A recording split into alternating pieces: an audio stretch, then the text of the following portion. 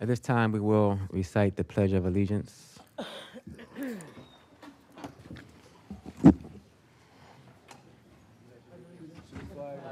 United States of America, to the republic for which which stands one nation under God, indivisible. Liberty and justice for all.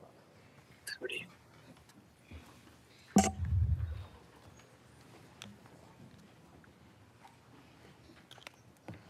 For anyone who would like to make public comment, please make sure that you sign up before 6:45 if you're in council chambers. If you are on Zoom, there is a Google Form sign-up link in the chat. Again, please make sure that you sign up if you're virtual before 6:45. Clerk, please call the roll. Councilman Owens, Present. Councilwoman Darby, Councilwoman Oliver, Present. Councilwoman Harley, Present. Councilwoman Willauer, Present. Councilwoman McCoy, Here. Councilman Johnson, Here. Councilman Field, Councilwoman Bracy, Present. Councilwoman Cabrera, Here. Councilman Hackett, Here. Councilman Spadola, President Congo. Here. Here. 11 present and 2 absent.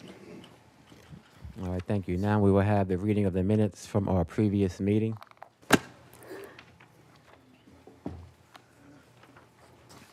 May 7th, 2026, City Council met in regular session with remote participation on the above date at 6:48 p.m. President Ernest M. Congo II presiding. The opening prayer was done by I'm sorry. May the minutes be accepted as written. Second. I wasn't It's been properly moved and second that the minutes be accepted as written on the question. All in favor signify by saying aye. Aye. Any opposed? Motion carried. And now we will have our committee reports. May 4th, 2026, President and members of council, ladies and gentlemen, we, your Finance and Economic Development Committee, met by anchor location and remote participation, to who is referred ordinance number 26-021, entitled an ordinance to amend Chapter 40 of the City Code to allow employees to donate an unequal amount of accrued sick and vacation leave to designated employees or to the donated leave bank. Have given this ordinance careful review and recommend council vote on it at an upcoming council meeting. Respectfully submitted, those members of the Finance and Economic Development Committee. Those members present, Councilwoman Harley, Councilwoman Bracy, Councilman Hackett, and Councilman Spadola. Absent with leave, Councilwoman Darby, Councilwoman Oliver, and President Congo. I move the committee report be received, recorded, and filed. Second. Second. It's been properly moved and second the report be received, recorded, and filed on the question. All in favor signify by saying aye. Aye. Aye. Any opposed? Motion carried. May 14th, 2026. Ladies and gentlemen, we, your Community Development and Urban Planning Committee, met by anchor location and remote participation, to who was referred ordinance number 26-033, entitled an ordinance to approve the removal of Maple Street located between Vandiver Avenue and the northern boundary of 86 Race Street from the official city map. Have given this ordinance careful review and recommend council vote on it at an upcoming council meeting. Respectfully submitted, those members of the Community Development and Urban Planning Committee. Those members present, Councilwoman Darby, Councilman Hackett, Councilwoman McCoy, Councilman Owens. Absent with leave, Councilwoman Cabrera, Councilman Field, Councilwoman Willauer, and President Congo. I move the committee report be received, recorded, and filed. Second. It's been properly moved and second the report be received, recorded, and filed on the question. All in favor signify by saying aye. Aye. Aye. Any opposed? Motion carried. May 21st, 2026, ladies and gentlemen, we, your Finance and Economic Development Committee, met by anchor location and remote participation, to who was referred ordinance number 26-022, entitled an ordinance establishing a rate of taxation on real property and the taxable property of public utilities for the fiscal year beginning July 1st, 2026, and ending on June 30th, 2027. Have given this ordinance careful review and recommend council vote on it at an upcoming council meeting. Respectfully submitted, those members of the Finance and Economic Development Committee. Those members present, Councilwoman Harley, Councilwoman Bracy, Councilwoman Darby, Councilman Hackett, Councilwoman Oliver, President Congo. Absent with leave, Councilman Spadola. I move the committee report be received, recorded, and filed. Second. It's been properly moved and second the report be received, recorded, and filed on the question. All in favor signify by saying aye. Aye. Any opposed? Motion carried. May 21st, 2026. Ladies and gentlemen, we, your Finance and Economic Development Committee, met by anchor location and remote participation, to who is referred ordinance number 26-023, entitled An Ordinance to Adopt a Capital Program for the 6 fiscal years 2027 to 2032 inclusive. Have given this ordinance careful review and recommend council vote on it at an upcoming council meeting. Respectfully submitted, those members of the Finance and Economic Development Committee. Those members present, Councilwoman Harley, Councilwoman Bracy, Councilwoman Darby, Councilman Hackett, Councilwoman Oliver, and President Congo, absent with leave, Councilman Spadola. I move the committee report be received, recorded, and filed. Second. It's been properly moved and second the report be received, recorded, and filed on the question. All in favor signify by saying aye. Aye. Any opposed? Motion carried. May 21st, we, your Finance and Economic Development Committee, met by anchor location and remote participation, to who was referred ordinance number 26-024, entitled An Ordinance to Adopt a Capital Budget for Fiscal Year 2027. Have given this ordinance careful review and recommend council vote on it at an upcoming council meeting. Respectfully submitted, those members of the Finance and Economic Development Committee. Those members present, Councilwoman Harley, Councilwoman Bracy, Councilwoman Darby, Councilman Hackett, Councilwoman Oliver, and President Congo, absent with leave, Councilman Spadola. I move the committee report be received, recorded, and filed. Second. It's been properly moved and second the report be received, recorded, and filed on the question.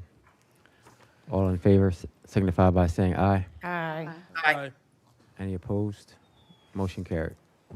May 21st, 2026, we, your Finance and Economic Development Committee, met by anchor location and remote participation, to who was referred substitute number 1 to ordinance number 26-025, entitled An Ordinance Adopting the Annual Operating Budget for the Fiscal Year beginning on July 1st, 2026, and ending on June 30, 2027. Have given this ordinance careful review and recommend council vote on it at an upcoming council meeting.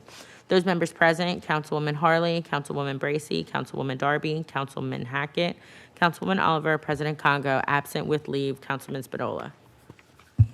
I move the committee report be received, recorded, and filed. Second. It's been properly moved and second the report be received, recorded, and filed on the question.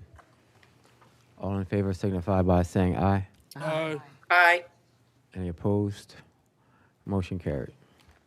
May 21st, 2026, we, your Finance and Economic Development Committee, met by anchor location and remote participation, to who was referred substitute number 1 to ordinance number 26-026, entitled An Ordinance to Amend Chapter 45 of the City Code regarding sewer system rates and charges, water rates and charges, and stormwater rates and charges for fiscal year 2027. Have given this ordinance careful review and recommend council vote on it at an upcoming council meeting. Respectfully submitted, those members of the Finance and Economic Development Committee. Those members present, Councilwoman Harley, Councilwoman Bracy, Councilwoman Darby, Councilman Hackett, Councilwoman Oliver, President Congo, and absent with leave, Councilman Spadola. I move the committee report be received, recorded, and filed. Second. Second. It's been properly moved and second the report be received, recorded, and filed on the question. All in favor signify by saying aye. Aye. Any opposed? Motion carried. May 21st, 2026. Ladies and gentlemen, we, your Finance and Economic Development Committee, met by anchor location and remote participation, to who was referred ordinance number 26-034, entitled An Ordinance to Implement the City of Wilmington Pension Commission's recommendation regarding a one-time stipend for city retirees for fiscal year 2027 pursuant to Chapter 39 of the City Code. Have given this ordinance careful review and recommend council vote on it at an upcoming council meeting. Respectfully submitted, those members of the Finance and Economic Development Committee. Those members present, Councilwoman Harley, Councilwoman Bracy, Councilwoman Darby, Councilman Hackett, Councilwoman Oliver, President Congo, and absent with leave, Councilman Spadola. I move the committee report be received, recorded, and filed. Second. Second. It's been properly moved and second the report be received, recorded, and filed on the question. All in favor signify by saying aye. Aye. Aye. Any opposed? Motion carried. At this time, we will have our city treasurer's report. May 21st, 2026, total investments, $561,100,223.31. Total cash on hand, $21,078,678.28. Grand total, $582,178,901.59. Submitted City Treasurer Dwayne Sims. Make a motion that the treasury report be received, recorded, and filed. Second. It's been properly moved and second. The report be received, recorded, and filed. On the question. All in favor signify by saying aye. Aye. Any opposed? Motion carried. I will accept the motion to move to accept all non-legislative business. So motion. So moved. Second. It's been properly moved and second to accept all non-legislative business. On the question. All those in favor signify by saying aye. Aye. Any opposed? Motion carried. At this time, we will move to our resolution recognitions. Councilmember Oliver. You see that one too?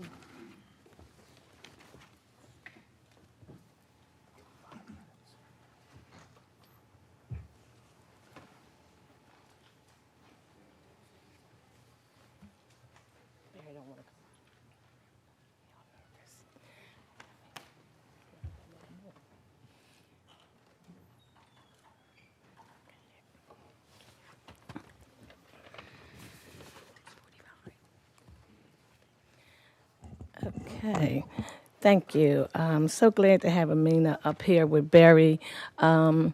She is the first Black individual in the state of Delaware that has implemented an evidence-based yoga program in a juvenile detention center.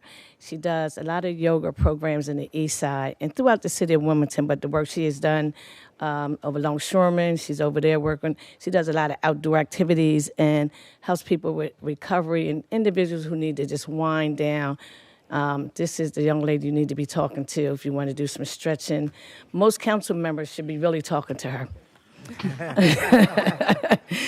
Okay, whereas the Census City Council to honor individuals and organizations who have demonstrated outstanding achievement and deserving of recognition.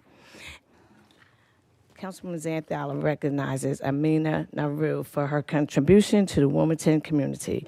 And whereas Charlene Sams Hudson, professionally known as Amir Naru, has founded Posh Yogurt, a certified clinical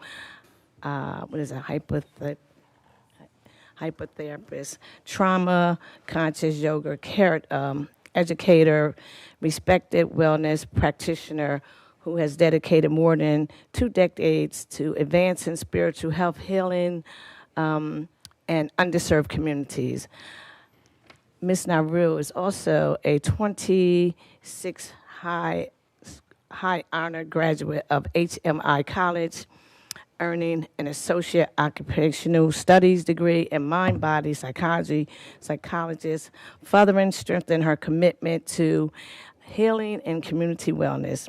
And whereas Ms. Naru has demonstrated exceptional leadership in her field of trauma, informing wellness by providing self-care, training, retreats, workshops, evidence-based healing practices of individuals, groups that are most vulnerable population throughout the state of Delaware.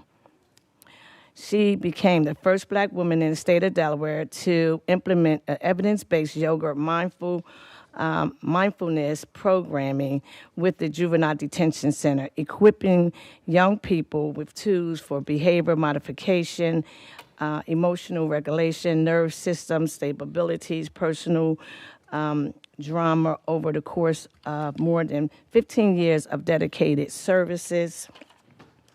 And now there be resolved by the City Council of Wilmington that we are pleased to recognize Ms. Charlene Sams Hudson, professionally known as Amir Naru, for her efforts to bring a trauma-informed wellness and restore healing practices to underserved communities in the city of Wilmington. Well done.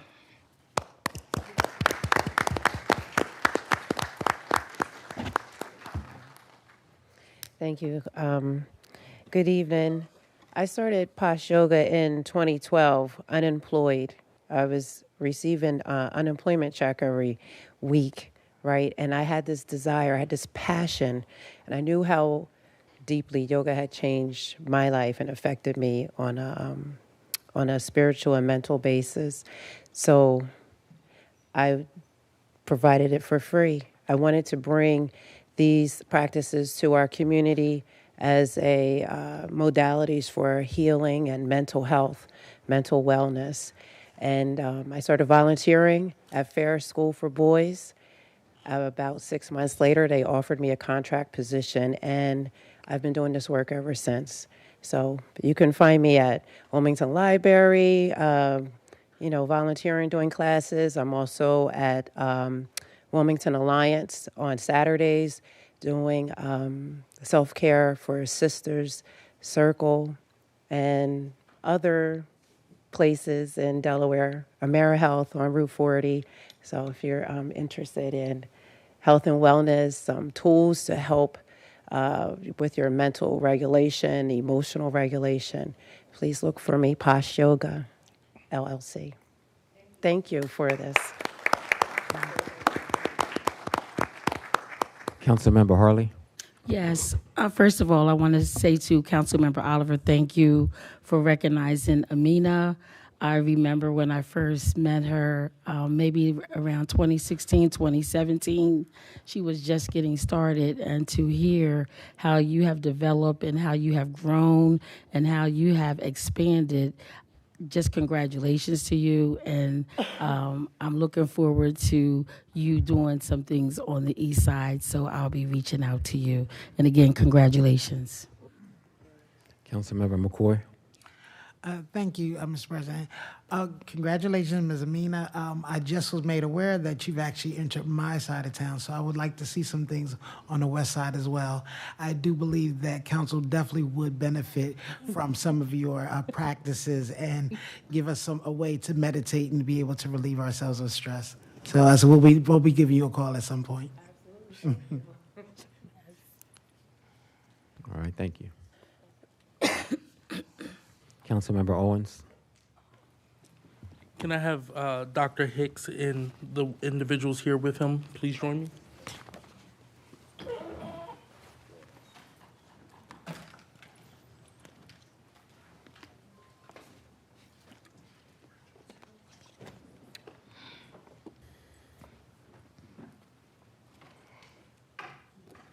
Are you coming up? Good evening, everyone. It's going to be a busy night tonight, but it's good to take a pause to honor someone who is doing such amazing work in the Wilmington community. Whereas it's the sense of the City Council to honor individuals and organizations who have demonstrated outstanding achievement and deserving of recognition and acknowledgement, Dr. Leroy S. Hicks, MPH, MACP, right? I got it right? All right, there we go. Merits such distinction. Whereas Dr. Hicks is nationally recognized and respected as a physician executive, academic internalist, educator, and health equity scholar through distinguished careers as an advanced clinical excellence, medical education, healthcare leadership, and equitable care delivery across the United States of America. On July 6, 2026, Dr. Hicks will become the first African-American physician to serve as the Executive Vice President and Chief Executive Officer of the American College of Physicians. And whereas Dr. Hicks earned his doctorate degree of medicine from Indiana University School of Medicine, a Master's of Public Health degree from Harvard School of Public Health, before completing residency and fellowship training and facilitating appointments at Harvard Medical School and its affiliate teaching hospitals. He has served in distinguished academic and professional roles at the University of Massachusetts, Sidney Kimball College of Medicine at Thomas Jefferson University, helping to educate and mentor future generations of physicians and healthcare leaders. And whereas Dr. Hicks currently serves as the president of the Wilmington campus at Christiana Care Health System, where he has held numerous senior leadership positions, including campus executive director, chief medical officer of Wilmington Hospital, chair of the Department of Medicine, vice chair of medicine, constantly demonstrating visionary leadership and steadfast commitment to patient-centered care and operational excellence.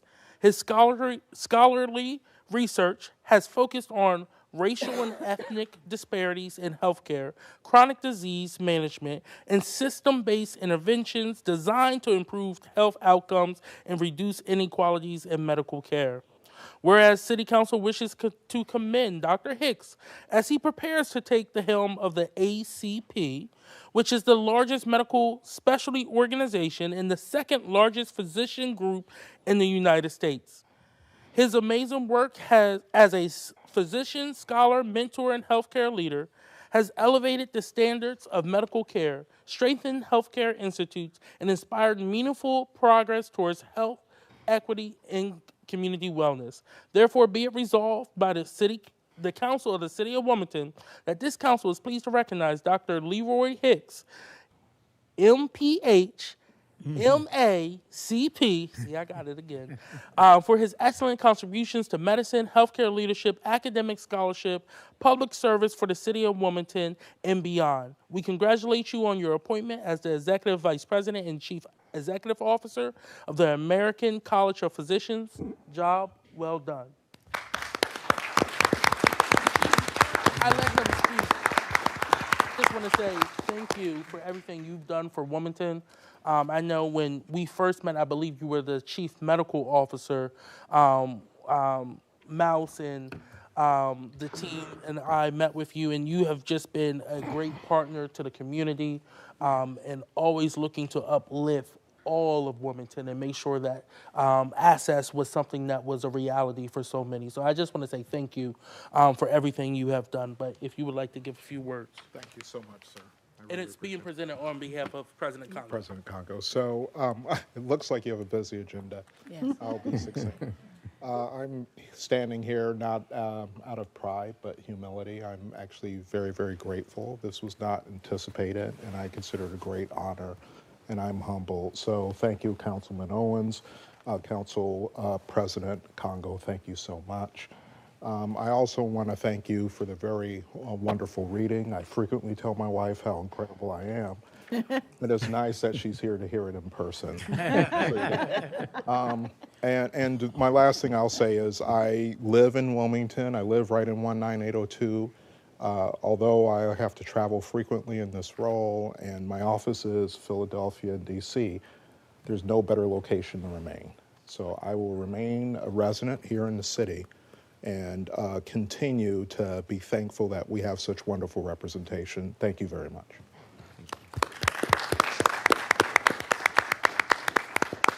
Councilmember Bracy.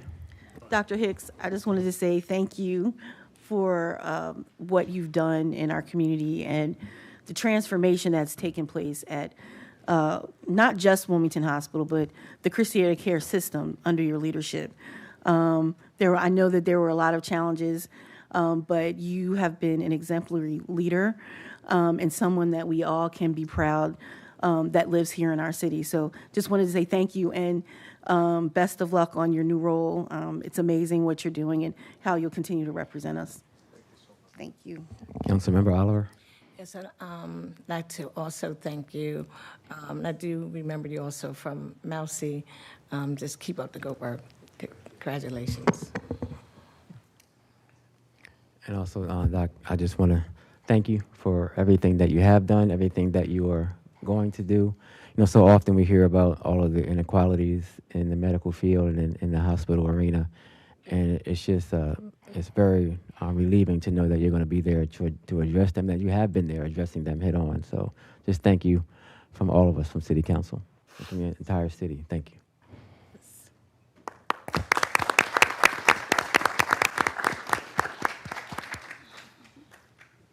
Councilman Owens, do you have another? You have another? Yes, can I have my Sleeping Bird family come up?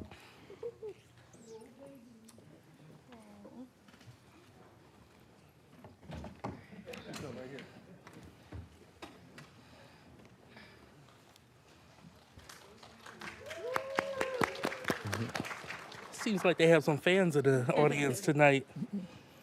So now that we got done talking about the healthy stuff, just want to say they have the best cinnamon buns in the whole city. AKA my second office. I'm there every Friday. My constituents know that.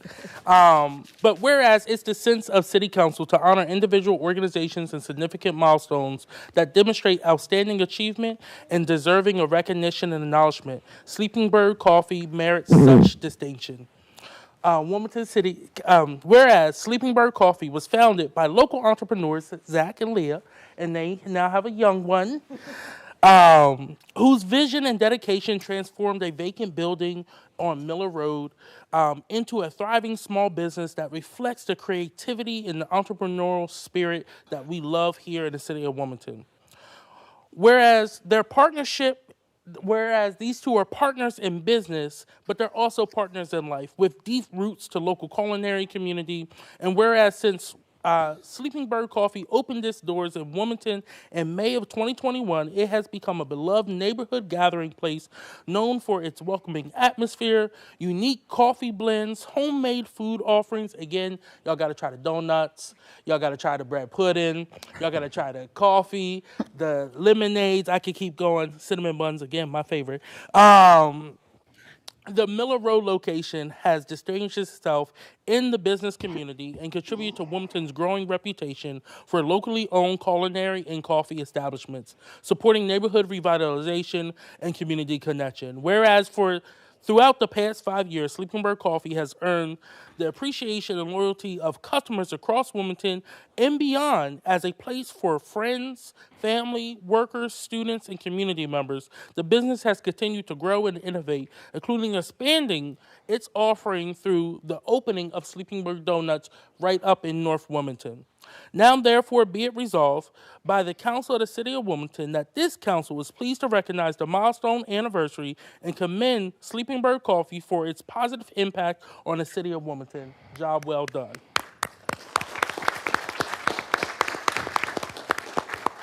And again, I just want to say it's truly an honor to stand up here with y'all and seeing what y'all have done with this place. It is a place that is so welcoming, a place where you never know who you're going to run into. But trust me, it's 1,000 times better than Starbucks and all those other brands out there. It is locally, and it's where the community really comes together in the First District. We didn't have a coffee shop until these two had the idea to bring that to the neighborhood. So thank you for investing in the First District and investing in Miller Road. And again, May is Small Business Month, so please go out and support your small businesses. I will give them an opportunity for some words. We're very proud to be part of the City of Wilmington. We live in Wilmington. We never would have guessed how much Sleeping Bird has grown in the past 5 years. It feels like yesterday that we were kind of breaking down the numbers and figuring out how much we needed to make each day for it to work, and it seemed like such an impossible task. And I feel like 5 years later, we've not only achieved our goals, but made a lot of friends and become really close with a lot of customers along the way. And so thank you so much, and we are honored.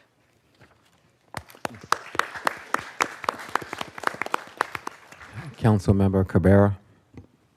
Thank you, Mr. President.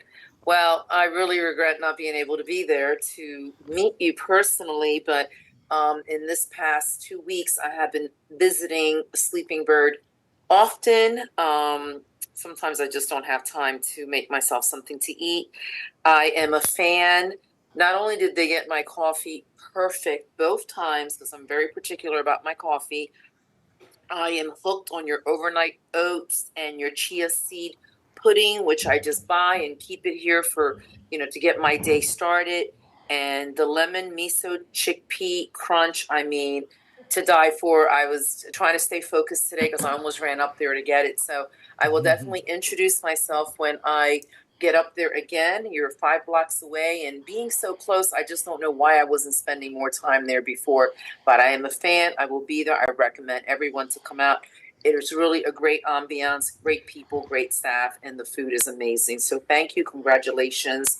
And you can count me as a fan and a supporter. And my colleagues know I'm a foodie. So if it's coming from me, the food critic, it's good. Councilmember Bracy.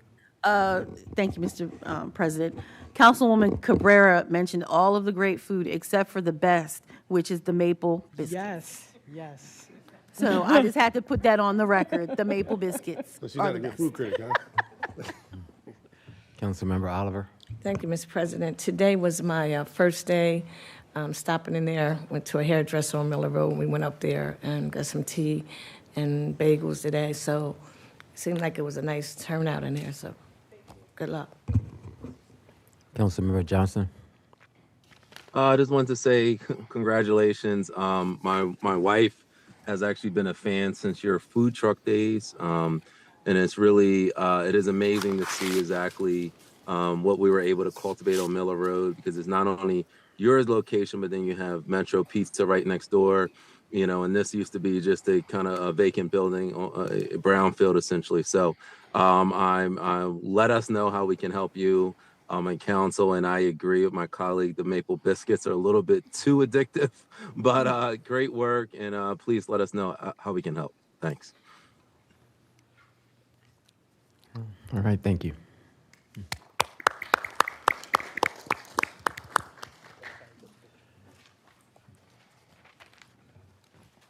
In the way of other recognitions, I would like to recognize the anniversary of Brown versus Board of Education's Supreme Court decision.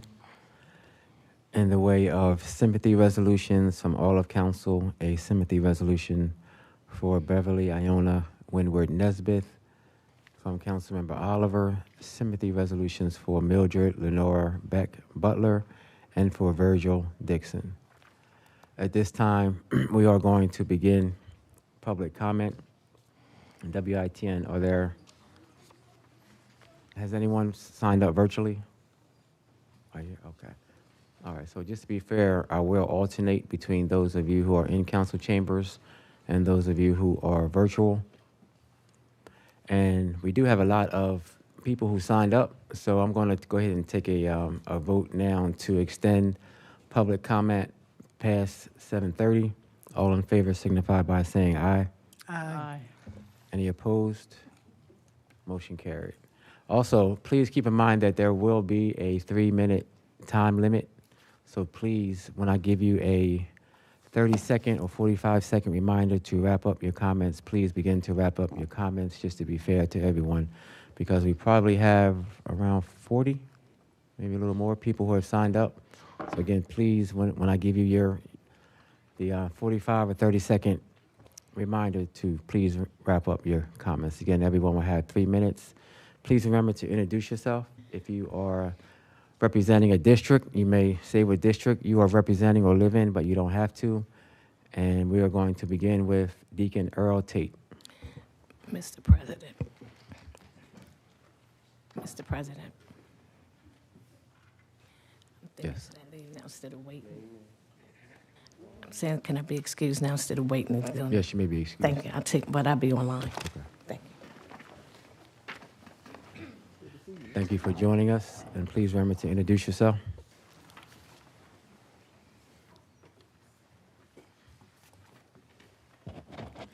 Good evening. My name is Deacon Earl E. Tate, who's never late because he don't want to lose his pair of roller skates. And I'm here representing the people, because now it's time for us to get up off our seats and take action. It is the election year for us to get out and make our votes count. You say you want a voice in America. The only way you're gonna have that voice is by you getting out and taking action and voting. You can't get no action by just sitting down doing nothing. You got to get out here and do something, because now is the time. And also it is the time because they are drafting our young people in the service. So it's time for them to take action also and get out here and vote, because now is the time for the action. because we the people can't let our voices not be heard. We got to make our voices known, and the way that we do that is by getting out here, voting, and taking action now. Also, it's about time for us to be helping each other out, because all of these houses and so forth going up and everything. Why have they made the prices up so high instead of bringing the prices down? If they want to get the people to move in them, they got to bring the prices down. They got to bring the prices down, because won't nobody be able to move in them. So 40 seconds. We the people got to do it now. And also I want to say this.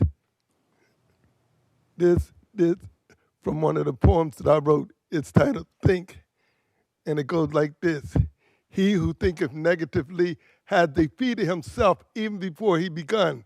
But he who thinketh positively with wisdom, knowledge, and understanding can claim the victory by faith, and it's all setting forth new goals and climbing higher heights that life holds no limit to it." So you think and you do, and have a nice Memorial holiday. Thank you.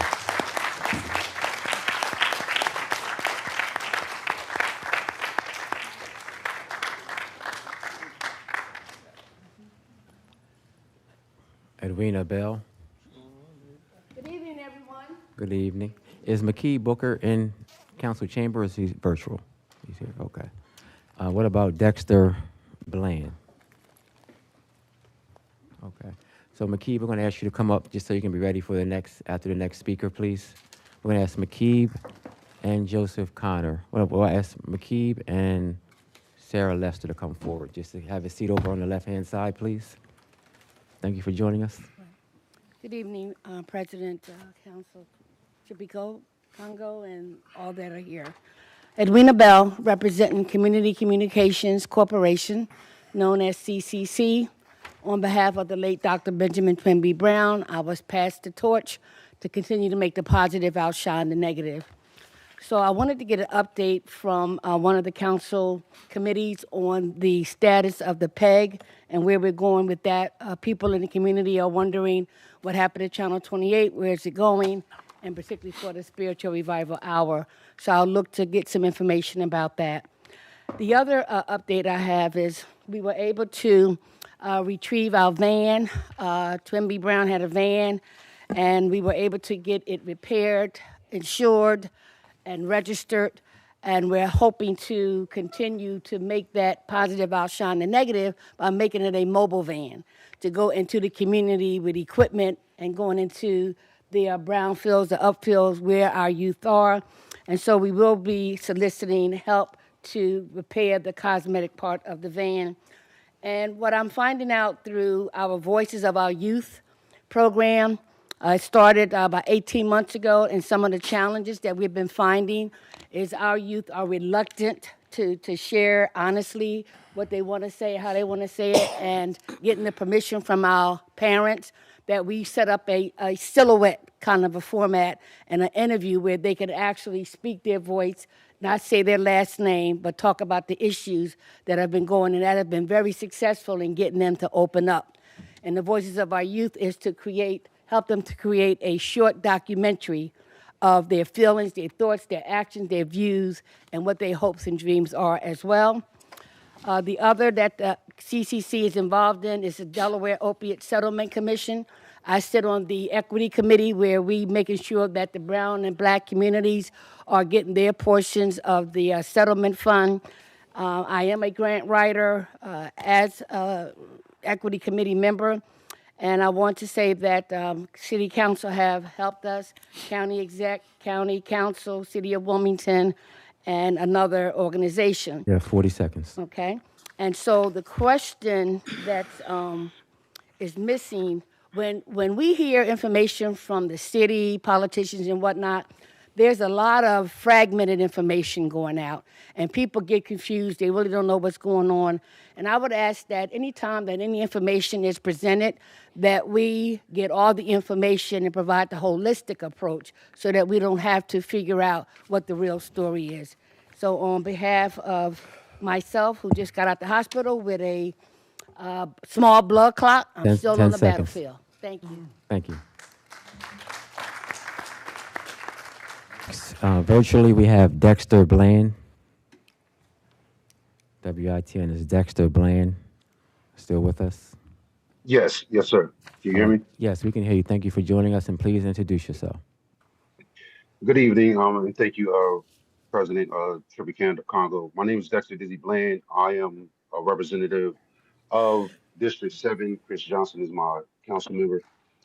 And I'm here today in support of the unhoused, the working families, and the residents who feel unheard and decisions made about their communities.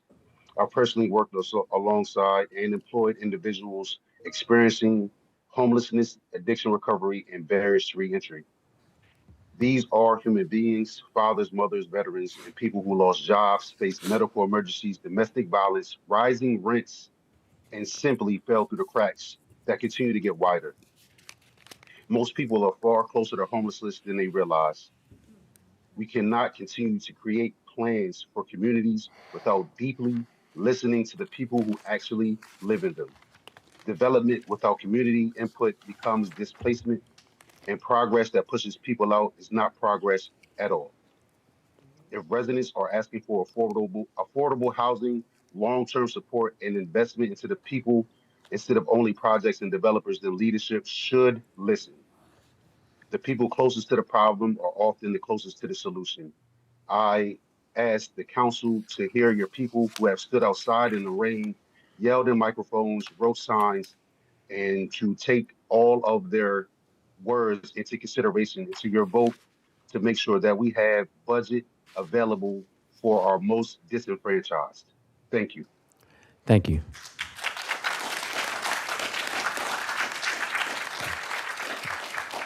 McKee Booker.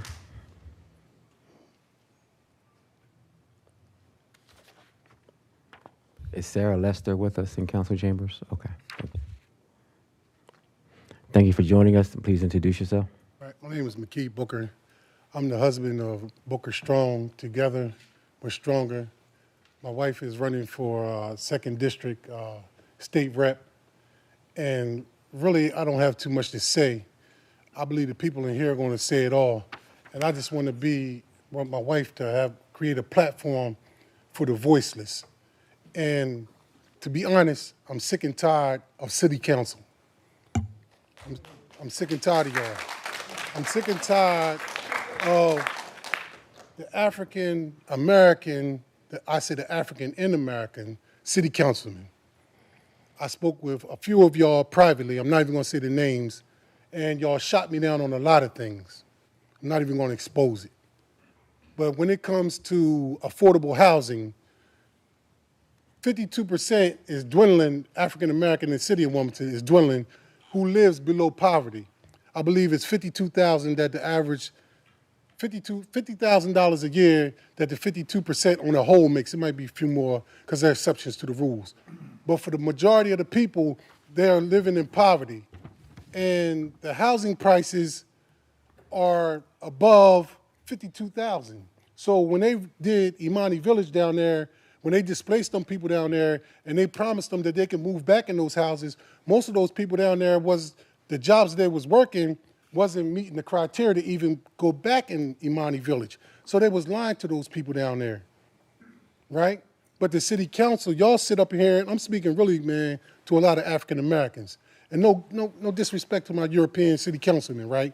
But I'm talking about people who come from the bricks where I come from, who came up over in South Bridge, who came up over East Side, who came up over in North Side. Some of us came up on food stamps and welfare. And y'all can sit here and displace people like that because in the city of Wilmington, it's moving downward. It's not going to get no better. But yet, y'all keep making housing, talking about it's affordable, but people can't afford it. You're talking about somebody working at Amazon making 20-something dollars an hour can't even afford to live down in Imani Village. Yeah, 45 seconds. And most of them people don't even make Amazon money.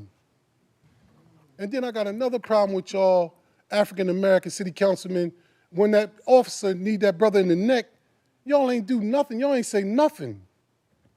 Y'all just sit idle by and y'all just watch. I don't even want to cuss, but y'all just watch stuff. Man, I mean, like, for real, man, y'all pathetic. And I'm talking to all of y'all, and some of y'all is like my nephew, right? I'm not even going to name no names, but I'm pissed off with y'all, man. We suffering, and y'all just sitting there like that. And to be honest, man, this sister right here, I apologize to you because Yeah, the African-Americans up seconds. here, y'all should be moving like her. I ain't going to say Sinead Dar because y'all already know about her.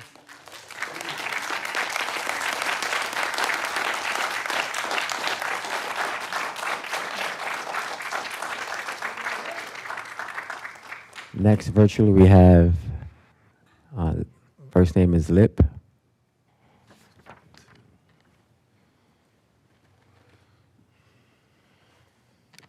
Betley. WITN. Okay. Lip Betley. Hi, can you hear me? Yes, we can hear you. Thank you for joining us, and please introduce yourself. Sure, thank you. My name's Lip Betley. I am from the 6th District.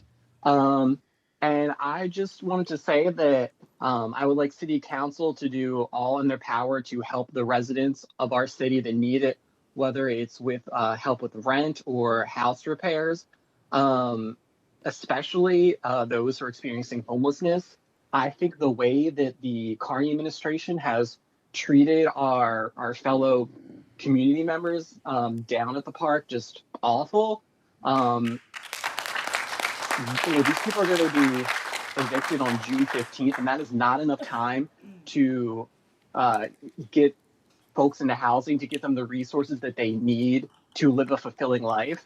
And it's disgraceful. I'm ashamed of my city. I'm certainly ashamed of this administration. And yeah, I would just like to see y'all, do all that what's in your power to stop the eviction that's coming up on June 15th, and to get folks into housing, and also just to help our residents in general throughout the city, because as someone mentioned before, so many of our residents are very close to homelessness themselves because the cost of living is too much. And just circling back to the Carney administration, Carney's acting like an authoritarian with his demands of these homeless people. And just the whole situation is it's a bad way to spend our resources, but just to treat human beings this awful. It's disgraceful, it's shameful, and John Carney's made decisions in the past as a governor, going against the will of the people in certain decisions, falling back on his Catholic faith. Well, I was raised Catholic, and what John Carney's doing, it's like he's never heard the words of Jesus Christ. Anyway, that's it. Thank you so much for your time. All right, thank you. Next, we have Joseph Connor.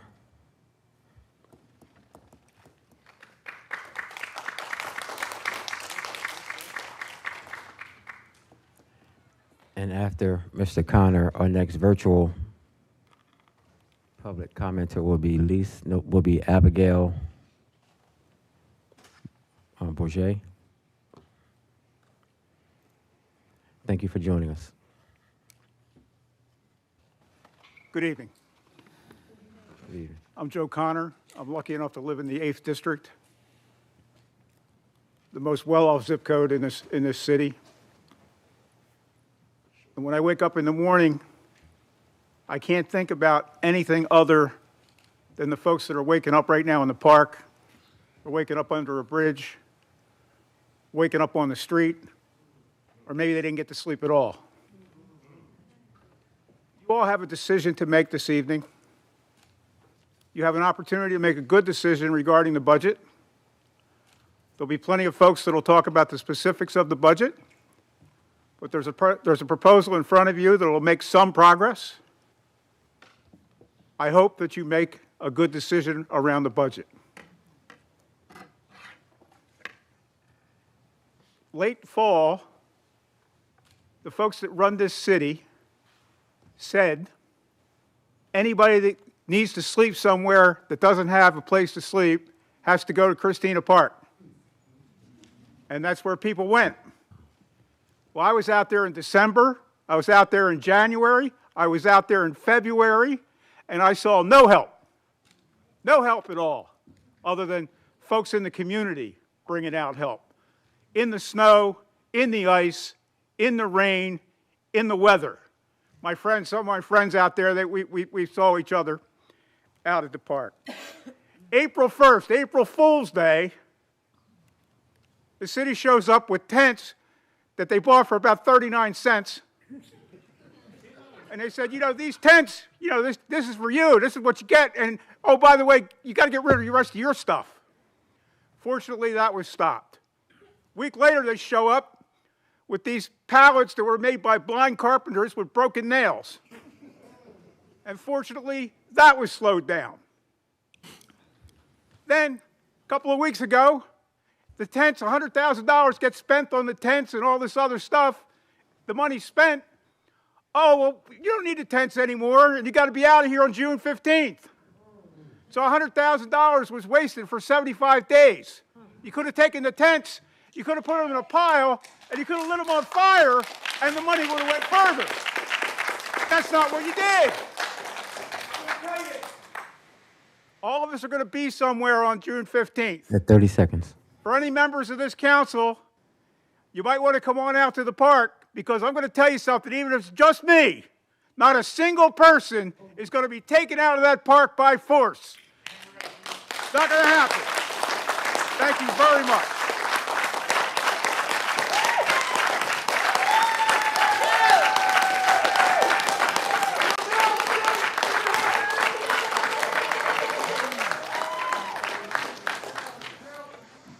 Next, virtually, we have Abigail Bourget.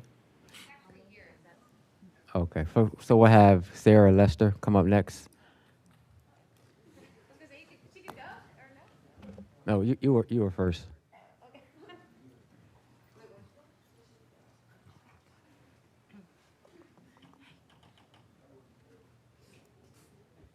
Thank you for joining us. Hi, my name is Sarah Lester. I run Cornerstone West Community Development Corporation, and I live on West 7th Street. I am here today to share a few comments about the mayor's proposed housing budget for FY 2027.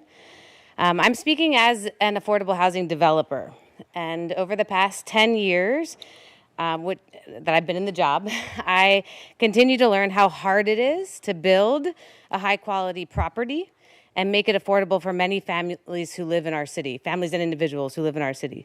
It is nearly impossible. Costs keep going up, along with the subsidy needed to keep the prices down, that keeps increasing, and to keep the prices down in order to reach most Wilmingtonians. And we need more funding to build affordable housing in the city to make it make sense. I commend the mayor for putting funding towards housing. This is a huge opportunity. I commend city council members for elevating and pushing the conversation about the best solutions and process. I will even give a personal shout out to my 5th District Council member, Christian Willauer, for advocating for increased transparency and accountability. And I'm looking forward to how Cornerstone West CDC, as an affordable housing developer, can be part of the conversation, working with our fellow housing advocates, and maybe we don't always agree on everything, but working with our fellow advocates to address this extremely complex housing crisis in our city. Collaboration is key. A few specific points that I wanted to speak to. I appreciate that both the mayor's proposal and the alternative plan focus on increasing affordable housing supply. At Cornerstone, we build temporary housing, permanent supportive housing, housing for first-time homebuyers, housing for unaccompanied youth. We renovate and build affordable rental properties, and we facilitate home repair programs. All are needed. I also support a transparent and equitable request for proposal process for the proposed housing funding. This is consistent with almost all funding we've ever received to build affordable housing units. I always support leveraging dollars. We need more money towards all of these housing issues facing our city, and we have to utilize a variety of sources to meet the costs of our projects. And I support a waitlist process for home repair, and we do home repair services services, and we know there's great need, especially in the West Side. And finally, I would just ask, along with my fellow nonprofit affordable housing developers, that the city administration and city council meet regularly with us, entities that produce a majority of affordable housing in this city, to create a long-term and continuous housing strategy irrelevant of funding. I'm honored to do the affordable housing and community development work that I do.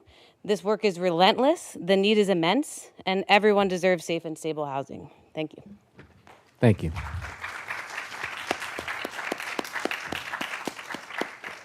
Abigail? After Abigail, our next person in chambers will be Rick or Rich. Last name begins with a P.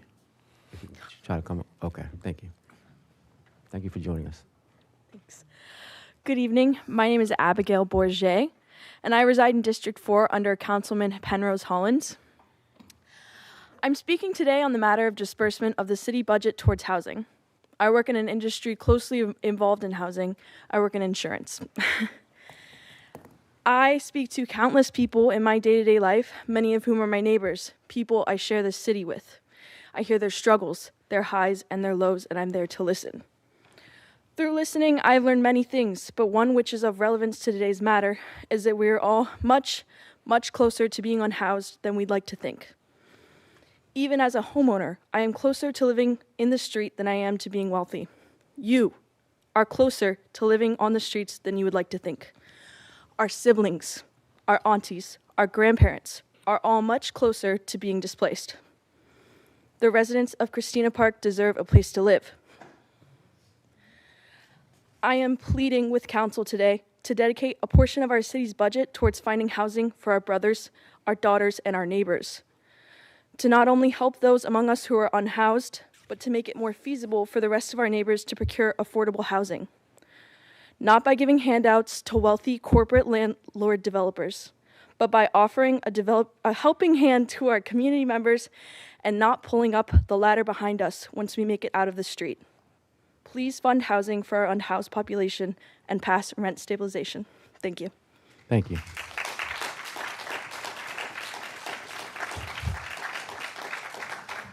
Next, virtually, we have Lisa Rice. Lisa Rice, and then Rich will be after Lisa. 1 second. Hi, can you hear me? Yes, we can hear you. Thank you. My name is Lisa Rice. I'm from Middletown. I am here to support the Wilmington Police Department's budget for fiscal year 2027. And it appears to me that the 5 positions were approved in 2026. A cost of living increase only makes sense considering lower paid individuals were given the same within the last 5 years. And I believe that employee hospitalization and benefits should be of the highest quality for people that are willing to protect law and order. In addition to that, I'm here to against agenda number 0238. I believe that this independent audit of the police force is to, it appears seemingly, is to learn about community concerns. That there's a better way to spend $100,000 because existing audits already dissect finances, administration, and compliance. I feel like this notion is unnecessary at best. A good indicator to me of how the public feels is our cry for more protection, as noted in tonight's opening prayer.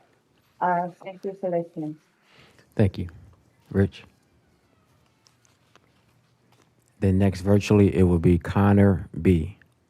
I'm in chambers. Okay. If you can come over this way for me, please. Thank you very much. Greetings, council members.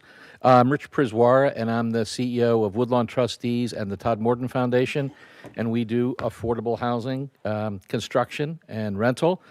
And today, council received a letter endorsing the mayor's proposal to build more affordable housing from 8 nonprofit affordable housing providers. And we commend the mayor and council for their ideas to tackle this problem. We support the $20 million because that's going to have an immediate and strong impact. But at the same time, we further encourage council members and the mayor to work on some of the ideas that came up. This is not an either or from our viewpoint. It's not one or the other is the way forward. It's really this is the way forward, and there's a couple other things we can add to this. I want to say also to Councilman Hackett and Willauer and Owens, the idea that we should go out and try to find more money is spot on. And I think working with the affordable housing developers, we've already demonstrated that we can do that.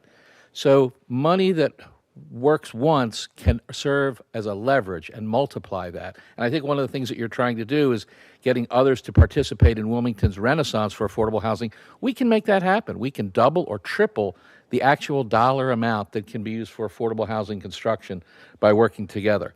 We think it would be helpful if the city and the council members put together a work group with those of us who, as Sarah said, this is hard work.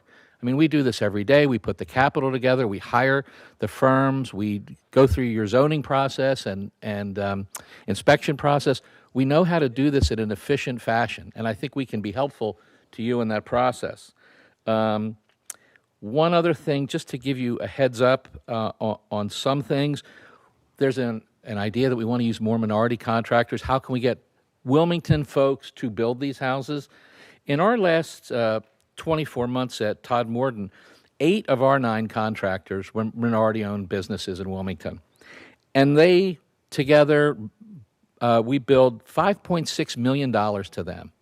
These aren't small set-asides of 5% on contracts. These are meaningful numbers that put people to work. Yeah, 45 seconds. And I think that what you also don't know is there are units coming. For those of you who are nervous, desperate, afraid for housing, in the next year, Todd Morton and Woodlawn are going to bring 73 units online in the city of Wilmington. Cornerstone's going to do the same thing. Habitat's doing the same thing. Brother Ronald's doing the same thing. There's a lot of positive energy going forward. So we would just encourage more dialogue and move forward to pass the budget so we can get started. And let's work on a couple of the components as we're moving forward. Thank you. Thank you. Connor B. Connor B. followed by James Taylor.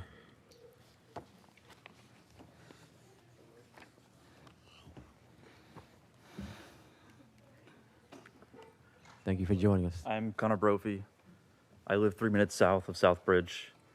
As a lot of us saw from Steve Matro's article earlier this week, we found out that just four tickets were given out by Philadelphia to send residents there to Wilmington. That's one of nearly 200 people that he had interviewed. This mayor and his goons would have you believe that we are being overrun by Kensington in order to scare you into shelling out millions and millions of dollars to his developer buddies like BPG. Killer Carney has been lying to your face since day one and letting our residents suffer for it.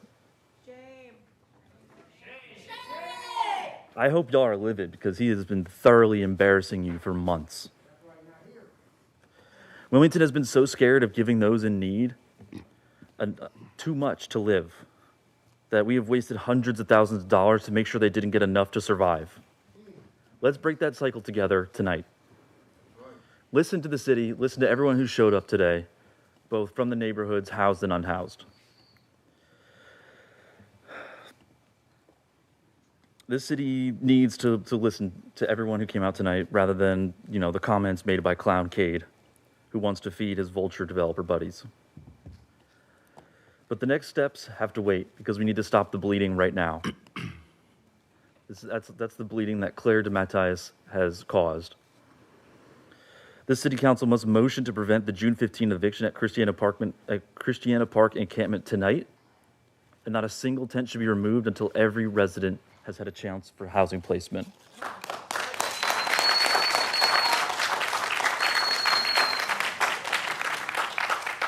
The city has created a concentration camp in our backyard where the bare minimum survival needs have yet to be met.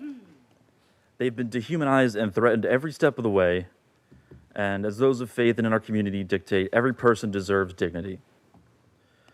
Every day since Carney took office, we have suffered that cruelty and incompetence of Claire Mattias, Saren Cade, and Javier Horstman. These buffoons have driven a wedge between our communities in order to trick you out of $20 million. 45 seconds. The mayor has not only exploited you, but every one of your constituents for his own piggy bank. Tonight is the night you can decide what to use that $20 million for. As you've already heard, that's expanded overnight shelters, that's more supportive of transitional housing, that's actual affordable housing, and then permanent and a housing trust along with a home repair program, not a lottery. This is a test for everyone in City Council. Are you here for the many, or are you just here for the money?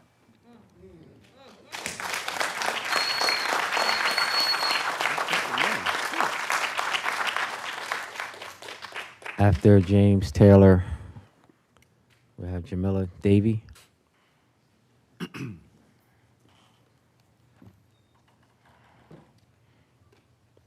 Thank you for joining us. Thank you, President Congo. Excuse me. I'm James Taylor. I live in the 4th District. As y'all know, I've been beating the drum about gentrification for over a decade now. And recently, as many of these activists have said, you know, I was up against homelessness. So I went back to an old gig I had, part-time gig I had when I was a social worker with the state of Delaware working downtown Visions. And I saw the homelessness crisis up close and personal. I've been down to the park, was back down there in November during the holidays through December. And frankly, it's a complex issue. But as I've also been saying for over a decade, no solution that this council comes to should be balanced on the backs of those that have already been suffering.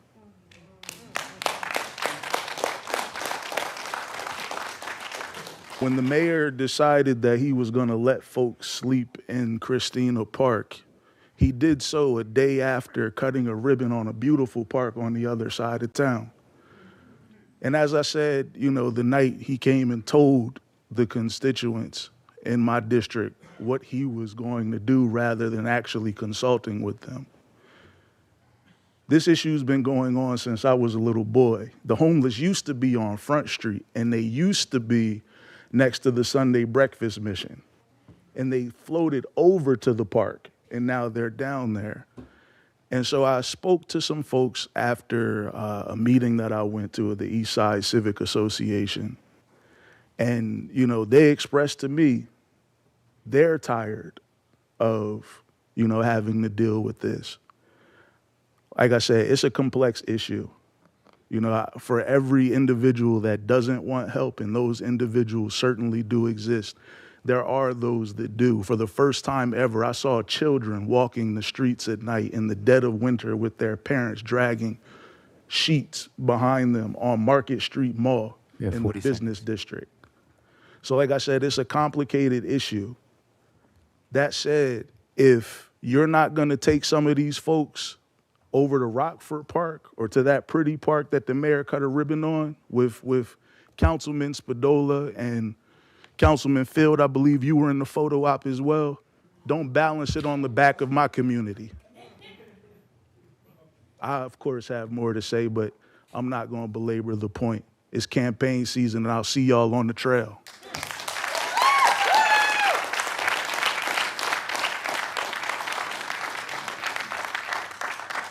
Thank you. After Jamila Davy, it would be Reverend Patrick Burke.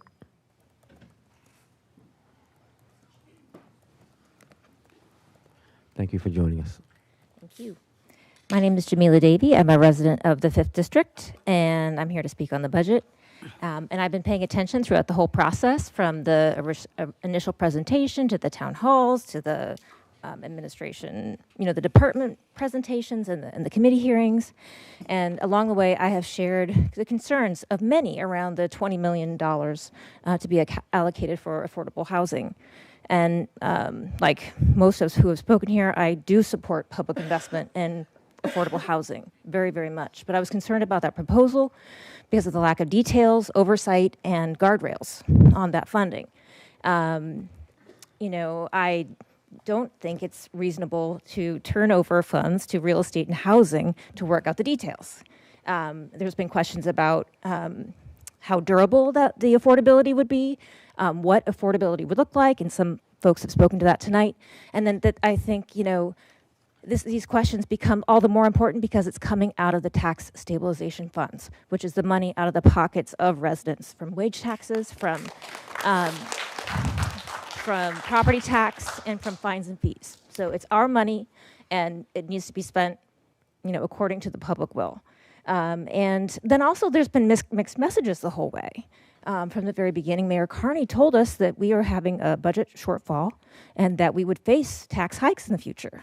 And I see cities all over the country tapping their tax stabilization to stop those gaps. And I have questions about drawing so deeply on our tax reserves at this time when we know we will need more in the future and when residents need to be protected from tax spikes. Like, it should be there to serve the residents. It was taken from, we don't give into it. It should be there for us. And so, and then the second matter about that is that, our tax stabilization funds should go for our, to support our residents. So, and homelessness is a crisis that's happening right now. And I spoke to many residents in my district who feel very vulnerable, who are on the verge, who can't, they're paying Delmarva rent, gas, food, and they are on the verge and they need help now. I hear from people like, we don't want to spend our money on Band-Aids. We need Band-Aids. People need to stay afloat now. It's resident dollars and it should be supporting that. And what I've heard from more details from the administration is that they had a plan to spend a $100,000 subsidy to create 1 bedrooms for $1,900, which doesn't seem like the right thing to do. So I know we have an alternative proposal from council, and I urge council members to support that amendment tonight so that funds can go towards some of these emergency programs, and so that the funds are there's transparency in an RFP process, and there's a collective working together to set the priorities for affordable housing funds. Thank you. Thank you.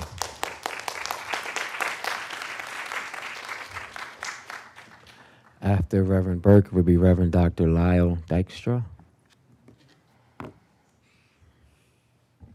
Good evening, Mr. President. Good evening. Reverend Patrick Burke. I live in District 2, and I serve the Episcopal Church of Saints Andrew and Matthew in District 4. I urge the council tonight, as we talk about the budget, to seriously consider and pass Councilor Willauer's amendment regarding the money to be pulled from the Tax Stabilization Fund. But I want to spend just a second to talk about, we're here talking about the issue of homelessness and housing, and there are other places in this country that have made significant progress in reducing homelessness, from Minneapolis to Houston.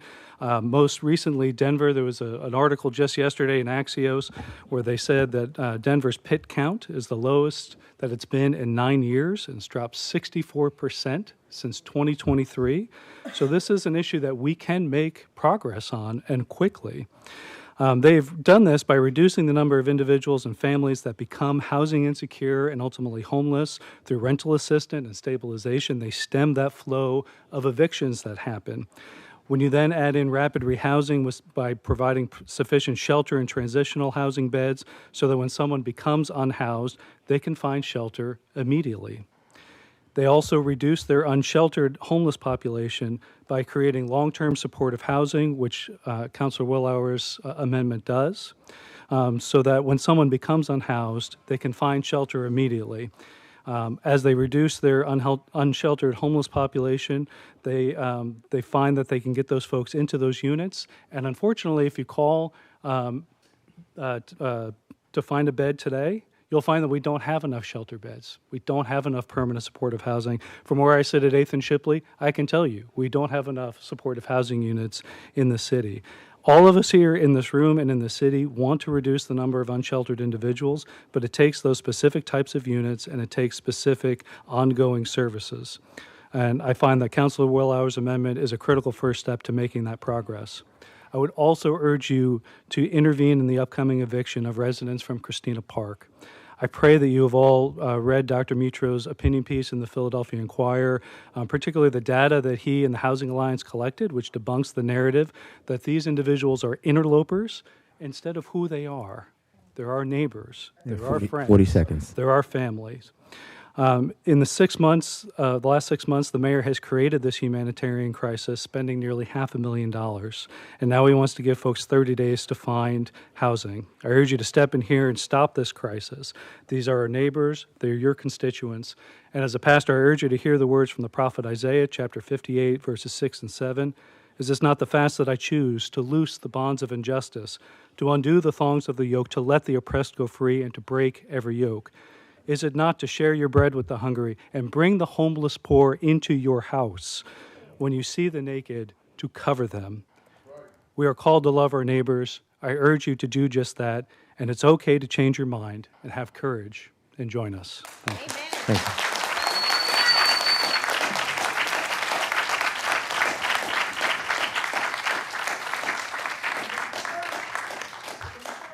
If Christopher Beardsley is in chambers, I'm going to ask you to come to the front, please.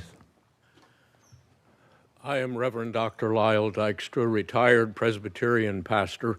I worship at First and Central Presbyterian Church on 11th and Market. And they have authorized me to speak on their behalf when it comes to justice issues that come before City Council. And that's the reason I stand here this evening. I'm also an active member of the Delaware Poor People's Campaign. The Poor People's Campaign, as its national leader, the Reverend Dr. William Barber, talks about policy violence. What will you do? Will you have policy violence, or will you have policy that heals, renews, redeems, gives people opportunities? What will you do? Your policies regarding the homeless have been inconsistent, to say the least, and to treat them like waste, to move them, shove them around as if they don't exist. They are human beings like all of us in this room. They are created by God in God's image and likeness, like all the rest of us human beings. The issues before them are maybe slightly different than that's what's before all of us in this room. But they, as Reverend Burke said, they are our neighbors, and we need to care for them like we do everyone else. So what will your policy decisions be? I urge you to remember the prophet Micah was one of those who Jesus followed.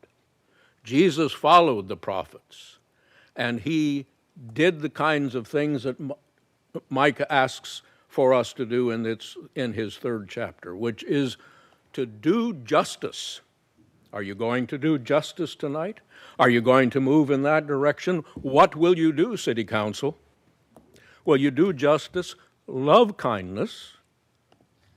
Mercy, kindness are both translations for that piece of Scripture.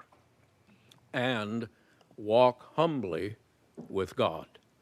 Please do what is right. You know what is right, do it. Thank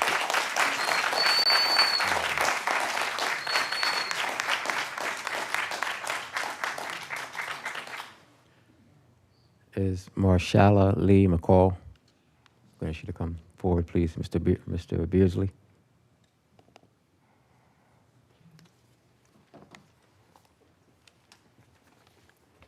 My name is Christopher Beardsley. We are here tonight because Mayor Carney has made a joke out of all of us.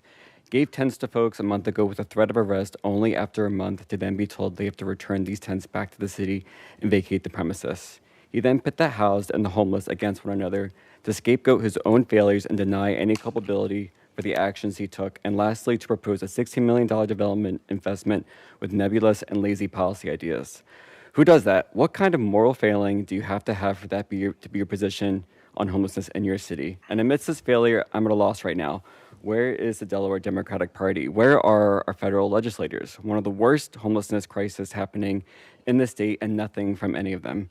I mean, y'all just had a beautiful dinner about a month ago, giving beautiful speeches about fighting fascism. Well, fascism is here in this city, led by Mayor Carney, and what do you have to say about it? Nothing, I guess. And we should not be surprised. They aided the destruction of homes and families to be destroyed and killed in Palestine. and for those to be living in tents and even less than that. I mean, that's what they did when they gave $30 billion to the committed genocide against the Palestinians. What is going on in Christina Park does not faze them in the slightest. This is just another tragedy, a humanitarian catastrophe. There are no depths to what they're willing to see unfold in the state against any one of us. I guess being a big tent party only matters when it comes to making sure the tent is big enough to commit a genocide, but small enough that the unhoused and homeless can't seek shelter.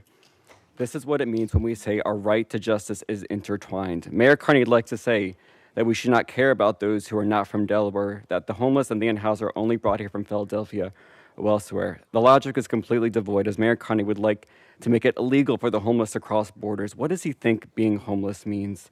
Still, we know this is a complete lie, but so what if it was true? More than half of Delaware's electeds were not born in the state. Joe Biden wasn't born in the state, Matt Myers wasn't born in the state, Chris Coons wasn't born in the state, Lisa Blunt Chester wasn't born in the state.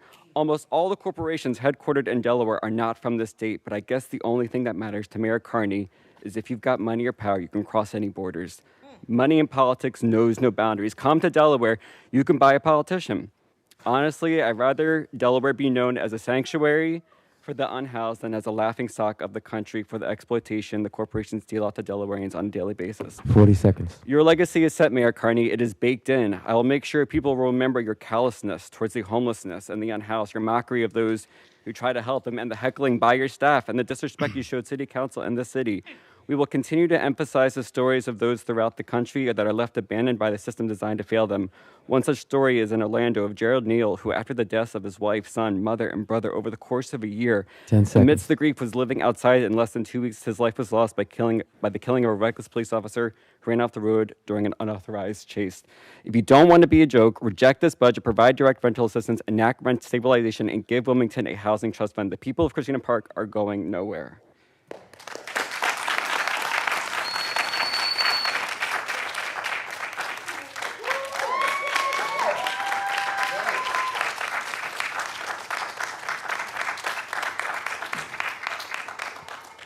Is Elizabeth Smith still with us in chambers? If so, come over to my left, please.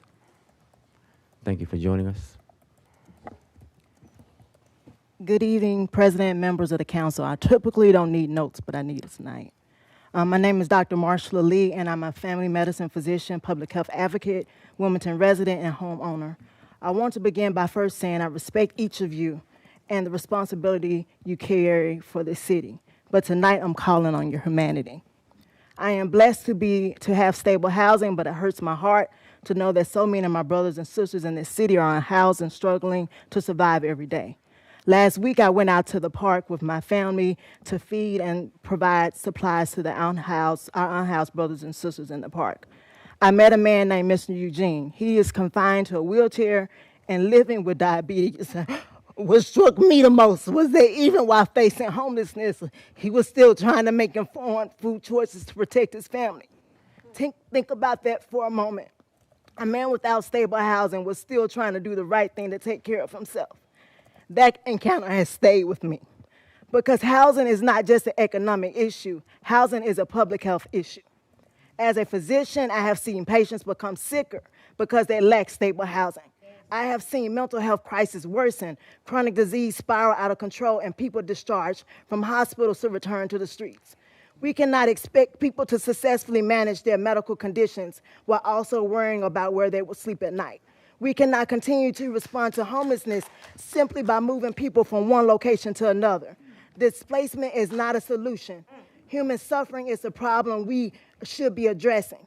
Every unhoused person is a child of God. Their lives matter. Their dignity matters. I am asking this council to invest more aggressively in affordable housing, supportive housing, mental health resources, outreach team, and long-term stabilization efforts. And respectfully, if we cannot get this right in Wilmington, then I will commit my voice, my energy, my efforts towards supporting leaders who are willing to stand for what is right and pursue humane solutions. And if necessary, I will consider stepping into an elected leadership position myself. Because this moment requires courage, compassion, and action. The true meaning of Wilmington will be how we treat those most vulnerable people among us. Thank you for your time. Thank you.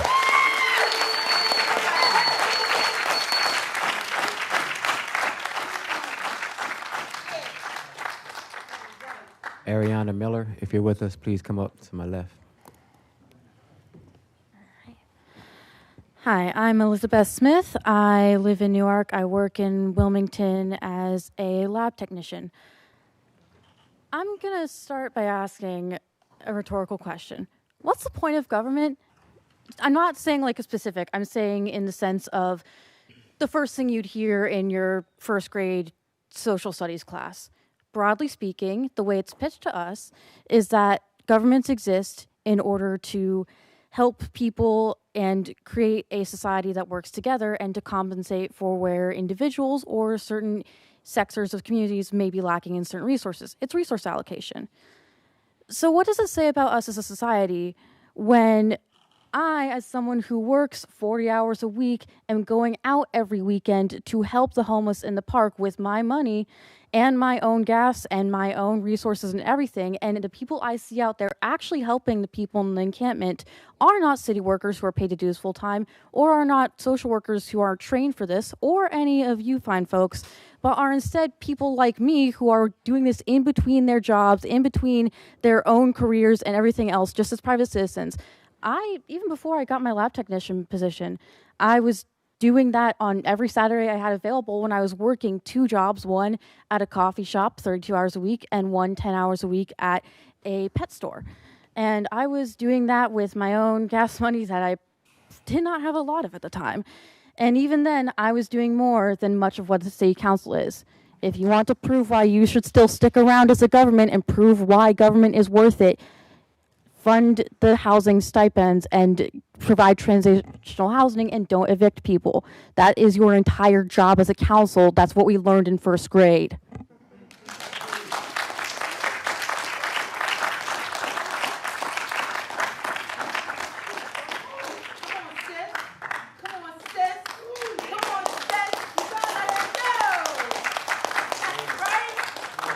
Hold one second, please. 1 second, please. If soy or say. I'm right here. Oh, you're together. I'm after her, but I'm Okay. right, if that's okay with you. Sure, that's fine. Thank you. Hi, my name's Ariana Miller, and I live in District 4. I'm also a member at Tent City. What's crazy is before I moved down to Tent City, I was sleeping behind this very building throughout the winter the whole time. But I'm just here to speak on my family because the people down at Tent City, they my family. I was down there when it first started. And to ask a bunch of people to just get up and leave, it's not right. We don't have nowhere else to go. Like, I don't know what I'm going to do. I'm only 21 years old. So I still am looking for guidance from anybody. I don't know what to do. I don't have a game plan. I don't know where I'm going to go come June 15th.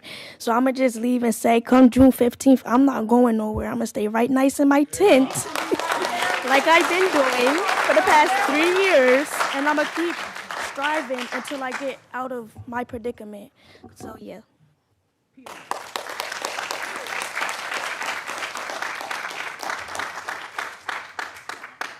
Don't go nowhere. If your face is in your phone, did you look at her? I want you to look at her face. My name is Say, and some of you have seen me before, and some of you haven't. But I'm a mother. I'm a Latina, I'm a veteran, and I'm a military wife. And some of you have had the privilege of having your mistakes being pardoned, criminal records expunged. So you get to come up here and sit down and wear a tie. Some of us do not have that luxury. Look at her face. This was a child not too long ago. This is your responsibility. I don't care if you came into this governor 2 years ago, 3 years ago. This week, I went up to John Carney, to his face. That's right. And I looked at him in the eye and I said, do the right thing for those people in the park. And do you know what he said to me? I am. I said, no, you're not. Not yet. And he said, you don't know the whole story. Well, you tell him. I said, I do know the whole story. I know their names. I know what they need. I know when they don't sleep. We all do. He doesn't know what he's talking about.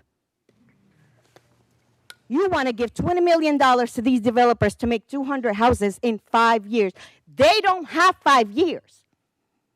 In 5 years, this child, who is barely a grown-up now, might be dead. You are killing them. They don't have the luxury to wait 5 years. This economy is getting worse. And the disconnect between the people in charge and the people in the city is getting bigger and bigger and bigger every day. You might as well be building a damn ballroom.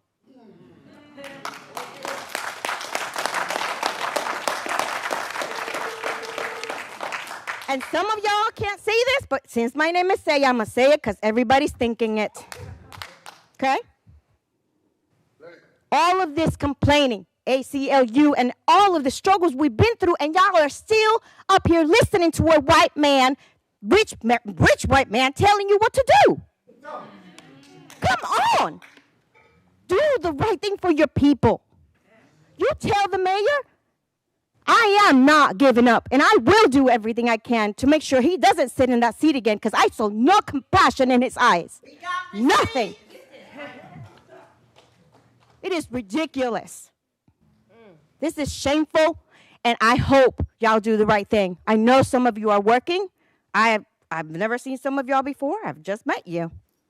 10 but seconds. I'm pretty sure that after today, some of y'all will still remember me. And if you don't, I promise you, I'm not giving up. I will still come back.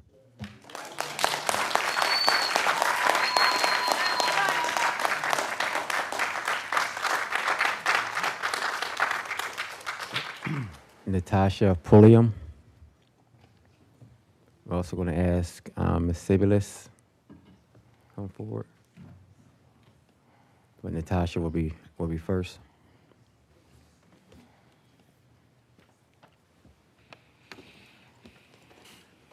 Thank you for joining us, and please remember to introduce yourself. Hello, my name is Natasha Pulliam. I got a state job, and I understand what y'all saying. It ain't too much help out here for people that's trying to do right, and, you know, oh, I'm sorry. It's not enough help out here for people that's trying to do right, and, you know, I feel a type of way because I called the mayor probably 2 weeks ago or 2 months ago maybe. I called a couple offices, and he told me to go to affordable housing. So today, when I go off for work, because I work at the Board Association too for the state, and I was at the bus stop on King, 8th and King, and I heard her on the loudspeaker, and it was like 5 of us there, and we was like, well, what are they doing? What are they saying? So I came down to see what was going on, and it's shocking to me because I called the mayor, and he told me to go to the affordable housing. And affordable housing, Section 8, that took over there, even after I went online and looked for houses on affordable app, that's where they sent me at. When I went there, she said, oh, how are you? I told her how I was and told her what I came down for. At that time, I think I probably had $8,000 in my pocket from saving.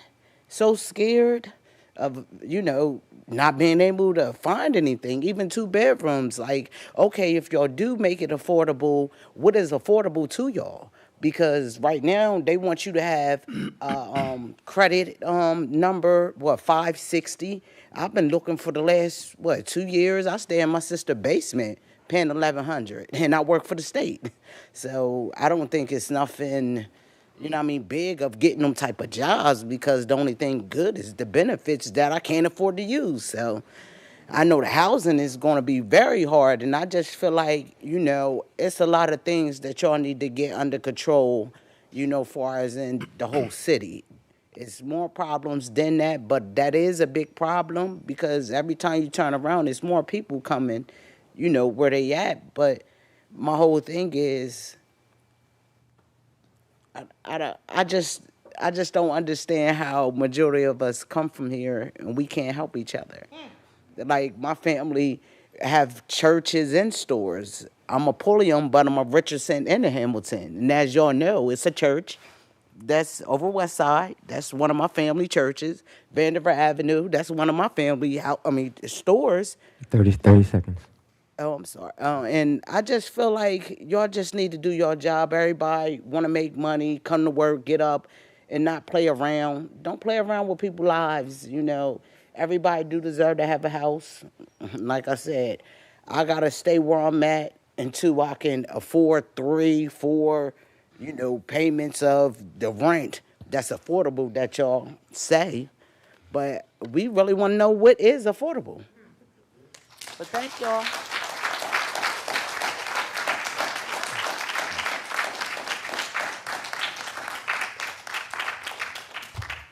Is Miriam Dade? Okay, you can come to the front, please. Hi, I'm Mimi. I live in the 1st District. I do a lot of volunteer stuff in the 4th District at Christina Park. And I'm just really tired of all of this. The mayor moved people into Christina Park, thoughting it would give him praise and accolades. And there was a police officer during Code Purple who stood in the doorway of the WHA building where we were volunteering and had the absolute chewy gall to look us in the face and say that Kearney was the only mayor who ever cared about the homeless. After Kearney just had his little photo op and didn't help a single volunteer.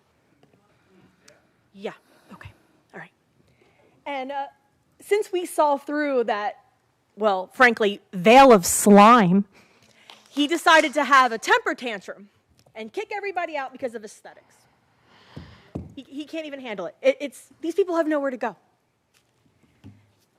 It just boggles my mind that we're supposed to put our trust in the mayor's office.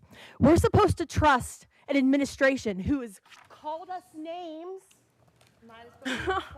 who has told us because I said so. We're supposed to trust people who can't even handle the self-checkout at a Home Depot.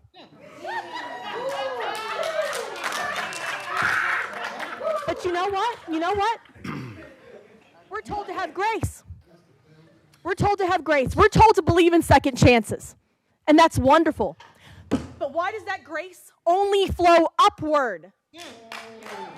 These people deserve grace. They deserve dignity. It doesn't get to, grace doesn't orbit around your little high-profile group. These are not boxes in your garage. This is not spring cleaning. This is unacceptable, and you all know it's wrong. There is no way that you sleep soundly thinking, oh, yeah, well, they'll be gone. They're not my, well, I don't know. Maybe some of you do. Maybe some of you don't want it to be your problem anymore. Too bad. Too bad. Enough is enough. You're better than this. You are all better than this. I can't say much for Kearney, but I'd like to think you all have hearts. I'd like to think you all will do better. We do not need money for developers. Not that much money. Pass the housing trust. 20 that seconds. is wonderful. That will help real people. And do not evict the people from the park. You made it illegal to be homeless everywhere else. And then you see Kearney's little, oh, I need more money to open my day center. Who the hell is coming to your day center? Because you're evicting everybody out of the park. Make it make sense.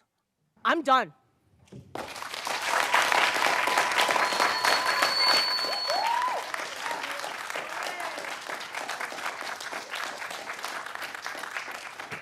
Brandon Fletcher. Brandon Fletcher, please come to the front if you're still with us. Okay, all right, thank you. Hi, my name is Miriam Dede. I'm a Delawarean, and I'm Executive Director of Tide Shift Justice Project. Tide Shift Justice Project's mission is to decrease the influence of the criminal legal system, which maybe makes it odd for us to be here, but it's directly relevant to everything we're talking about today. We urge the City of Wilmington to do two things. One, pass a budget that funds and prioritizes affordable housing as a long-term solution to our current housing crisis. And two, change your minds and not displace our neighbors who have taken shelter in Christina Park when they currently have nowhere else to go. This city has the money, and I believe, and I hope, and I urge all of you the compassion to do better than what has been proposed. Mayor Kearney's original budget proposal has no money earmarked for rental assistance It has pennies for Code Purple and nothing for everyday emergency housing. It has no money for transitional housing, no money for permanent housing, but it increases the policing budget by 4%, putting Wilmington Police Department at now $73 million for fiscal year 27. President Biden is oft quoted as saying, "Don't tell me what you value, show me your budget and I'll tell you what you value." The city of Wilmington in the original budget that was proposed is saying that we value handcuffs over housing, that we value the criminal legal system over people's lives. I hope that's not true for all of you in this chamber. I know it's not true for many of you in this chamber, and I really, really hope it's not true for most of you in this chamber. So again, I urge you to pass the budget amendment that Council Willauer is championing, and I also urge you to change your mind. What Mayor Carney has proposed is something you have the power to stop as well. It is the entire city of Wilmington doing this. It is not just the administration. You have the power as well. Change your mind and do not force evictions in Christina Park for people who were forced to go there, told they could exist nowhere else, and now are being told they simply cannot exist anywhere. Thank you.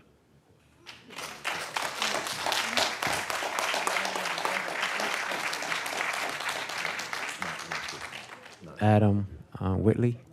Good evening, City Council, Council President Congo, members of the Wilmington City Council. I wanted to give public comment tonight because I'm extremely disappointed in Mayor Carney's decision to close Christina Park without a long-term plan for where the unhoused people at the park will go. The city government has a responsibility to all of its people, including those who are unhoused. The city has the responsibility to work with the state to solve this issue, and pushing people from one place to another won't solve homelessness. Wilmington City Council has the opportunity to pass a budget that includes homeless shelter funding, rental assistance, homeowner repair funds. Don't fumble this opportunity. Pass the Affordable Housing Trust and put $10 million in the budget to address homelessness and affordable housing. Right. Big developers have already shown that they will go back on their promise to build affordable housing. And so I really encourage the council to leverage its power as a separate but equal branch of government. You don't have to vote with the administration the way that they want you to. If you think that the budget amendments that are being proposed will better serve the constituents, vote for them. You don't work for Carney. They're separate branches of government.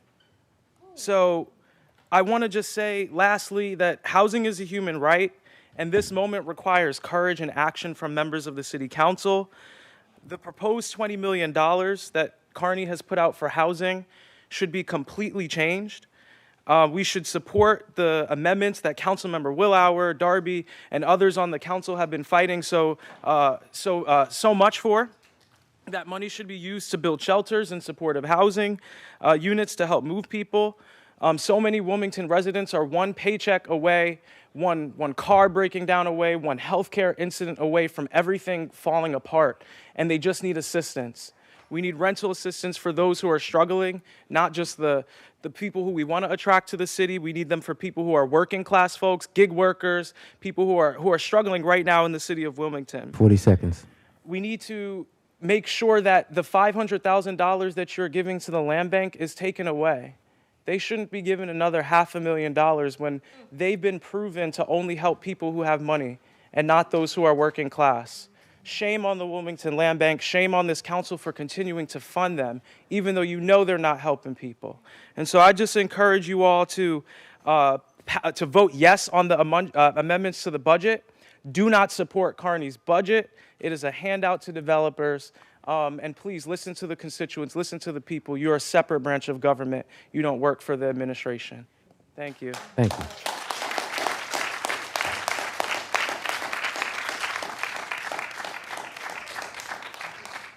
Lynn Kilhorn.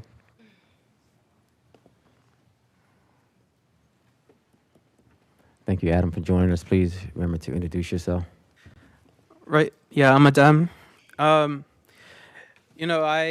am wondering, I wish I could see each of your thought processes from when the budget was proposed to when this substitute 2 for the housing trust was taken off the agenda because it's clear that you guys have questions about this budget too. Nobody's satisfied with it. And the housing trust was a very balanced approach.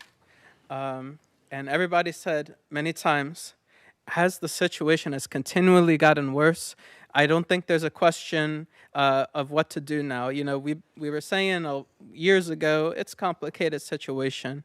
But I could go up to most Wilmington residents today, and they will give me a housing plan that's probably better than what Mayor Carney is doing. And I think we understand that the need for developers to make a little money in the first place is gonna make a impossible situation as prices go up. But we need to start addressing stuff in the here and now, as people are saying, instead of in 5 years. You guys need to show that you're here for something, that people can come to you guys and work with you. I personally have lost faith that there is any ability for the city council, even having a few members with good intentions, to really challenge the bought out nature of the city. So I really hope you prove me wrong. I hope you go against Carney's plan for gentrification that somebody laid out really well earlier, because the more people are getting pushed out with a skyrocketing rent, the more we're going to have to wait years and years for somebody to give a statistic like, oh, Denver's pit count is down. Don't let the pit count go up in the first place. Let's do something about it now instead of, letting things get worse, right? So, I hope you guys can prove me wrong here. If you can't do it now, put something like substitute 2 into like a housing trust, and let the city, the people who are stakeholders, as you say, in what happens with housing in Delaware, have a say in 20 seconds. what we do with our budget. And the people who are paying taxes should get to decide what happens. One last thing, June 15th, I swear to God, Mayor Carney will be evicted before anybody in Christina Park.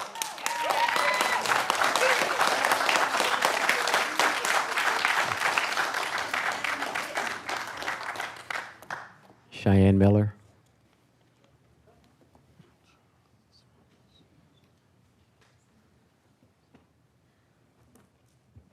Good evening. I'm Lynn Keelhorn with the Tide Shift Justice Project, and I will keep this relatively brief. I am asking that the City of Wilmington pass a budget amendment to fund people, not developers, and secondly, to change your mind. No Christina Park residents should be displaced without somewhere to go.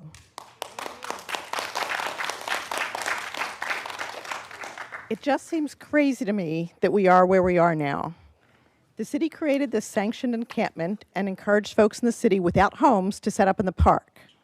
Then the city pushed them to purge many belongings, and often superior tents, in order to fit into small city-issued tents and comply with new rules that forbid tents for storage.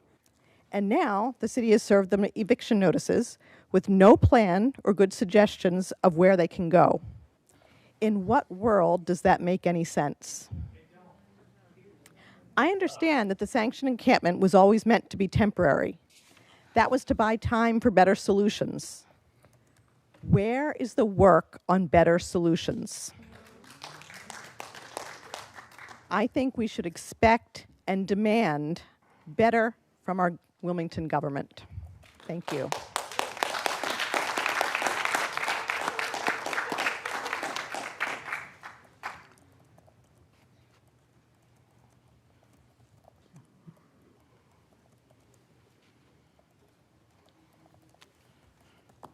Hi, I'm not Cheyenne.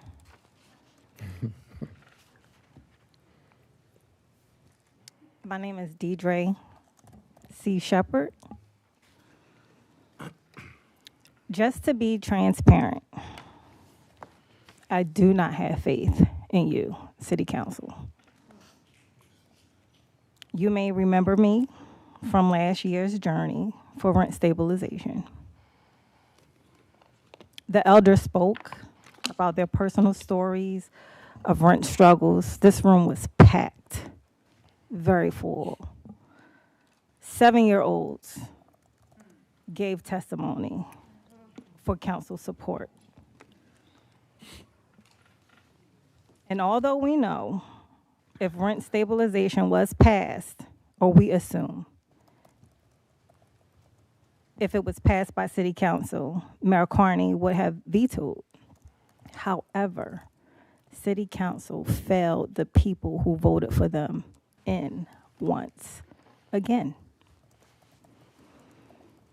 But this is a budget hearing, so I'll stay on topic because FAFO season is here. I sent an email to all of you. That's me, hi. And I know you guys are so busy being food critics, eating donuts and cinnamon buns, sipping on lemonade and flavored coffee after visiting hair salons, that you did not get a chance to read the email. So I'll read the email to you. Hi, council members. I am Deidre C. Shepard, and I am writing as a Wilmington resident to urge you to make housing a priority in the fiscal year 27 budget. Too many residents are struggling with rising rents. We're here again. Homelessness, property tax burdens, and housing instability. It says please, but I should have removed that because I don't beg. Support investments in shelters and supportive housing, eviction prevention and rental assistance, homeowner repair programs, fair property tax reform, and permanently affordable housing. These investments will make a real difference for working families, and you know this. Seniors and long-time residents trying to remain in the city they call home. Remember, it does not matter your current status or position in life. We are all housing vulnerable, every last one of us. These investments impact you, your children, your other loved ones, your friends. Thank you for your time and the service that you do provide. Respectfully, I'm done.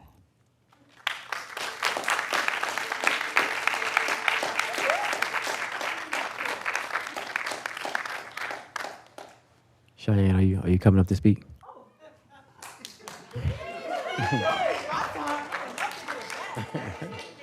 Yeah, you got it. After Cheyenne, it's going to be McGowan next. Hi, my name is Cheyenne Miller. I live in the 7th District. Oh my God. Starting it off, I'm asking for City Council to step in to ensure that June 15th, as the eviction date that has been set for the park, does not happen. I'm asking for you to call Carney up and ask him what exactly is the long-term plan and to work to figure out what the long-term plan is for the people who are at Christina Park. We need housing. We need housing now. Is it still a rule that I'm supposed to only address the? Okay. Yes. Okay. There's how many of y'all? 13? 13 of us, yes. All right. I have a question for everybody. President Congo, will you support the amendment that will support funding for homelessness? That's point of order. That's point of order. Don't worry, I'm working my way over. It's about 13 of y'all. I got time. Yeah, we can't do it back and forth. This is just public comment. So. President Congo, can you ask Councilmember Kobe J. Owens if he will support the amendment that will provide affordable housing? You can blink twice, brother.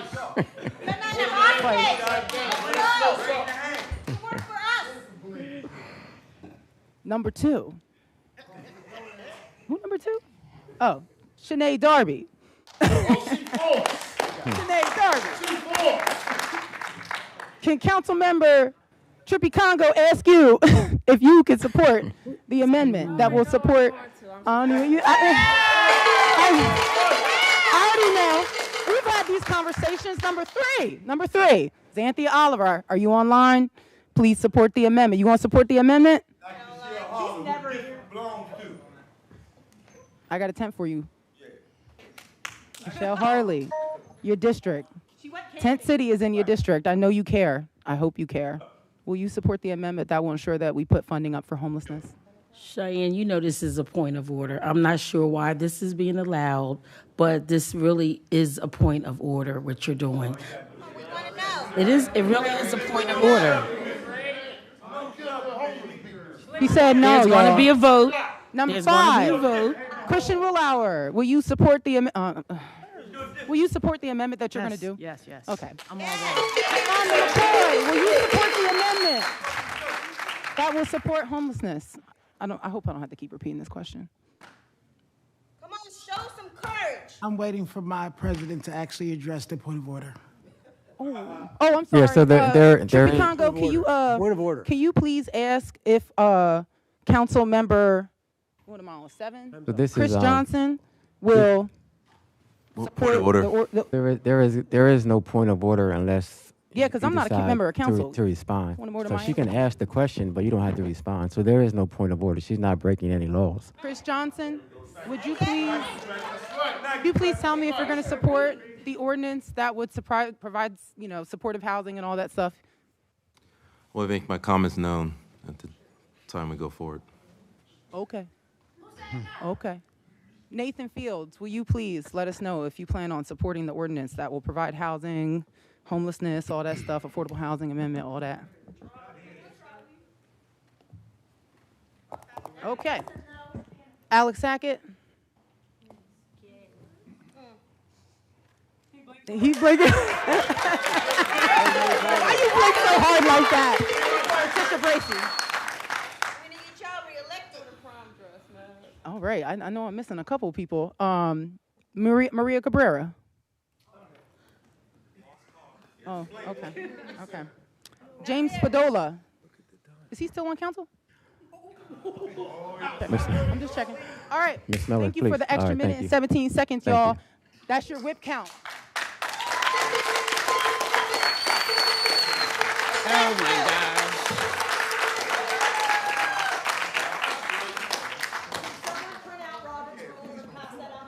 Anthony Harper. Anthony Harper is going to be next.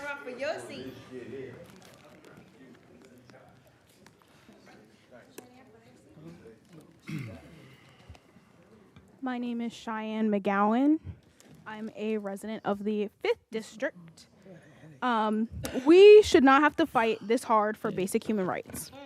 We should not have to scream and shout for you to know that housing is a basic need. All of the council members sitting here in these seats took an oath to prioritize public interest over personal gain. Affordability is an immediate issue. You had leaders of the community say this. You heard people literally off the streets say this. You heard people who work for the state, get benefits, and do everything right say this. You may have heard it, but are y'all listening? The luxury apartments serve no one. I do not approve of my taxes going toward empty promises. The promise of affordability is not good enough. The promise of developers trusting in us cannot be trusted. The unhoused population, the people couch surfing, the neighbors who are close to homelessness, and the residents of Christiana Park do not want your promises of affordability. They followed the order to live there, and now they're ordered out. Deliver for them. Do not leave them like this. Stop the eviction. They want and need permanent supportive housing now. They need rental assistance. They need rent stabilization. I highly encourage City Council to allocate funding for rental assistance. We need funding for shelters, and not just for emergency code purple and code orange. We need funds dedicated to keeping people in their homes. Yes, we don't need to just only get people into housing, but we need a plan to keep them there too. Pass Councilmember Willauer's amendment. Invest in people and not profits. Thank you. Thank you.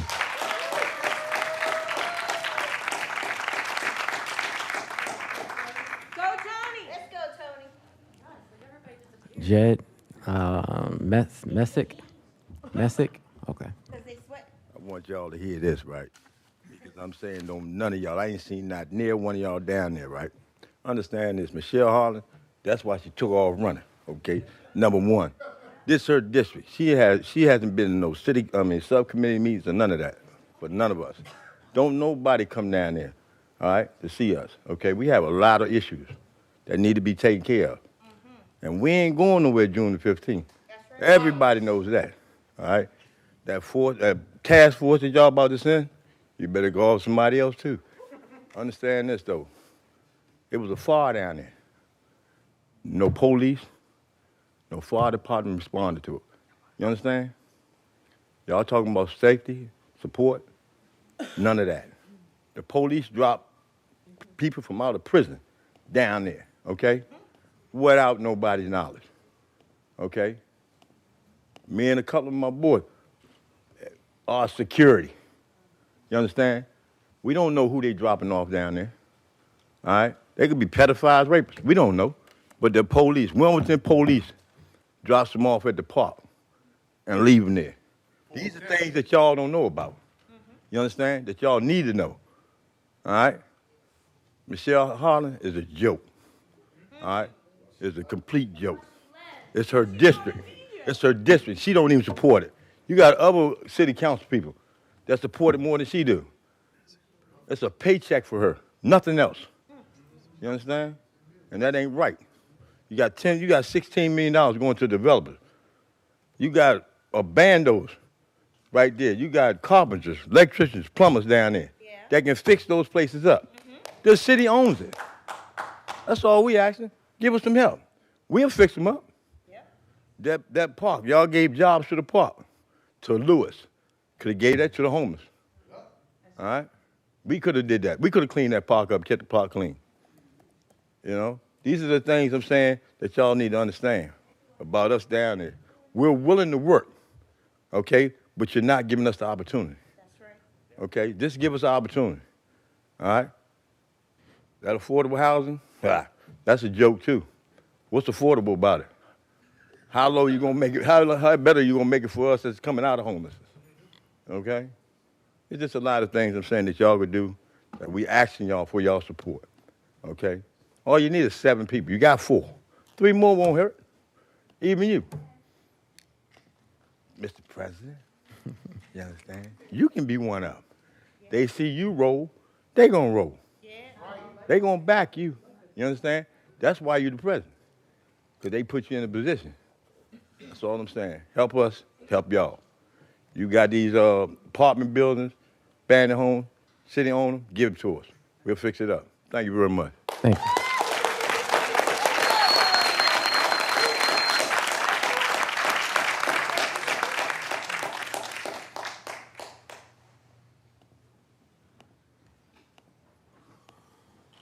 Good evening, Council. Good evening, Council President. We've heard a lot of discussion tonight about Please introduce yourself. Sorry? Please introduce yourself. Sorry. I'm Gene Messick. I work with the homeless in District 4. We've heard a lot of discussion about affordable housing tonight, and it is absolutely the topic of the day. We need support for increased housing supply at an affordable value. We need that to be lasting. We need rental assistance. We need eviction protection. We need expanded access to low barrier shelter. We need transitional housing. All these things need to be put into place. And they were in an amendment proposed by Councilman Councilmember Willauer at the last budget hearing. And I'm seeing now in revision 1, number 206, substitute number 1 for ordinance number 26-25 for the fiscal year 2027 annual budget. I see some changes, a couple changes. I see that rental assistance is being hidden behind a community block development grant that is supposedly going to a nonprofit that does financial counseling and stuff like that, and maybe there'll be some rental assistance in there. Okay. People don't need counseling to be told that they're not making enough money to live in their house. You can't counsel your way out of losing your home when you don't make enough. The prices are the problem. People are competent. People know how to make ends meet and still somehow survive, drink water, put some food on the table, even though they're struggling to make rent. They don't need financial counseling. They need rental assistance. $250,000 to rental assistance, not to. You know the other thing that's going on this substitute that y'all put on the agenda for tonight. You got 8 point something million going directly to developers again. We spent all of May, half of April coming in here talking about the mayor's proposed budget when it was 16 million. And we still have the same questions. What is affordable? How much of this is going to be supporting people at the average income level? Who is the money going to be going to? These questions are still unanswered on the $8 million budget. I don't care if it's $10. I want to know who's getting the money and what it is being used for. Vote no on this substitute and put the housing trust back in it.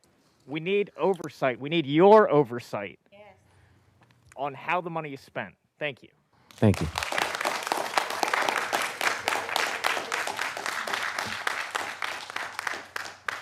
That does conclude public comment. We want to thank you for sharing your thoughts with us, those who are here and those who are with us virtually. So at this time, we are going to go to legislation. I'm going to start with Councilmember Harley. Yes. Mr. A second.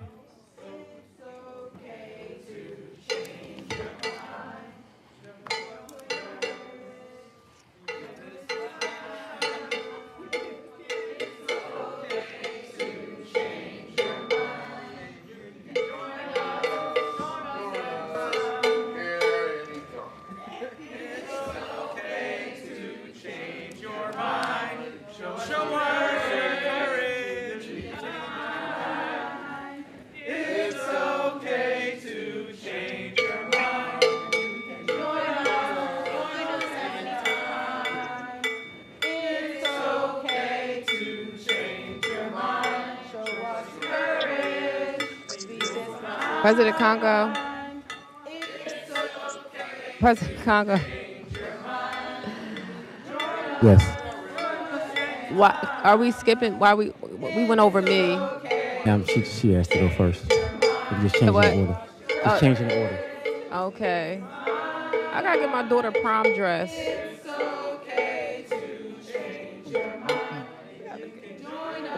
Not yet.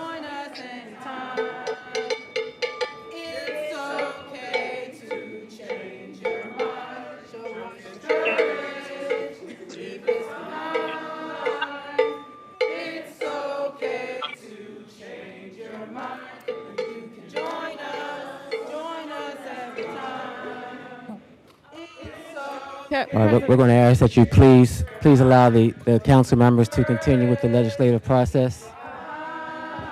You won't get to know how we vote until you allow us to vote. Cheyenne, everyone who is singing, I'm going to ask you to please stop singing so we can get on with the vote. You want to hear our vote, but we can't vote if you're singing. Cheyenne. Can I go first, Cheyenne. please? Come on. Come on, Cheyenne. Raise your hand if you're going to vote yes on won't let us vote. Let us vote. Brandon. What are you doing? Brandon, what are you doing? Come on, man. What are you doing? What are you doing? Let us vote. Can I just get my legislation out the way? I gotta get my daughter prom dress at.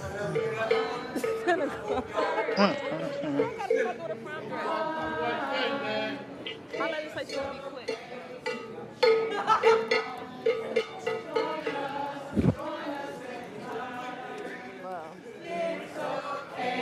Michelle, go ahead and talk.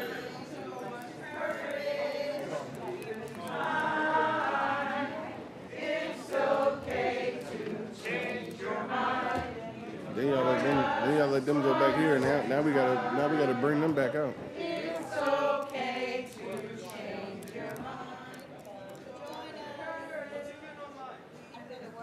I've tried it.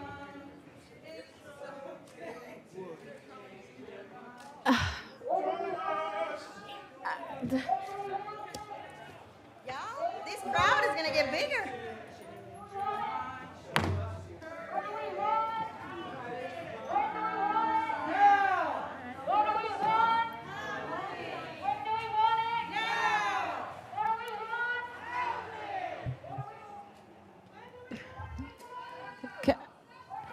Council President. Yes, Councilmember Darby. Yeah, I just have I know we are changing the agenda tonight. My two pieces of ordinance are really quick. And Can we close the doors in the back to the chambers, please?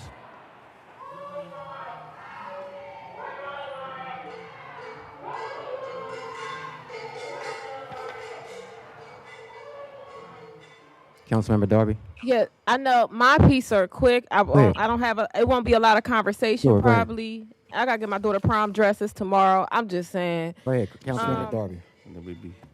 One second. I just.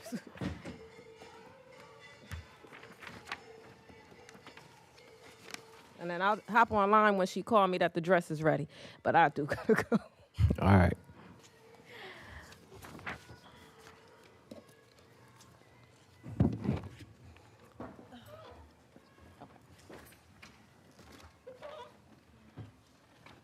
We're ready. Yes. Mr. President, I have a resolution to present. Resolution 26-043, agenda number 0237. Whereas Wilmington City Council by resolution number 20-080 established a city council task force to study and develop reparations. I move this resolution be received, recorded, and filed and adopted by a yea and nay vote. Second. It's been properly moved and second. The resolution be received, recorded, filed, and adopted by a yea or nay vote on the question. Yeah. So my intentions with this resolution is to establish a Wilmington City Council Reparation Implementation Subcommittee to review the recommendations outlined in the Wilmington's Reparations Task Force report and develop a clear timeline for action, accountability, and implementation. We know that in 2022, Wilmington City Council established a reparations task force. That was the legacy that left behind from our previous president, Hanifa Shabazz, of wanting that. It studied the historic and ongoing harms caused by slavery, segregation, redlining, all of the impacts that had on Black Wilmington. Over the course of those 2 years, the task force engaged with community members. They conducted research. They did a comprehensive report. In 2024, we accepted the task force report, but it sat on a shelf. Well, not literally, but it sat on a shelf. We did nothing with those recommendations. This subcommittee will allow for us to be able to transition as a council to be able to look at that report and actually come up with a timeline to implement it. And I just think it's time for us to do that, especially since we want to celebrate 250 years of America without acknowledging that we have something that we can do legislatively, that we can do administratively to be able to implement the reparation recommendations that was proposed in the report, and that's what I have. Councilmember Johnson. I wanted to be added a co-sponsor. I appreciate Councilwoman Darby for putting this at the forefront. This is something we've worked at for many years, even under the prior president. I think we do have to look at things such as housing issues, but also universal basic income, some kind of pilot program. There's a lot of innovative program other cities are doing across the country. So I think we need a definite timeline. So I definitely support this. Councilmember Hackett. Yeah, you can add me as a co-sponsor. Councilmember McCoy.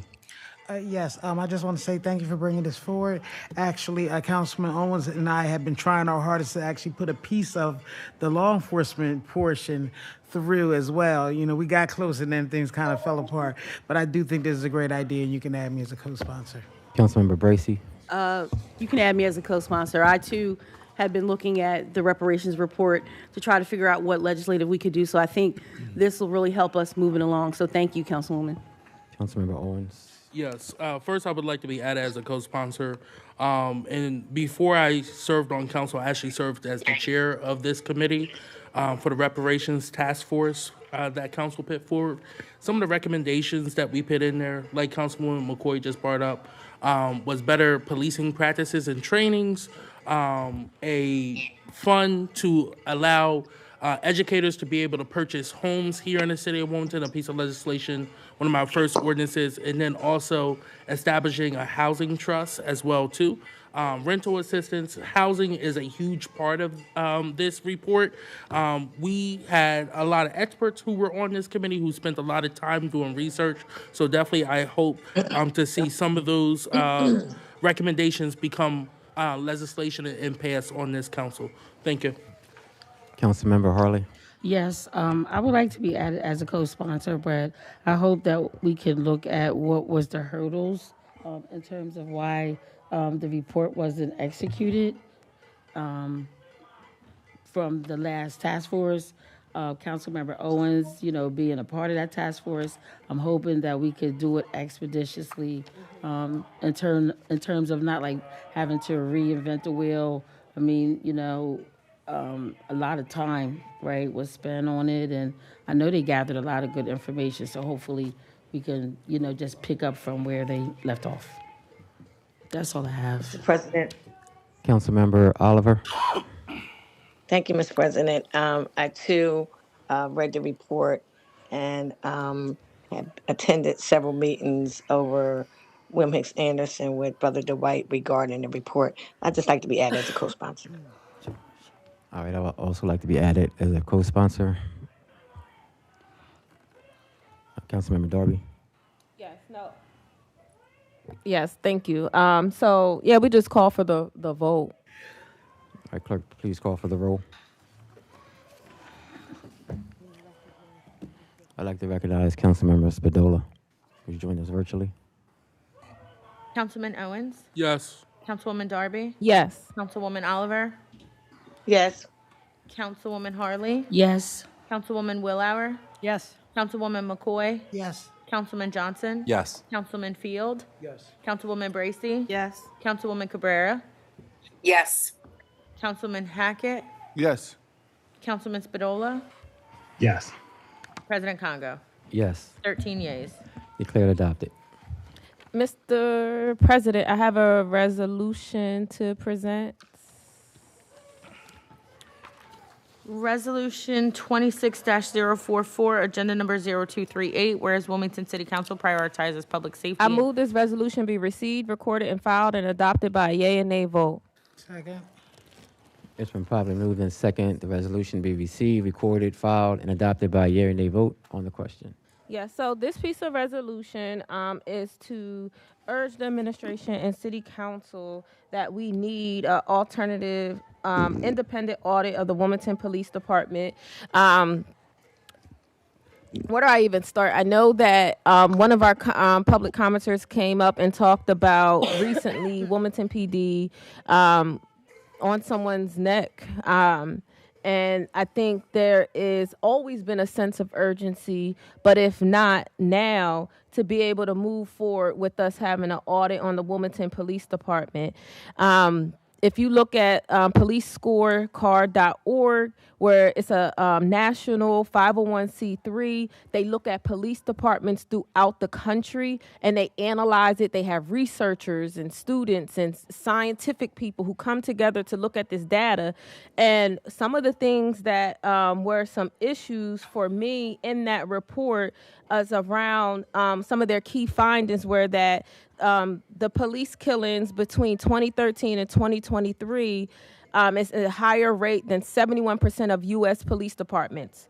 254 civilian misconduct complaints between 2016 and 2022, within 24% ruled in favor of civilians, so very low percentage. 38,000 arrests from 2013 to 2023, with 41% involving low-level nonviolent offenses. Wilmington spends more on policing per capita than 99% of departments included in the data set. Black residents make up 57% of the city population, yet account for 80% of arrests and 80% of people killed by police during the reporting period. Those are numbers that we can't ignore. We have the research to back up that our police department has to be held accountable. We know historically that police brutality and violence is an issue in our community, and I just don't think it's a time for us to continue to not push this issue. I know in the last term, we did pass a resolution to say we need it, and then we know that we had an issue with the administration implementing it. But I think each time, every term, when we have an opportunity to, I think we as a city council has to take a stance and say, there is an issue. Of course, people want to talk about in public comment how great the police department is. Yes, there are anomalies, right? There are great people in the police department. There are great things that have happened, but the data doesn't lie. The research and historical interaction between black communities and the police department, you can't ignore that. And this resolution is saying, let's not ignore it. Let's figure out how to improve it for the city of Wilmington so they have a better relationship with the police department, and the police department has a better relationship with the community. Councilmember Johnson. I'd like to be added as a co-sponsor. This is something that we have passed last term. I understand it was actually in the budget. The administration did not listen to us, so I think it has more force if more of us co-sponsor and just say we're just trying to improve our department. That's all. I know Matt, the Myers Group and everyone associated with the groups, Mayor, they're excellent, and they're here just to help us. And we're expanding into police alternatives such as Partners in Care, and we need to continue to move in that direction. But we also support, I think, our men and women in blue and say, look, what ways can you be better? So we're already doing it with the Citizen Oversight Board, where we've implemented that. They're doing great work. So again, we're just trying to push the ball forward. So I think we should be added as co-sponsors, show the administration and the current administration that, look, we actually need this to happen this time. Councilmember McCoy, then Councilmember Hartley. Yes, thank you, Mr. President. So I had two questions. I wanted to find out first whether or not this actually went to committee, because I don't recall that. Was it actually in intergovernmental? It was in committee, yes. Okay. And then the other question was, it asked for a periodic external audit. Now, we definitely did ask for an audit. In that particular term, the administration failed to give us the audit that we requested. So I do believe one is due. But periodic, how frequently did you expect it to be done? Well, I guess I didn't specify a number in periodic, so I guess the administration can define what periodic means, or we can clarify that at a later time in conversation with them. And then also, there's a consultant, Mr. Myers, that we have been engaged with. He has gave presentations to City Council. He has had one-on-ones, group sessions. He presented at different meetings. He also can give us advice on how often the audit should be. So he should be able to help us with that once we have a consultant. And it doesn't have to be him. If you guys have a better consultant or someone else you think could be recommended, let's have them come in, talk to us, and let's compare the pricing. But for right now, that is who we found. They have talked to all of council, but he can give us guidance on how often is periodic for an annual report once he does the first initial one. Councilmember Hartley. Yes. So the last audit that we had voted on, it was internal because there were a number of complaints as it related to us wanting to understand some of the processes. There were a lot of complaints coming from different officers regarding the internal environment. So I noticed this is external. So this is just external? It says a periodic external audit. So Yeah, it's external. So from what I remember in our last term, we asked for external audit of the police department. From what I don't remember it being internal, and the external never happened because I had the administration set up I tried to have the administration meet with the consultant that we found. They said, "Oh, we have our own. We don't want to meet with yours." So we were looking at external ones, and then they just never did it. But I could be wrong. I don't know if Marshall can speak to it, but they never did it, correct? No, they never did it. And I think the misconfusion might be external versus internal. We always wanted someone out from outside of the police department to do an internal audit of the police department. We didn't want them auditing themselves. So it's always the request was always an external audit. Yeah, from what I remember. Oh, someone from the outside to do an yes. internal audit? Yes. Oh, that's what this is doing? Yes. Okay, all right, okay. Thank you for the clarification, because that's what I thought was needed. Yes. Right. External To to do come in and look internal. at our police department. Okay, and I just want to say that, looking at the data from 2016 to 2022, so we know a lot of that was under the previous chief, and I wanted to say on record that I do think that Chief Campos has made some major progress and changes with our police department, but not to say that this is not needed. But I just wanted to say that Chief Campos has really reorganized the police department. They have put out more officers on the street. There were a number of things that the community was asking for. For example, having the same officer instead of changing officers. The community really wanted that. And so I could just see where some improvement has been made, but I do think this is still needed. That's all I have, Mr. President. Thank you. I would also like to be added as a co-sponsor, and seeing no other questions, clerk, please call for the roll. Councilman Owens? Yes. Councilwoman Darby? Yes. Councilwoman Oliver? Yes. Councilwoman Harley? Yes. Councilwoman Willauer? Yes. Councilwoman McCoy? Yes. Councilman Johnson? Yes. Councilman Field? Yes. Councilwoman Bracy? Yes. Councilwoman Cabrera? Yes. Councilman Hackett? Yes. Councilman Spadola? Yes. President Congo? Yes. 13 yeas. Yes, thank you, Councilman President, or Council President, for allowing me to go. I'll be here You're welcome. until prom dress is Declared ready. adopted. Okay. Councilmember Oliver. Thank you, Mr. President. Mr. President, I have an ordinance to present and call for the third and final reading.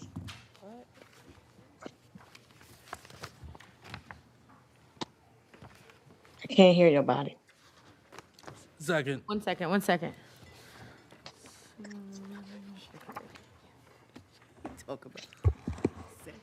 Okay, ordinance number 26-033, agenda number 0231, an ordinance to approve the removal of Maple Street located between Vandiver Avenue and the northern boundary of 86 Ray Street from the official city map.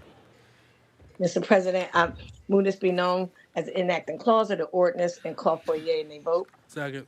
It's been properly moved and second, that be known as the enacting clause of the ordinance, and called for a yea or nay vote on the question. And Mr. President, this ordinance authorizes to remove Maple Street located between Vandiver Avenue and the north boundary of 86 Ray Street from the official city map. And this is where the city records will be removed from ownership.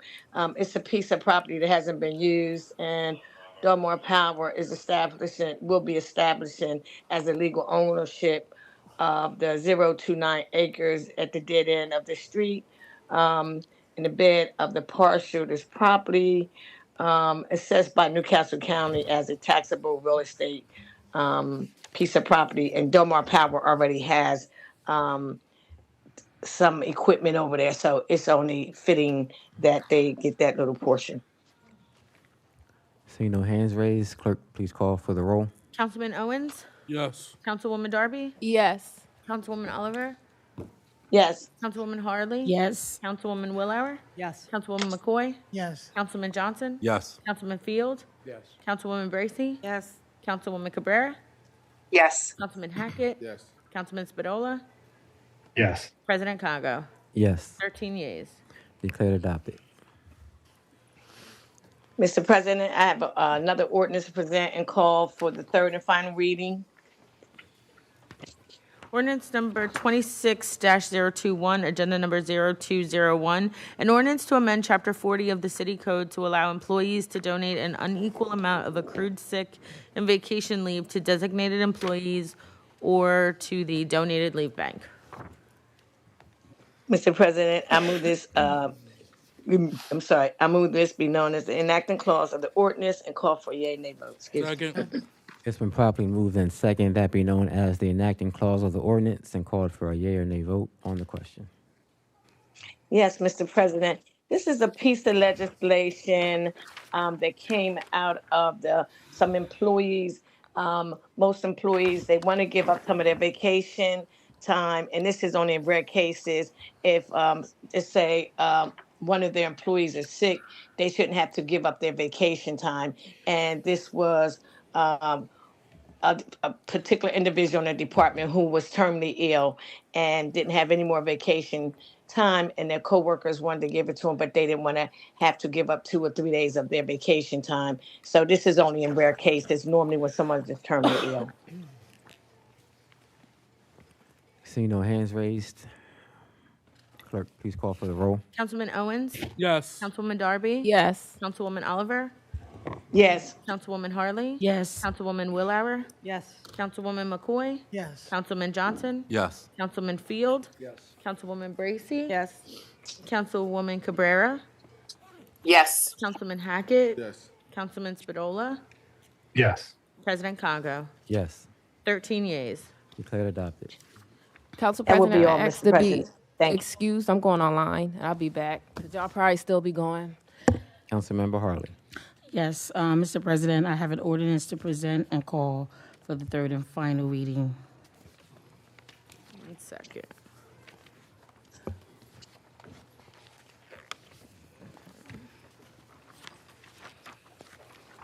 Ordinance number 26-022, agenda number 0203, an ordinance establishing a rate of taxation on real property and the taxable property of public utilities for the fiscal year beginning on July 1st, 2026, and ending on June 30, 2027.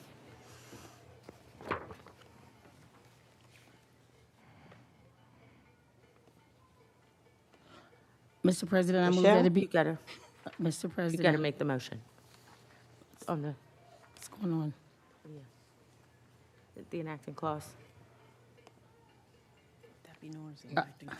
I move that it be known as the enacting clause of the ordinance and call for a yea nay vote. Second. It's been properly moved in second, that be known as the enacting clause of the ordinance, and called for a yea or nay vote on the question. Yes, Mr. President, this particular ordinance, let's see here, sets the property tax rate for fiscal year 2027, July 1, 2026 through July 30th, 27. There are no changes in the fiscal year 2027 to the bifurcated residential and non-residential tax rates established in substitute number 1 to ordinance number 25-006 for fiscal year 2026.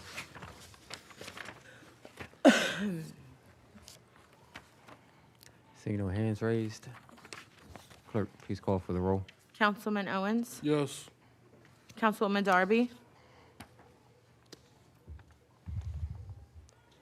Councilwoman Darby? Councilwoman Oliver? Yes. Councilwoman Harley? Yes. Councilwoman Willauer? Yes. Councilwoman McCoy? Yes. Councilman Johnson? Yes. Councilman Field? Yes. Councilwoman Bracy? Yes. Councilwoman Cabrera? Yes. Councilman Hackett? Yes. Councilman Spadola? Yes. President Congo? Did you want to circle back to? Councilwoman Darby? Okay, yes. 12 yeas and 1 absent. Declared adopted. Mr. President, I have another ordinance to present and call for the third and final reading.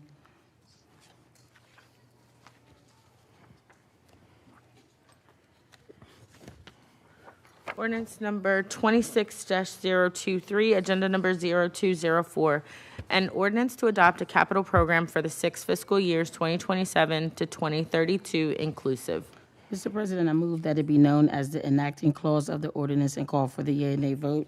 Second. Second. It's been properly moved in second, that be known as the enacting clause of the ordinance, and called for a yea or nay vote on the question. Yes, this ordinance enacts the capital program for the 6 fiscal years of 2027 through 2032, and the attachment is attached to the ordinance, attachment A, that has the breakdown of all the details in this particular ordinance. I see no hands raised. Clerk, please call for the roll. Councilman Owens? Yes. Councilwoman Darby? Councilwoman Oliver? Yes. Councilwoman Harley? Yes. Councilwoman Willauer? Yes. Councilwoman McCoy? Yes. Councilman Johnson? Yes. Councilman Field? Yes. Councilwoman Bracy? Yes. Councilwoman Cabrera? Yes. Councilman Hackett? Yes. Councilman Spadola? Yes. Councilwoman Darby? President Congo? Yes. 12 yeas and 1 absent. Declared adopted. Mr. President, I have an ordinance to present and call for the third and final reading. Ordinance number 26-024, agenda number 0205. An ordinance to adopt a capital budget for fiscal year 2027. Mr. President, I have a substitute to present in lieu of that ordinance. That's Which number are you on? agenda number 0205, ordinance number 26024. 24? Okay. I think they got out of order. Okay. Hold on. 24.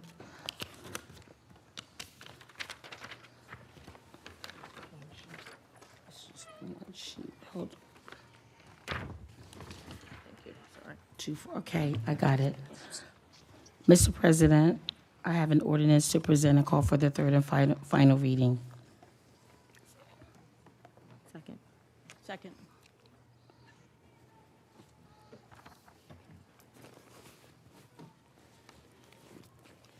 It's been properly moved in second, that be known as the enacting clause of the ordinance, and called for a yea or nay vote on the question. I think I have to move it. You're good. We got a second on the question. Yeah. I move that it be known We already did that. as the enacting clause of the ordinance and call for the yea and nay vote. Second. We already did that. We did that. We already did that. You already, Yeah, We we said did on it. the question. okay, Question. okay. Excuse me. Oh, yeah. Nobody has a question. Oh, hold right? on, yeah. Councilmember Oliver, please mute your phone. Okay, I thought we're picking up from the last one. Okay. This ordinance enacts the fiscal year 2027, July 1, 2026 through June 30th, 2027, which is the capital budget, with which being an alternating year containing $0. Seeing no questions, no hands raised, clerk, please call for the roll. Councilman Owens. Yes. Councilwoman Darby. Okay. Present.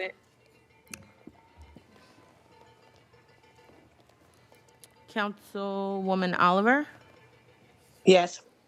Councilwoman Harley. Yes. Councilwoman Willauer. Yes. Councilwoman McCoy. Yes. Councilman Johnson. Yes. Councilman Field. Yes. Councilwoman Bracy. Yes. Councilwoman Cabrera. Yes. Councilman Hackett. Yes. Councilman Spadola. Yes. President Congo. Yes, 12 yeas and 1 present. declared adopted. Okay, I want to make sure we on 26025. All right, Mr. President, I have an ordinance to present and call for the third and final reading.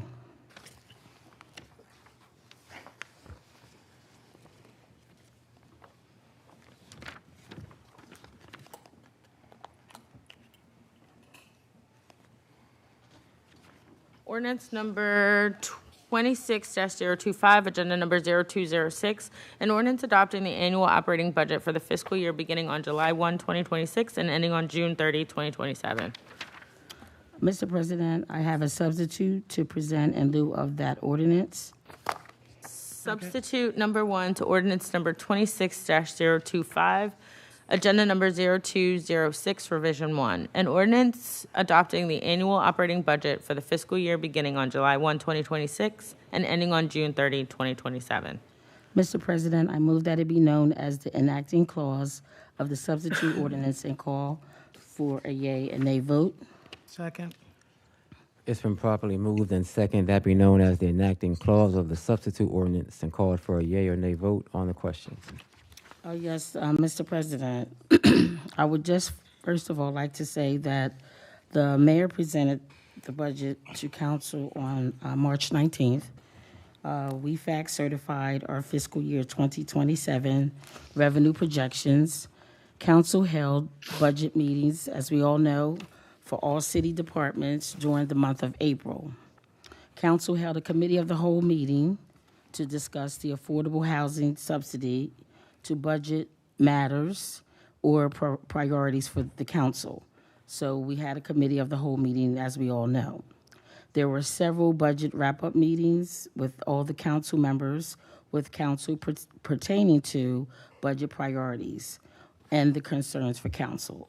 So there were a number of meetings with the council members, pre-meetings, budget hearing meetings, post-meetings, debrief meetings, and committee of the whole meetings. So we had a number of meetings for council members to weigh in on this budget. Council shared their feedback regarding matters of concern from the budget wrap-ups by completing, as I mentioned, a survey as well, and there were follow-up phone calls.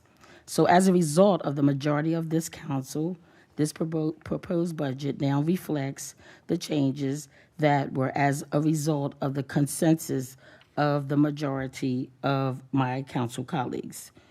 Number one, the use of tax stabilization funds, the neighborhood stabilization funds, which was previously proposed for the $20 million, has now been changed to the $11,850,000.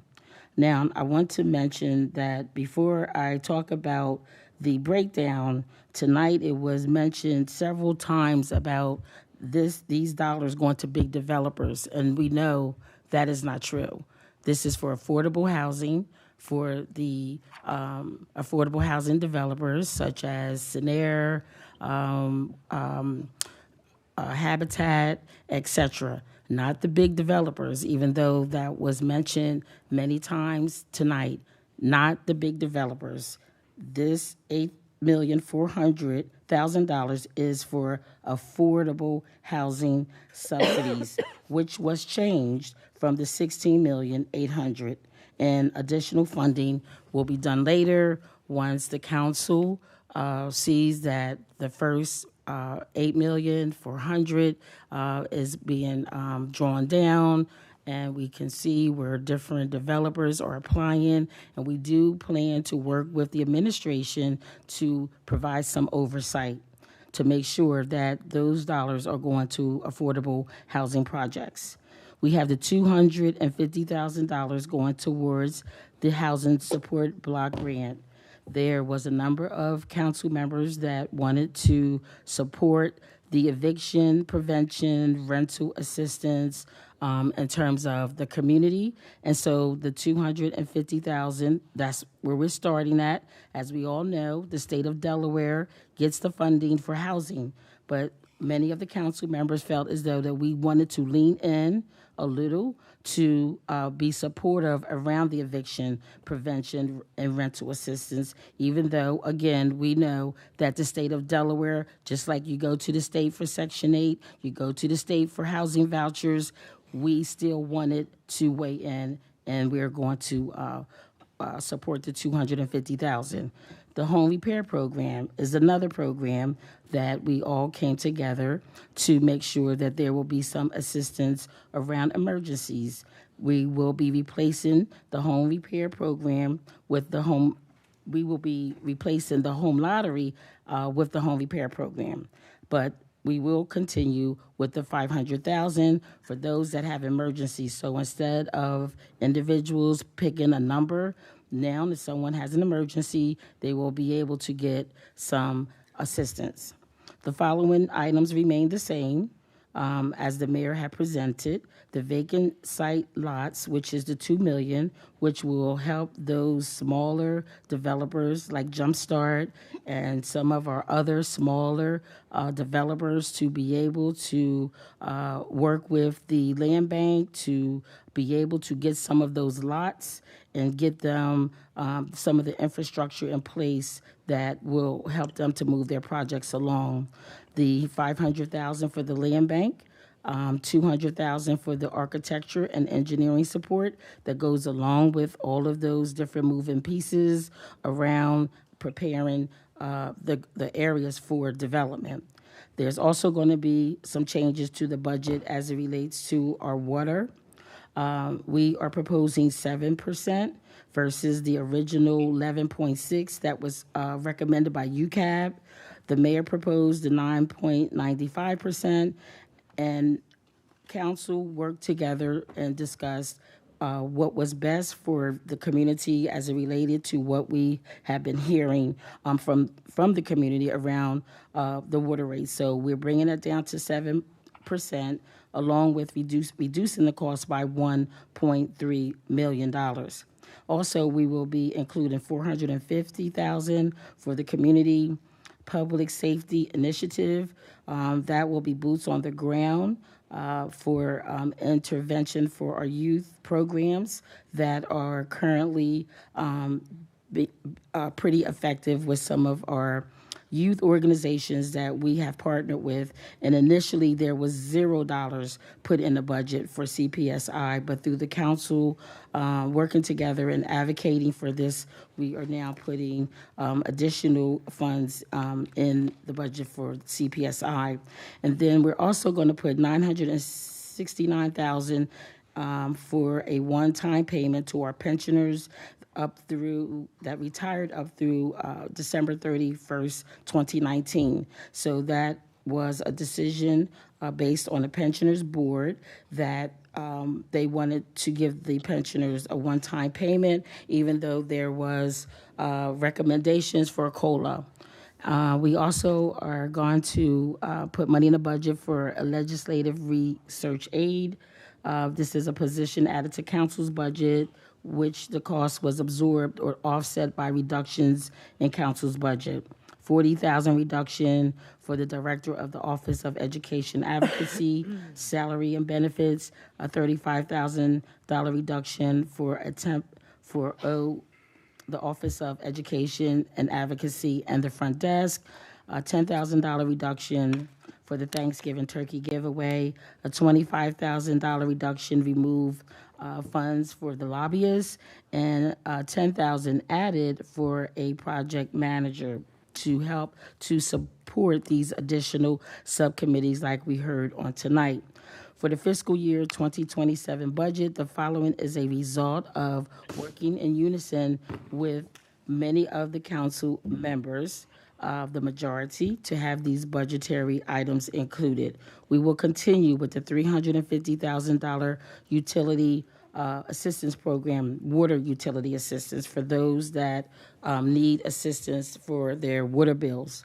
I mentioned the 7% water sewer rate reduction from the 9.95, and again the 450 for the CPSI, the 969 for the one-time payment for pensioners, funding for a small minority business program, and then we have the city, as we know, the city is facing fiscal challenges as it relates to our expenditures or for outpacing our revenues for fiscal year 2027 to fiscal year 2030 per projections done by the Office of Management.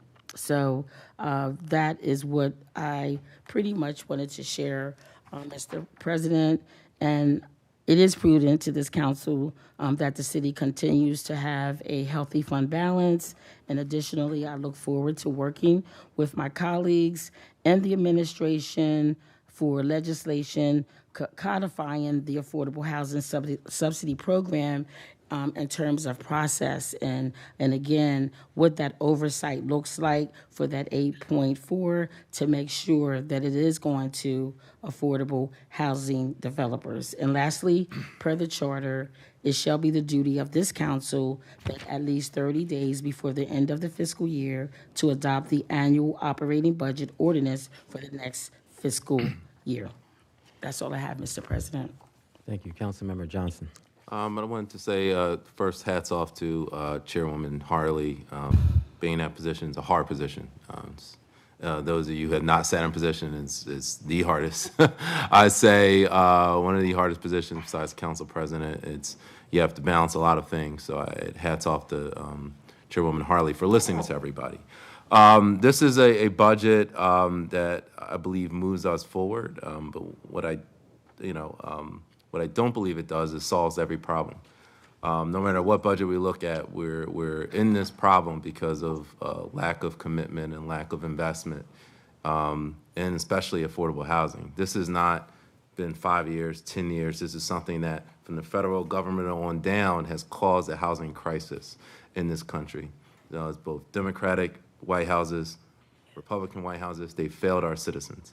And unfortunately, as city, we're the local officials, we're left holding the bag. And it's unfair.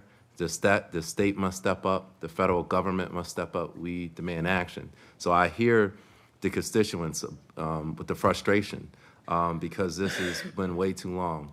But what I think this budget, at least this smaller part of the budget, it does give immediate assistance. The tenant protection is number one in my heart. We need to protect residents right now who are in homes. Let's keep them in the homes. That's the paramount thing I think this budget does. Now, in terms of what affordable housing developers do, those details need to be fleshed out, but I do support Westside Growth. I support Rich and Woodlawn. They're huge supporters, especially the West Side. They make things happen. They're doing a new affordable housing project in the flats. And so I have to support getting funds to them. They're not big developers. They are affordable housing developers. You heard them speak. So I definitely support them, but I do support our tenants. Yes, there are bigger issues.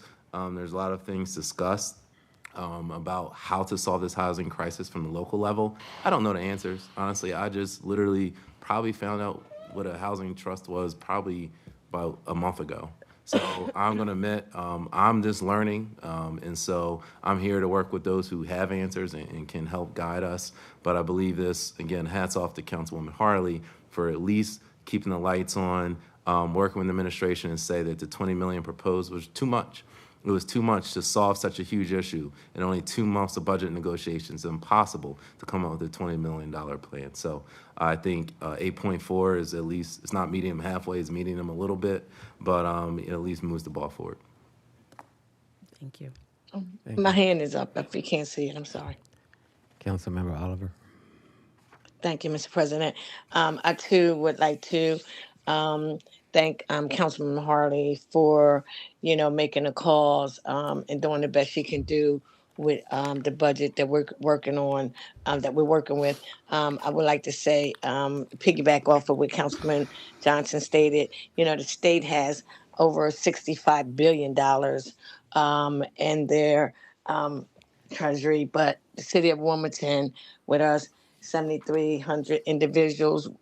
We're talking about 212 million. I mean, it sounds like a lot, but as he stated, a lot of us need to definitely call a federal delegation to step up, and especially the state with their $65 billion compared to our little 200 million. But I do think we have done really good with this budget with addressing a lot of the issues that council members have been talking about. And I think this administration has really worked with us a little better than the last administration. So I think all council members have done really good with, negotiating and working back and forth with the budget. So kudos to all council members and the president for making some changes and adjustments with the budget. This is what we do. This is our main job, is to make sure we pass a budget that fits the services of the city of Wilmington, such as the firefighters, the hospitals,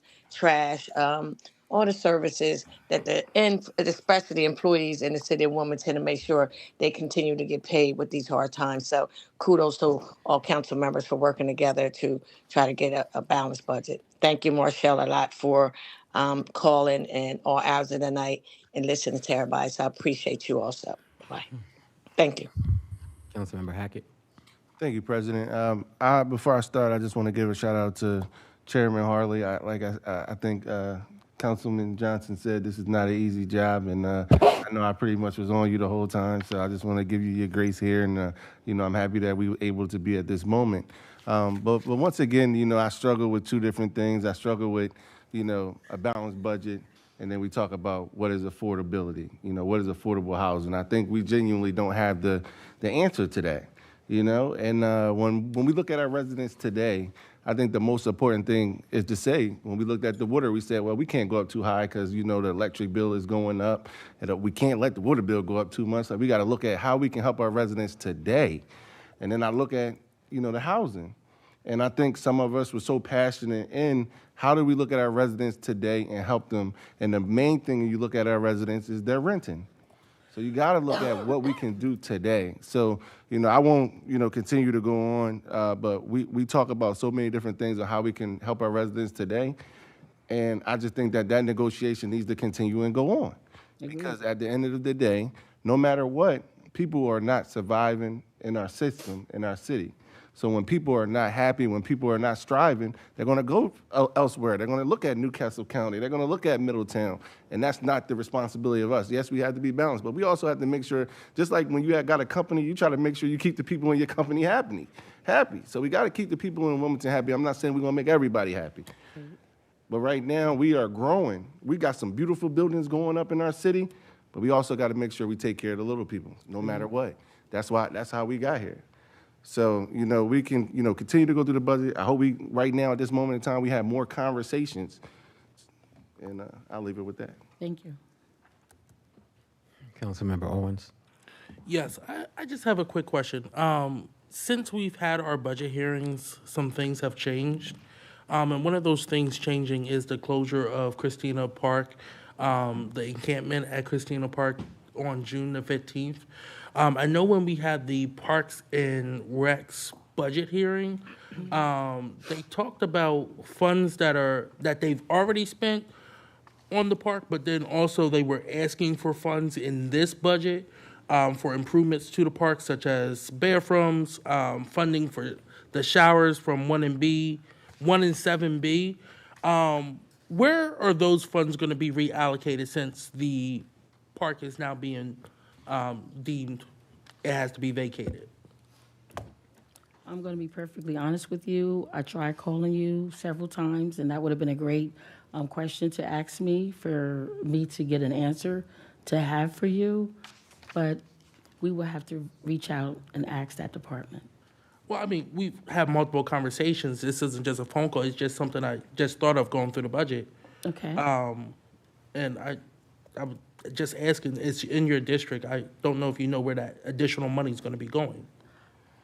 I do not.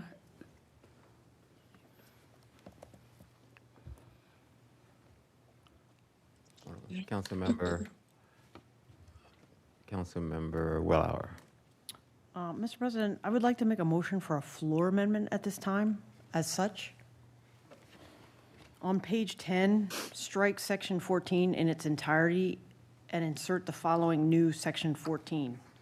Section 14, transfer to Neighborhood Stabilization Fund. A fund balance transfer of $7,500,000 from the tax stabilization reserve portion of the general fund balance to the Neighborhood Stabilization Fund is hereby authorized for fiscal year 2027 to be allocated to fund the following programs in the following amounts.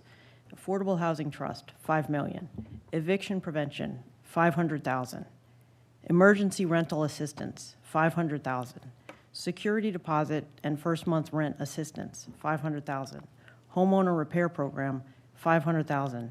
An initiative to get property tax assessment errors corrected, $500,000. Second. It's been motioned and second for the amendment.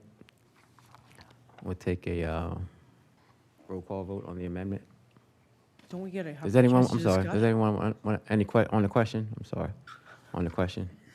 So that's, I get it. So the goal of this budget amendment tonight is to ensure that taxpayer dollars meet community housing needs and make sure the city has fair and transparent processes. And also, council has been doing a lot of work on housing, like all spring, on housing programs to serve our constituents. And we need our city budget to reflect that. So what this budget amendment is proposing is to use $2.5 million from the Tax Stabilization Fund to fund programs that council members have introduced through legislation. So Councilmember Owens introduced emergency rental assistance that would help people who had an emergency, who were facing getting behind on their rent. They could get some help so they didn't get evicted. Assistance with security deposit and first month rent. This is legislation that Councilmember Hackett has proposed that would provide assistance for people who want to get into a lease but can't come up with or have a lot of trouble coming up with the whole security deposit and first month rent. So it helps people get into leases that they can afford. Eviction prevention, that's legislation that I proposed that would help settle cases when the lawyers that are part of the eviction prevention program that's funded by the state of Delaware are representing residents of the city. Sometimes people are evicted for small amounts of money. And what the eviction prevention would do would be to provide some city funds to settle those cases so people could stay in their homes. And the homeowner repair program is something that we all agree on, and this would make it so that there could be a wait list instead of a lottery.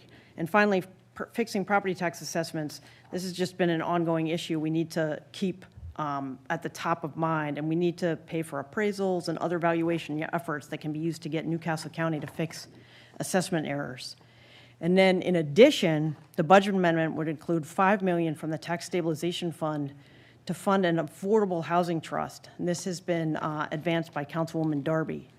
And that would be a fund that nonprofit and for-profit developers can apply for to get city funding to build affordable housing.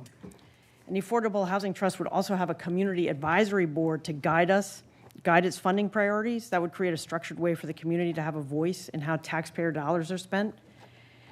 And also all funding awards would be made through that Affordable Housing Trust would have to be approved by both council and the administration, just like funding awards through CDBG, the Community Development Block Grants, and that provides transparency and accountability. So the total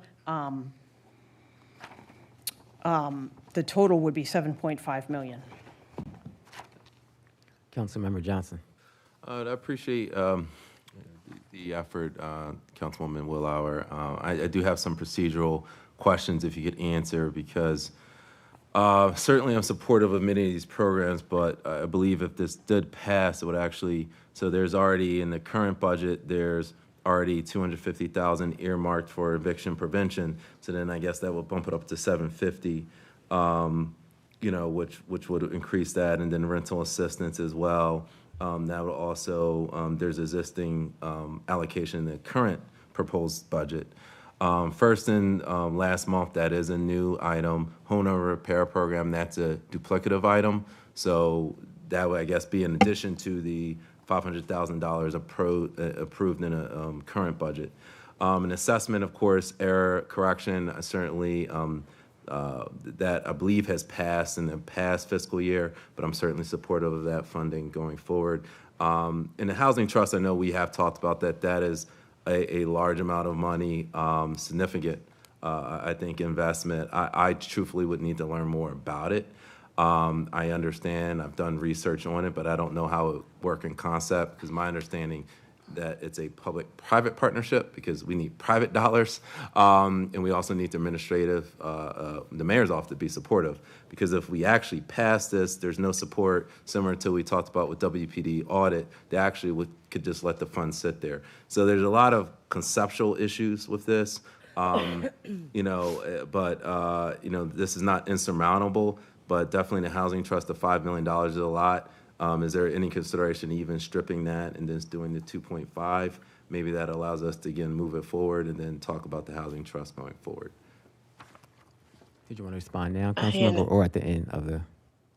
Yeah, I just wanted to say what this amendment does is it's not adding to what, you know, the 8.5. It's replacing that section. So it would be, just to clarify, that's what the amendment is. All right, So it's not like adding additional assistance. It's like, no, the 8.5 would be from the tax stabilization fund, and it would be used for these things. All right, thank you. Councilmember Spadola. Thank you, Council President. Councilmember Wilhauer, I appreciate your outreach and your work with this.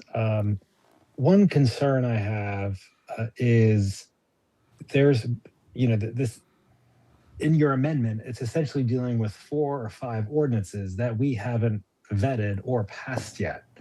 And as they go through, as they finish up on the council floor, they could look materially different than how they are written now.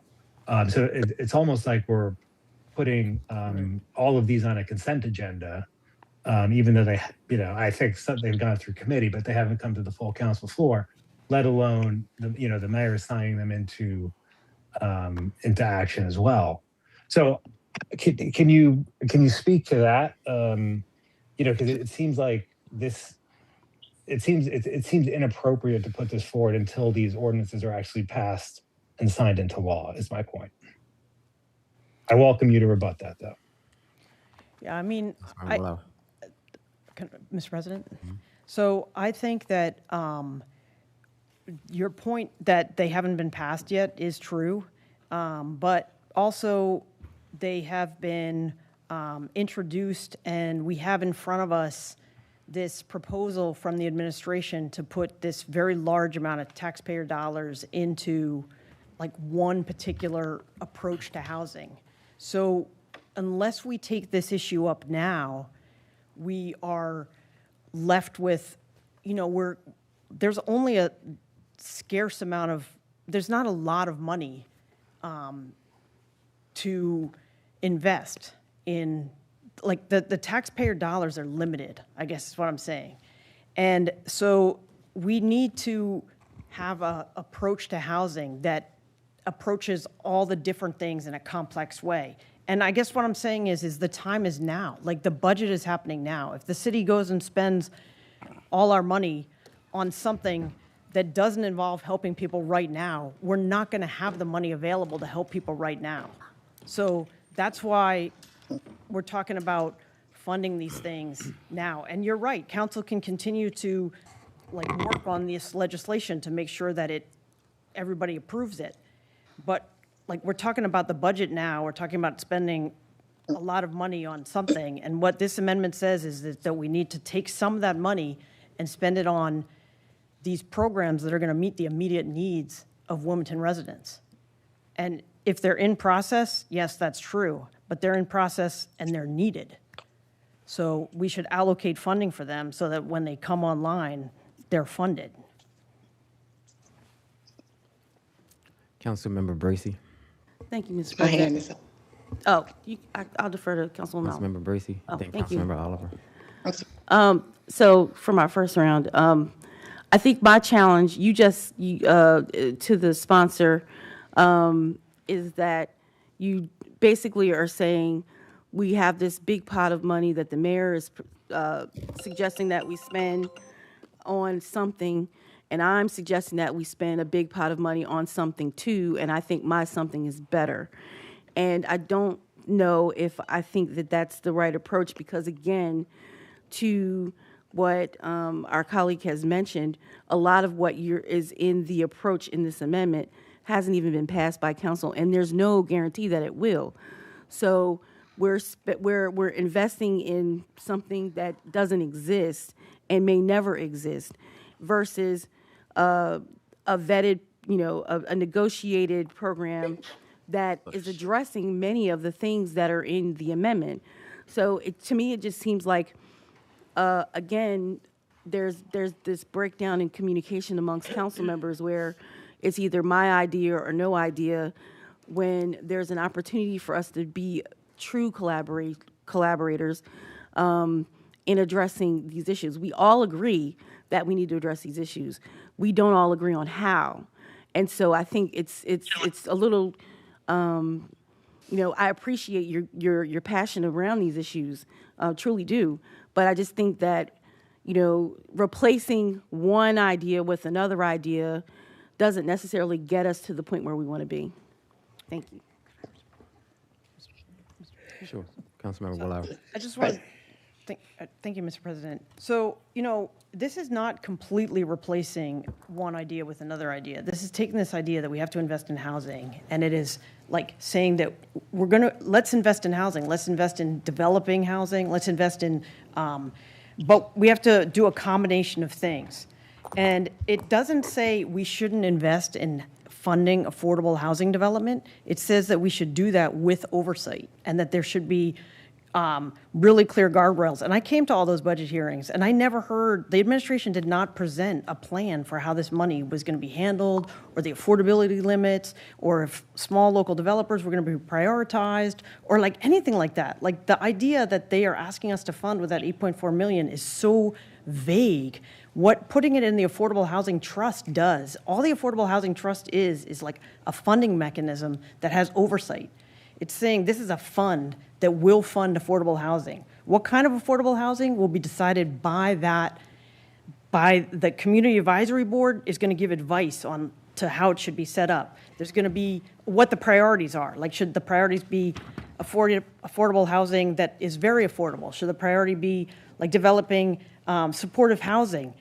It's a funding mechanism. And then the decisions that get recommended by that community board are going to have to come in front of council to be approved. So it gives accountability for how we spend public dollars.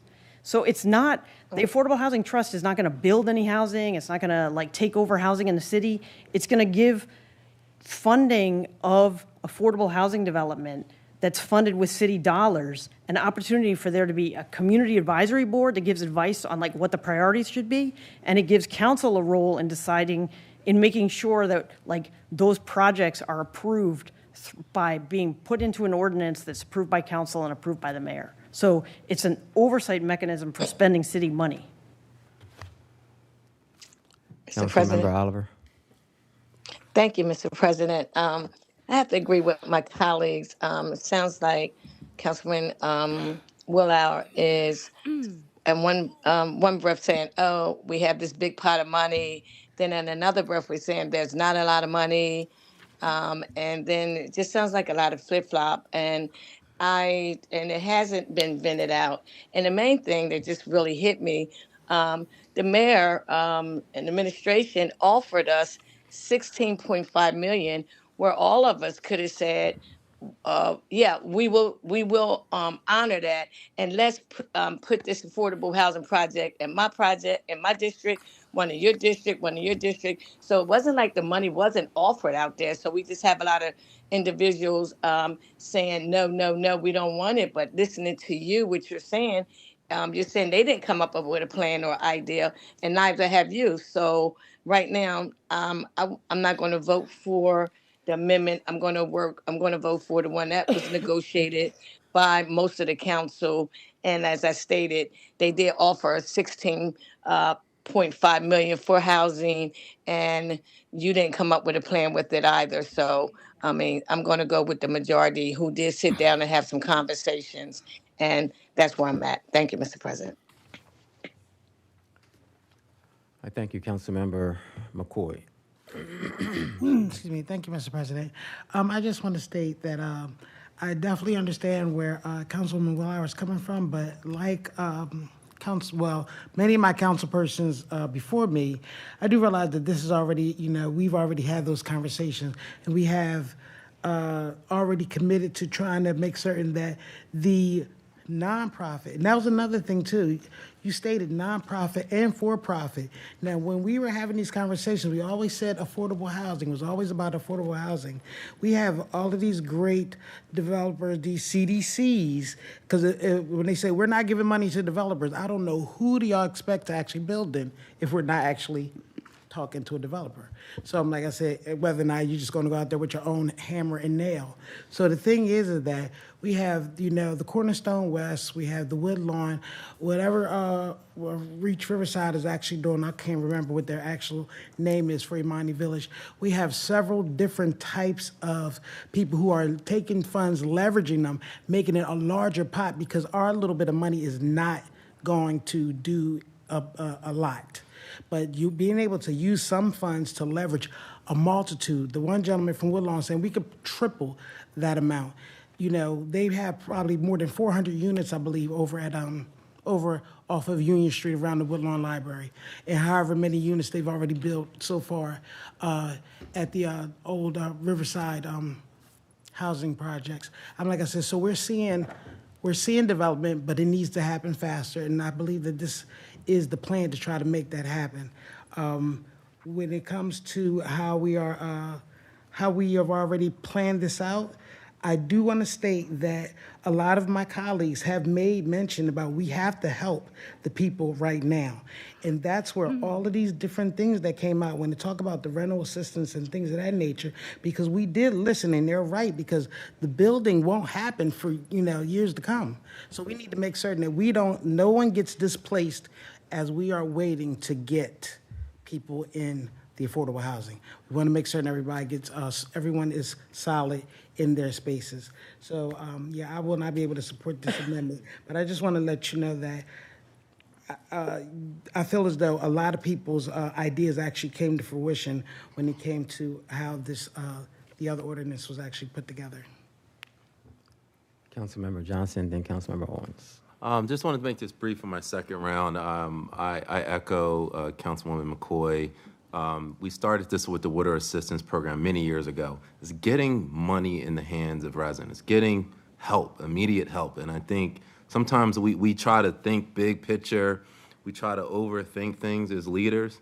And sometimes it's actually like the small business grants that we have from ARPA funds, like all the money we got from ARPA. We did some of the most impactful things. So I get the housing trust idea. Look, honestly, I need to learn more about it, and I certainly am open to supporting it. I just don't know enough about it today. But I do know eviction prevention, homeowner repair, that's been a hit, been one of the most popular things we've ever had on council, and the residents and seniors love it. So that's why I'm supporting that program, because that's what we know works now. And again, I get the larger scale issue we can work on, but we got to get hands of our residents support now. The Christina Park stuff we have going on is real. And so I think helping that situation, helping those in critical emergencies, that's important. And then we can work about the bigger picture issues later. Councilmember Owens, then Councilmember Cabrera. Yes, thank you, Council President. I've been listening to this debate, and like I said, I will always go for the debate so that we can have the discussion on things. And even on this floor, over this process, I've heard a lot of different numbers thrown out. I've heard a lot of different reasons for different numbers as well, too.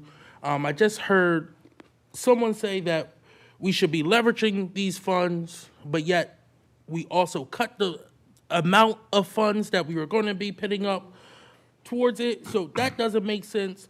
But I think we also have to realize, and I'm going to speak to the piece of this that is mine, which is the emergency rental assistance, which is a very real and now need for so many people, right? We've had the providers who came out and said, hey, there's not enough money out there. We know that if you go to the state will help you if you have everything else except for the last $450, right? And I just want to break rent down right now in the city of Wilmington for someone. If someone is living in apartment $1,800 their rent is right now, right?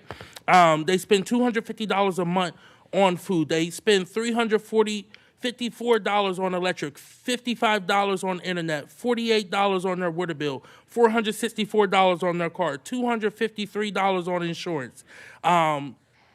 They are a first-year teacher with a bachelor's degree in Brandywine School District. They start with a salary, if they started this year, with $53,000, $53,884. That's their starting salary for this year. They will pay $3,201 in taxes, right? If you subtract that, all those things I added up, right, they will be left with $11,000 for the whole year. That's everything they have. And they will fall behind because rental prices have skyrocketed in the city of Wilmington and salaries have not matched that. We're not talking about someone who doesn't have a job. We're talking about people who have good, decent jobs. And it's a struggle for them as well, too. Emergency rental assistance helps them be able to stay housed. We don't want to see an exacerbation, even more people out on our streets. We don't want to see more Christina Parks pop up throughout the city of Wilmington, right? I think we all agree on that we are in a housing crisis and we're trying to come up with a solution. Now, if we're going to give money to developers, I think we should also be able to set aside money to help the residents who that money came from. It came from that $3,211 or $2,021, right? That's their taxpayer dollars. Our tax stabilization fund is built from taxpayer dollars from the city of Wilmington. Why can't we use some of it to help them as well? Thank you, Councilmember Cabrera. Did you Thank still have a you. comment? I don't disagree. Yes, I don't disagree with any of the comments that I'm hearing from all my council colleagues. I just think that sometimes there's just confusion, or more confusion is added when certain council members put information out there that is not exactly accurate. Number one, to make clear, who is the developer? We can say that a developer could be someone who develops big for profit, expensive high rises and condos. A developer could also be that mom and pop shop that's out there developing one house at a time. Developers are people like Jumpstart, who teaches community folks from Wilmington to become developers. And that is what I understood that $20 million was, to reach the small developers and then the other mid-sized developers, people like the Todd Morton and Ministry of Caring, who is doing affordable development as we speak, Habitat for Humanity. Those are the developers that I understood this money was for, not these big conglomerates that are not building affordable housing. So I think that fallacy was the first thing that needed to be cleared up. I understand the legislation that is being put forward, and what really changes is the amount of money, and I get it. I, for one, supported all those programs, but we came to a place where we compromised and we said, we will put money in the budget for all of those things, most of those things that Councilmember Willauer, Owens, and Hackett had suggested. But it's going to be a smaller amount. It's going to go into the block grant where we, the city, already put money to work with the nonprofits that administer those programs. Because we certainly are not going to hire somebody and give them benefits to now run these programs. We have to work with organizations that already know what they're doing, that are already helping. And yes, the bulk of the money comes from the state, but as was stated by Councilmember Owens, it may not be enough. I agree that instead of having people become unhoused, let's help them with some assistance to be able to stay in their homes, especially when they're going through a difficult time and unable to bring income in. And God knows I've known this for the last month. So I agree. I don't disagree with any of these things, but I think they do need to be vetted out, not here when we're ready to vote for the budget.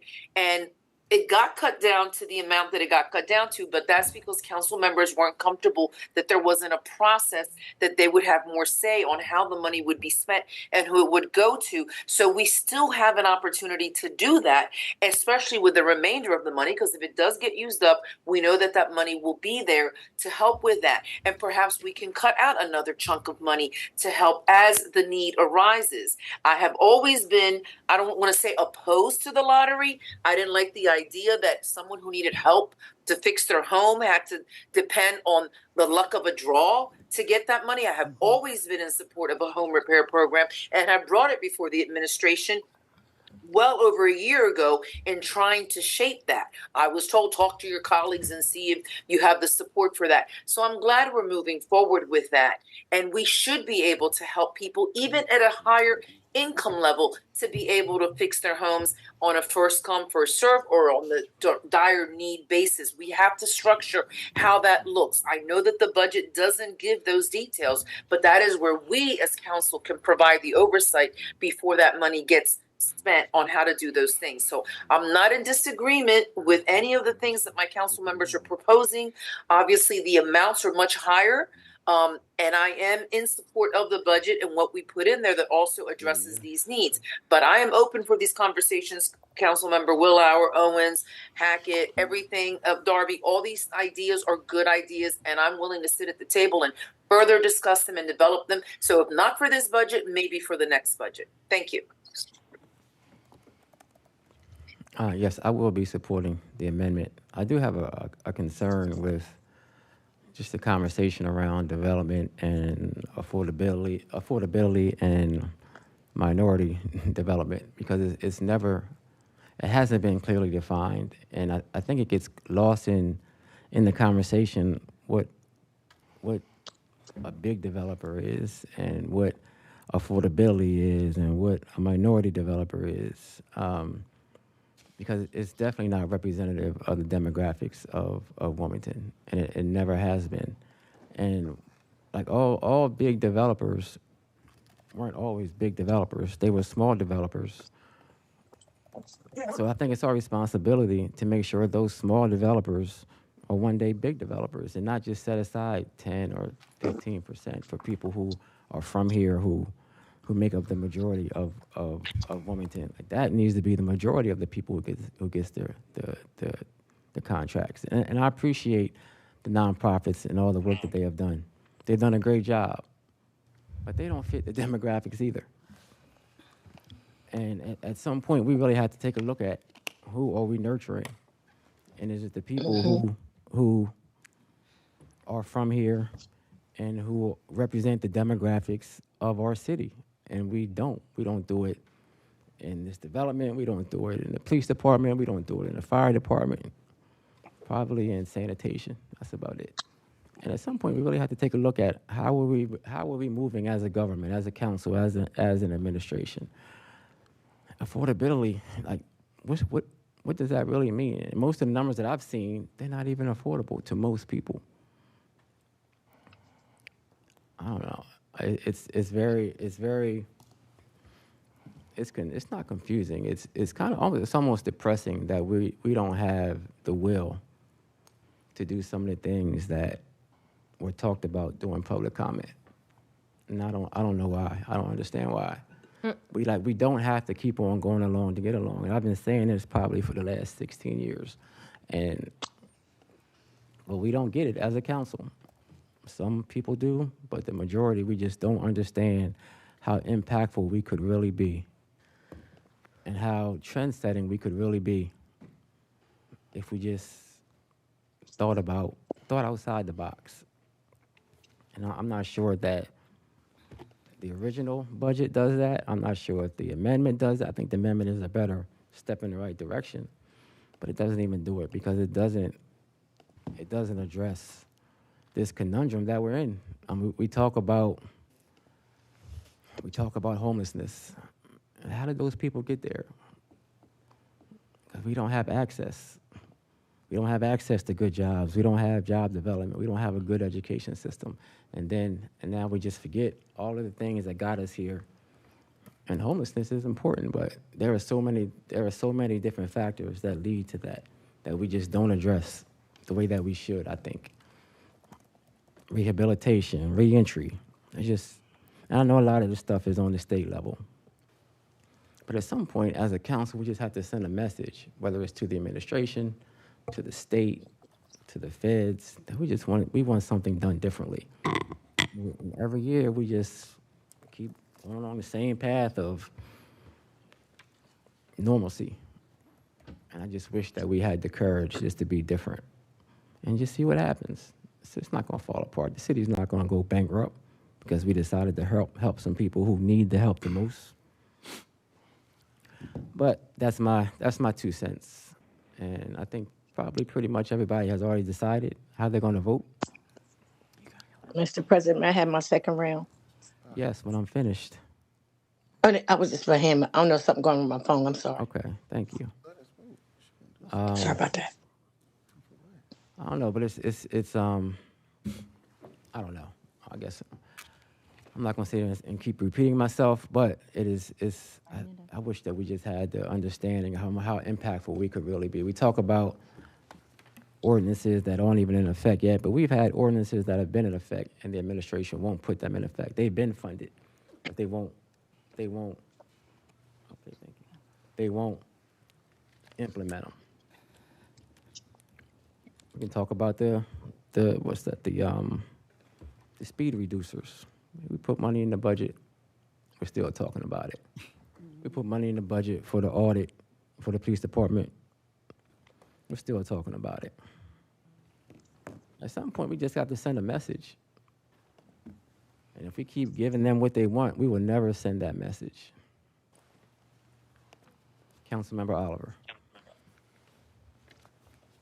Yeah, Mr. President, I just wanted to agree with several things that you stated regarding about we do have to send a message. And one of the messages, I mean, when you're talking about affordable housing, you're talking about the nonprofits and minority contractors, you are absolutely right. We don't get what we deserve when you're talking about minority contractors. And one of the biggest things that has been on my radar has been the Palmer School. Since you mentioned it, I want to put that out there. The Palmer School contract. We have minority contractors that's very interested in that project. It's a minority. It's a minority district, underserved district, and we have minority contractors who are qualified to build houses over there. But again, we just, as you stated, we just keep giving it to the same old people, and we are overlooked. So I just wanted to put that out there. But just to mention the senior lottery, I'm proud of it. I know Councilman Hardy and myself went to Mike Pazicki and stated that we wanted to keep some seniors in their homes. And he said, "What do you mean by that?" We said we wanted to take some of the money out of the budget to make sure the seniors were able to stay in their homes. Because if we don't help the seniors, the people who are from Wilmington stay in their homes, such as what Brother Ron does, is you're going to just keep seeing this influx of all these people from out of town, which is not a bad thing because it is wage taxes. But we want to keep the people, the Wilmingtonians here as long as we can. So I just wanted to just throw that out there because you had mentioned about the nonprofits and all that, and I totally agree with you. And that's something we need to send a message to, that we want to see more minority contractors out there, not just the same old, but and as you stated, what does affordability look like when you're talking about building these houses and they're charging $200,000 and $300,000? And I think we need to change our mentality and state that we need some apartment buildings for just regular average people. I mean, my niece makes good money, but buying a house with a roof and this, maybe you need some apartments. So I didn't mean to get thrown off track, but I just wanted to just piggyback off of what you said, and I'm done. All right, thank you. Before I go to Councilmember Darby, who hasn't had a chance to speak yet, that term minority has been lost because now it's used for, it should be Black and Hispanic, period. But now it's not now. So sometimes that word is thrown around and we're given numbers and percentages that don't really represent what we wanted to represent. So I think we have to be more specific about what we're talking about, because they're going to say, well, we do it for minorities, and that could be not what the intent is. So, Councilmember Darby. Yes, no, thank you. I am in support of the amendment. I think it's a better balance between long and short-term solutions to affordable housing, because there is a need now. A lot of people are feeling it in their household. I know I'm feeling it. So I know there's a lot of other people in our city who are fulfilling it. The current proposal is not even enough money to address all the programs that was suggested. I think it was just put in there to try to appease us, but it's not enough. So that's one of the reasons why I'm not in support of it. And then the long-term answer and why I can't support the original one is just, it doesn't have a lot of accountability for me. City Council was not involved in the creation of it. It was presented to us at a budget hearing and told that this is the best idea ever, accepted until we started fighting back against it.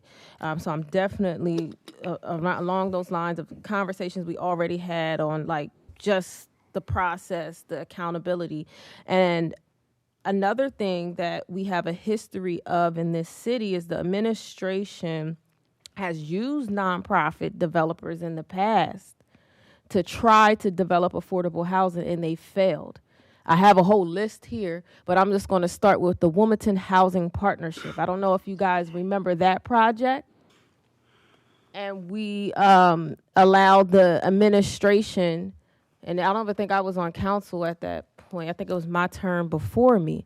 But we allowed the administration, so we allowed the administration to get that money from the Wilmington Housing Partnership, which was a nonprofit.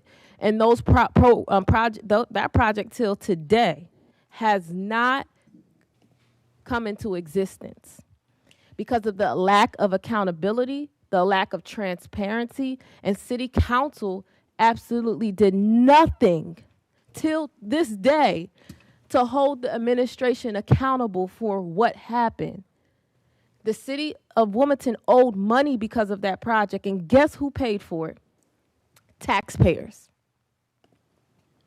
And there were people at that time who were trying to call it out, and they were ostracized.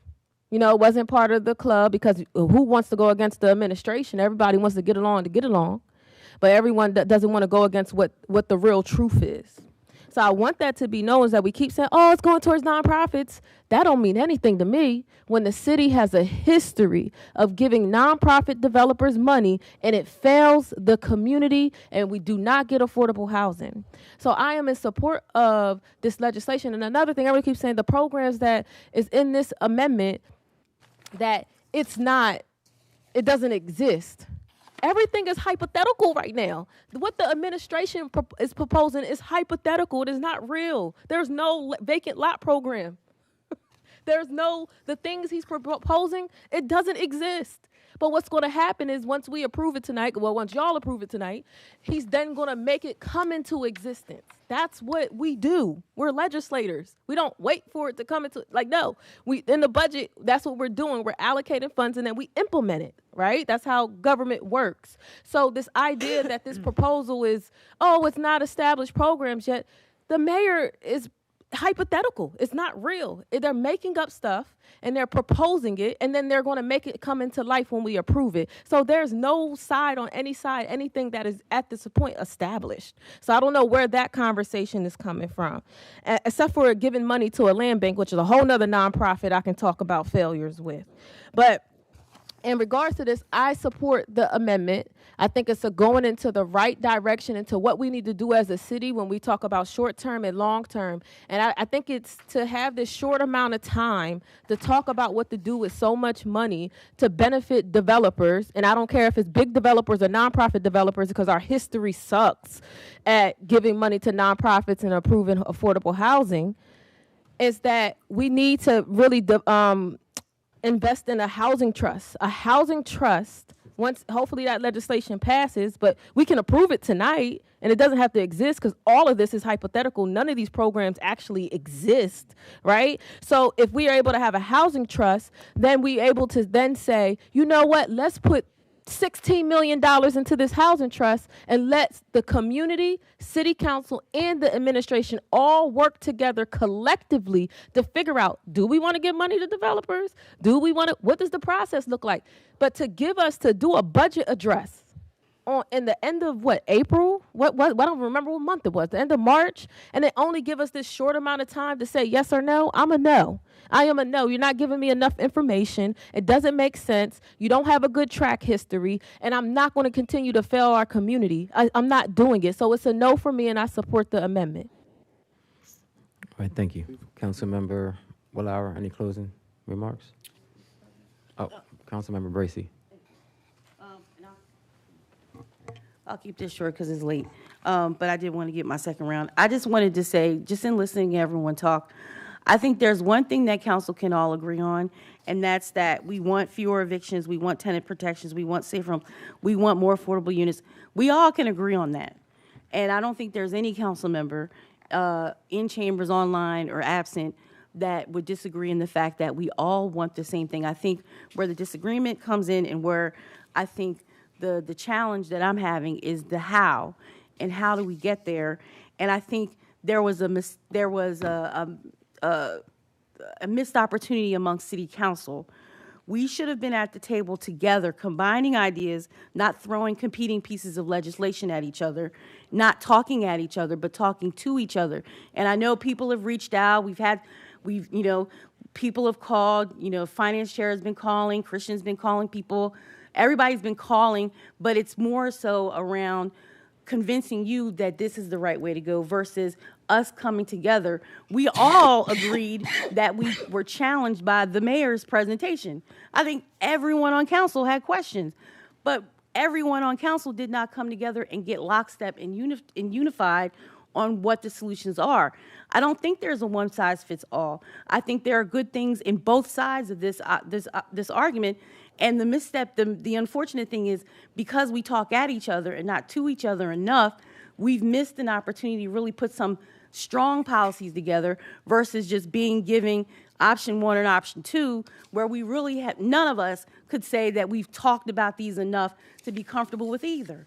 So I think that this is a lesson to us moving forward, that when we are in these situations and we're in the budget season, that we take it more seriously and that we actually do the work and the research, and then we talk to each other. And then if we're going to do something like Mr. President said, where we're going to be transformative and we're going to actually make real change in this city, that we actually have a plan on what that looks like. Not 3 people over here have a plan and 4 people over here have a plan, and then 2 people don't even know what's going on. We have that. This is our job. We got hired to do this, to represent our city. And what I'm seeing right now is a couple people over here thinking this is how we do it, and a couple people over here thinking that's how we do it. And none of us are actually doing anything. So I am not in support of this amendment. I will be voting for the budget. However, I don't want to see this conversation, and I think we really have some work to do to really get to how we help our communities now in a sustainable way that actually doesn't rob, that actually can continue and not be false hope to all of these people that came and gave public comment, knowing good and well that we can't afford to keep this up. We can't afford, we are passing a budget today that's going to take out of the reserves just to balance the budget, which means we don't have enough revenue coming into this city to address the expenses. And we're arguing over this when we have a bigger problem that we need to fix. So I hope that council keeps the same energy and the same passion. And if we want to do something, let's come together. Let's stop with this, I don't agree with you, you don't agree with me, you're progressive, I'm concerned. What? Who cares? Let's do what we were hired to do, which is serve this city. Thank you. Councilmember Willauer. Thank you, Mr. President.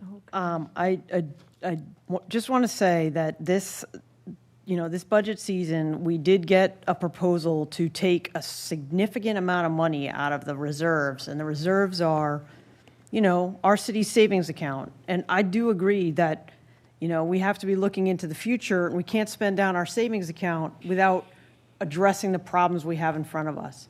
So, you know, I disagree that we haven't had time to talk about this. We had a committee meeting of the whole where all these ideas were presented. We've had we've had council meetings where council, you know, seat up. We talked about all these programs that council members are proposing. All these proposals that are in the amendment are legislation that's been discussed by council. Like, our council has been working together to put together some programs that are going to provide immediate assistance to residents who need it. Are we going to be able to do the same thing next year? We don't know. But we do know we could do it this year. And people are saying, we got to keep people in their homes. We got to help people. We got to make sure people are stable. But putting $250,000 towards emergency rental assistance, assistance with security deposit and first month's rent, and eviction prevention, that is not enough money for the need that we know is out here. So, you know, we're probably not going to come to an agreement. Like, we're not going to convince each other tonight, but this is important. I haven't been talking about developers because I have anything against developers. Developers, you know, they develop housing. But what my point has been with this budget is we are taking taxpayer dollars to put together a program that is primarily about development. And we can't do that. We can't only focus on development and only focus on developers. We have to focus on the residents of Wilmington who, like, quite frankly, need our help. And so that's why this amendment puts in $2.5 million of like direct assistance for the city, for city residents. So, you know, I guess, you know, those are my closing comments. I'm hoping that council members will see this as an opportunity to do something powerful for the people who sent us here. And I guess I'm ready to call for the roll. All right, thank you. Clerk, please call for the roll. We're voting on the amendment. Councilman Owens? Yes. Councilwoman Darby? Yes. Councilwoman Oliver? No. Councilwoman Harley? No. Councilwoman Willauer? Yes. Councilwoman McCoy? No. Councilman Johnson? No. Councilman Field? Yes. Councilwoman Bracy? No. Councilwoman Cabrera? No. Councilman Hackett? Yes. Councilman Spadola? No. President Congo? Yes. 6 yeas, 7 nays. Declare defeated. Councilmember Harley. Do you have any? No, we can call for the vote. I have my hand up. Oh, sorry. Councilmember Kobe. Oh. Yes. Mr. President, I would like to make a motion for a floor amendment at this time. Second. This floor amendment would amend the fiscal year 2027 annual operating budget to increase the authorized or decrease the authorization of the fund balance transfer to the tax stabilization reserve portion to the general funds balance to the neighborhood stabilization fund from $11,800,500 to $13,100,000 by changing the allocation of such transfer set forth below.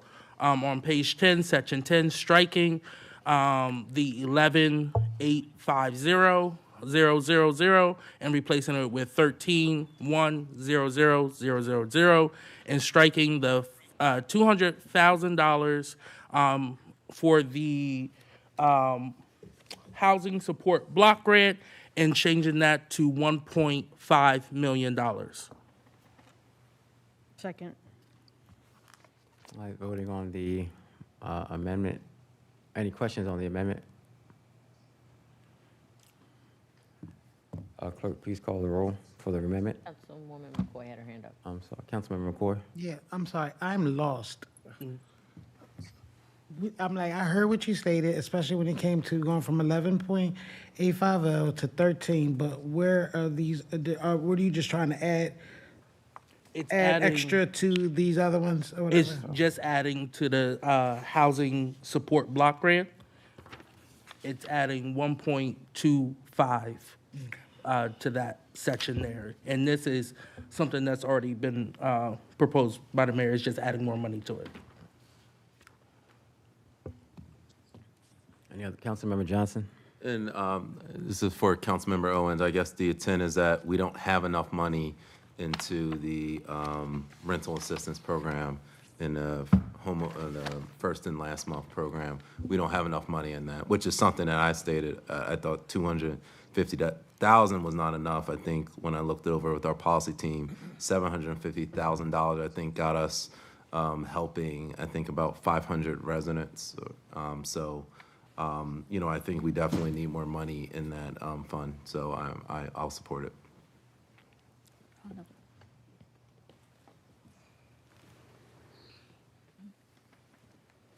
Councilmember Darby? Yes, I'm definitely in support of this. If we can give whatever amount we about to give to a whole bunch of developers, and I don't care if they're big developers or nonprofit developers, because our history isn't well, even with nonprofit affordable developers. I think this is the least we can do, is put this amount of money into this housing block grant so that we can do the other programs to help people in the short term now. So I'm definitely in support. Councilmember Hackett? Yeah, and I just want to first thank you, President.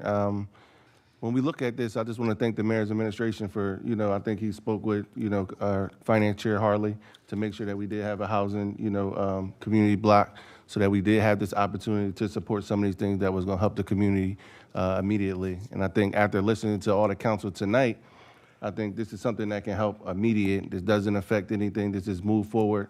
And once again, if we can continue to take out, I heard a lot of people talk about we in the deficit and we're taking a lot of money out. But we got an opportunity to help people right now. And that's just the biggest thing for me. We could sit in 5 years, wait for people to build houses. But today, people are written in our community and need our support. Obviously, the mayor heard our crying. He heard us talking. So he added it to the budget. This right here just add more money so that we can continue to support more residents. That's all that is today. All right, roll call on the amendment. Chair, I just want to can we just repeat that amendment, the floor amendment again? Yes. I think you mentioned it should be like on line 2, to strike the 11,850,000 and insert that with 13,100,000, and then the line 4 strike the 8,400,000 and insert with 9,960,000, correct? Because you want to increase it to a total of now. No, this is going towards the housing support block grant. Right, but you have to increase Yes. all of those lines. So line 4, then also line 6, to strike the 250,000 for the housing support block grant, and to change that to the 1,250,000. Yes. That's the thing, and we'll have that for the clerk. I just wanted to clarify. Yes, and it should say increase, not decrease. I can't remember which one I said. Just say increase. Increase, yeah. Councilmember Harley? I need, Marshall, can you repeat that again, what they're trying to do? As far as Oh, yeah, sure. what line items?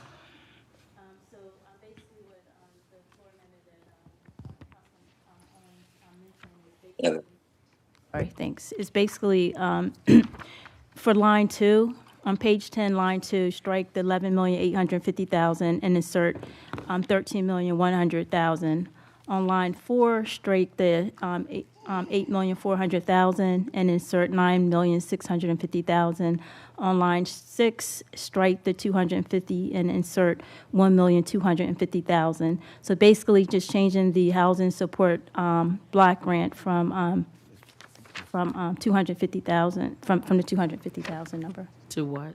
to 1,250,000. 1,000,005. I'm sorry, 1,500,000.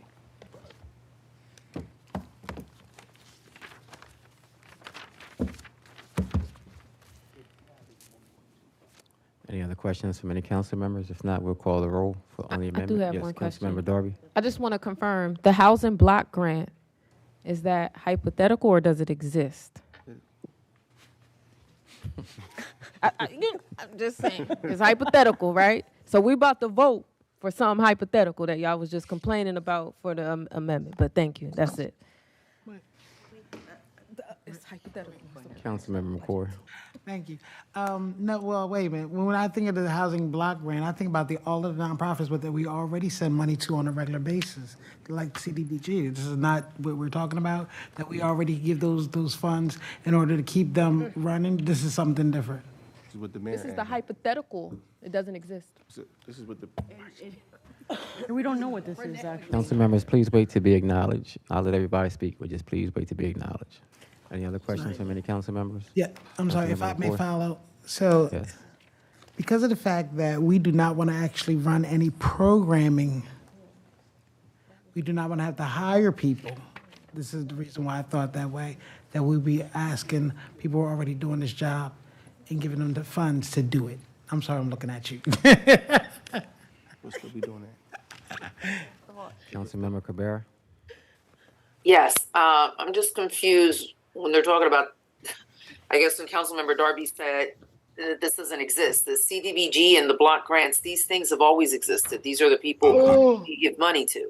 What we're doing now is saying that we would increase the monies that we're giving them to be used for the rental assistance, for the eviction, for the down payment, all those things that were in that amendment that we wanted to do. So the amendment didn't pass, but now what we're saying is we're going to put the same amount of money and increase the block grant funding that we basically have already allotted money out of the budget for that.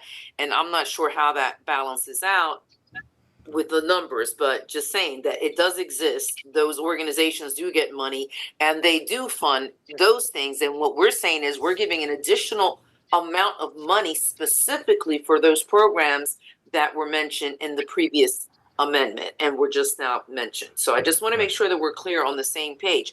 We're going from whatever the $100,000 is or whatever we said we were giving in terms of that block grant and increasing it to 1.2 million. Thank you. Correct. All right, thank you. Councilmember Willauer? Thank you, Mr. President. Yeah, I would have to agree. There's a little bit of confusion over about what that housing support block grant means.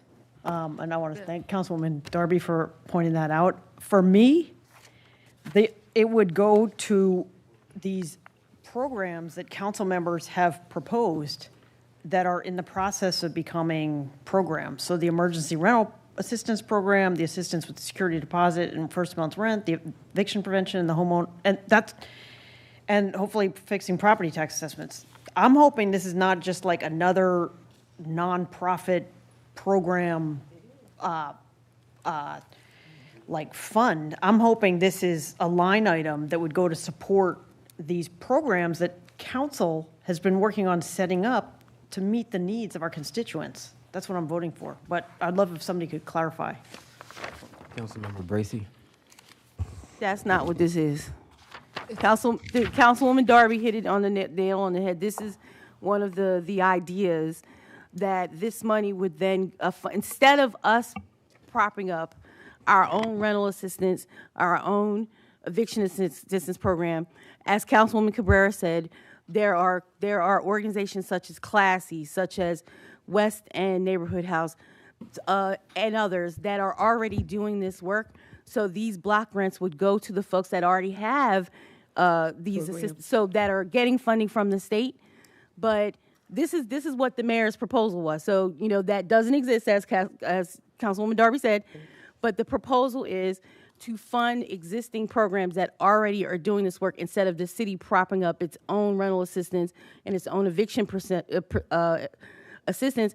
We would just use the infrastructures that are already in place and fund them for city residents.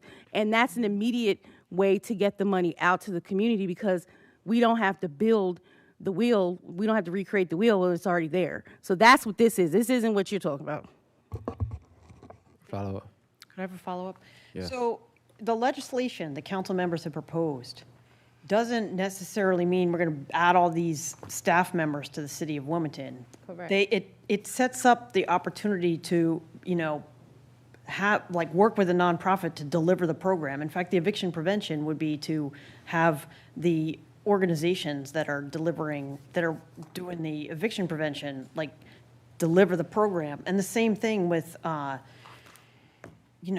some of the other programs. So I just think that we should really focus on funding the legislation that council members have been working on, because that's why we've been working on this legislation, is because we hear from our people that these things are important and that we shouldn't just like create all this legislation and not fund it and fund like something else. Like, we're trying to create programs here that meet the needs that people here have been coming up and talking about. And so I'm hoping that we can fund that with that line item. Councilmember Hackett. No, go ahead. Councilmember Owens, any comments on the amendment? Yeah, thank you, Council President. In closing, I just want to say that I think we've had a robust discussion about this. I think, you know, like my council colleague behind me, I've had to take my jacket off. It's hot in here, y'all. But I think Councilwoman Bracey's absolutely correct that the conversation needs to continue and be ongoing as we go through with this. And I think overall that this is a way to really make sure that we're helping everyone in the short term and in the long term. And hopefully we can really do some good for our city. But with that, we can call. All right, so we're going to take a vote on the amendment presented by Councilmember Owens. Councilman Owens. Yes. Councilwoman Darby. Yes. Councilwoman Oliver. No. Councilwoman Harley. No. Councilwoman Willauer. Yes. Councilwoman McCoy. No. Councilman Johnson. Yes. Councilman Field. No. Councilwoman Bracey. Yes. Councilwoman Cabrera. No. Councilman Hackett. Yes. Councilman Spadola. No. President Congo. Yes. 7 yeas and 6 nays. Declared adopted. Councilmember Harley. Okay. So can we take the vote for ordinance 26-025? I already shared on the question. 1 second.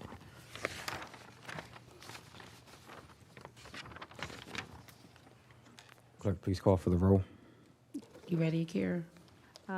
Yes. Okay, so this is substitute 1 to ordinance number 26-025 as amended. Excuse me, Mr. President. Yes. I mean, it's been a lot of amendments. A lot of this. This is back to Councilman Harley's piece of legislation. Am I right or wrong? Yes, you're correct. Okay, I'm sorry. I'm just marking stuff up. I wanted to make sure. Thank you. All right, thank you. Councilman Owens. Yes. Councilwoman Darby. Present. Councilwoman Oliver. Yes. Councilwoman Harley. Yes. Councilwoman Willauer. Yes. Councilwoman McCoy. Yes. Councilman Johnson. Yes. Councilman Field. Yes. Councilwoman Bracey. Yes. Councilwoman Cabrera. Yes. Councilman Hackett. Yes. Councilman Spadola. Yes. President Congo. No.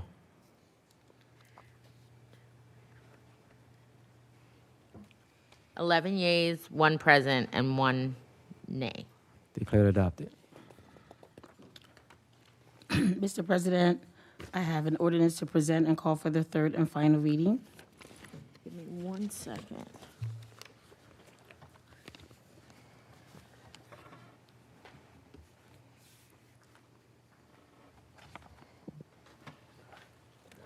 Ordinance number 26-026, agenda number 0207, an ordinance to amend Chapter 45 of the City Code regarding water system rates and charges, water rates and charges, and stormwater rates and charges for fiscal year 2027. Mr. President, I have a substitute to present in lieu of that ordinance. Substitute number 1 to ordinance number 26-026, agenda number 0207, revision 1, an ordinance to amend Chapter 45 of the City Code regarding water sewer system rates and charges, water rates and charges, and stormwater rates and charges for fiscal year 2027. Mr. President, I move that it be known as the enacting clause of the substitute ordinance and call for a yea and nay vote. Second. It's been properly moved in second. That be known as the enacting clause of the substitute ordinance and called for a yea or nay vote on the question. Yes, Mr. President, this substitute ordinance enacts new water, sewer, and stormwater rates and charges for fiscal year 2027 July 1, 2026 through June 30th, 2027. The rates and charges for water, sewer, and stormwater services in fiscal year 2027 will increase by 7% from the rates and charges in fiscal year 2026, July 1, 2025 through June 30th, 2026. Seeing no hands raised, clerk, please call for the roll.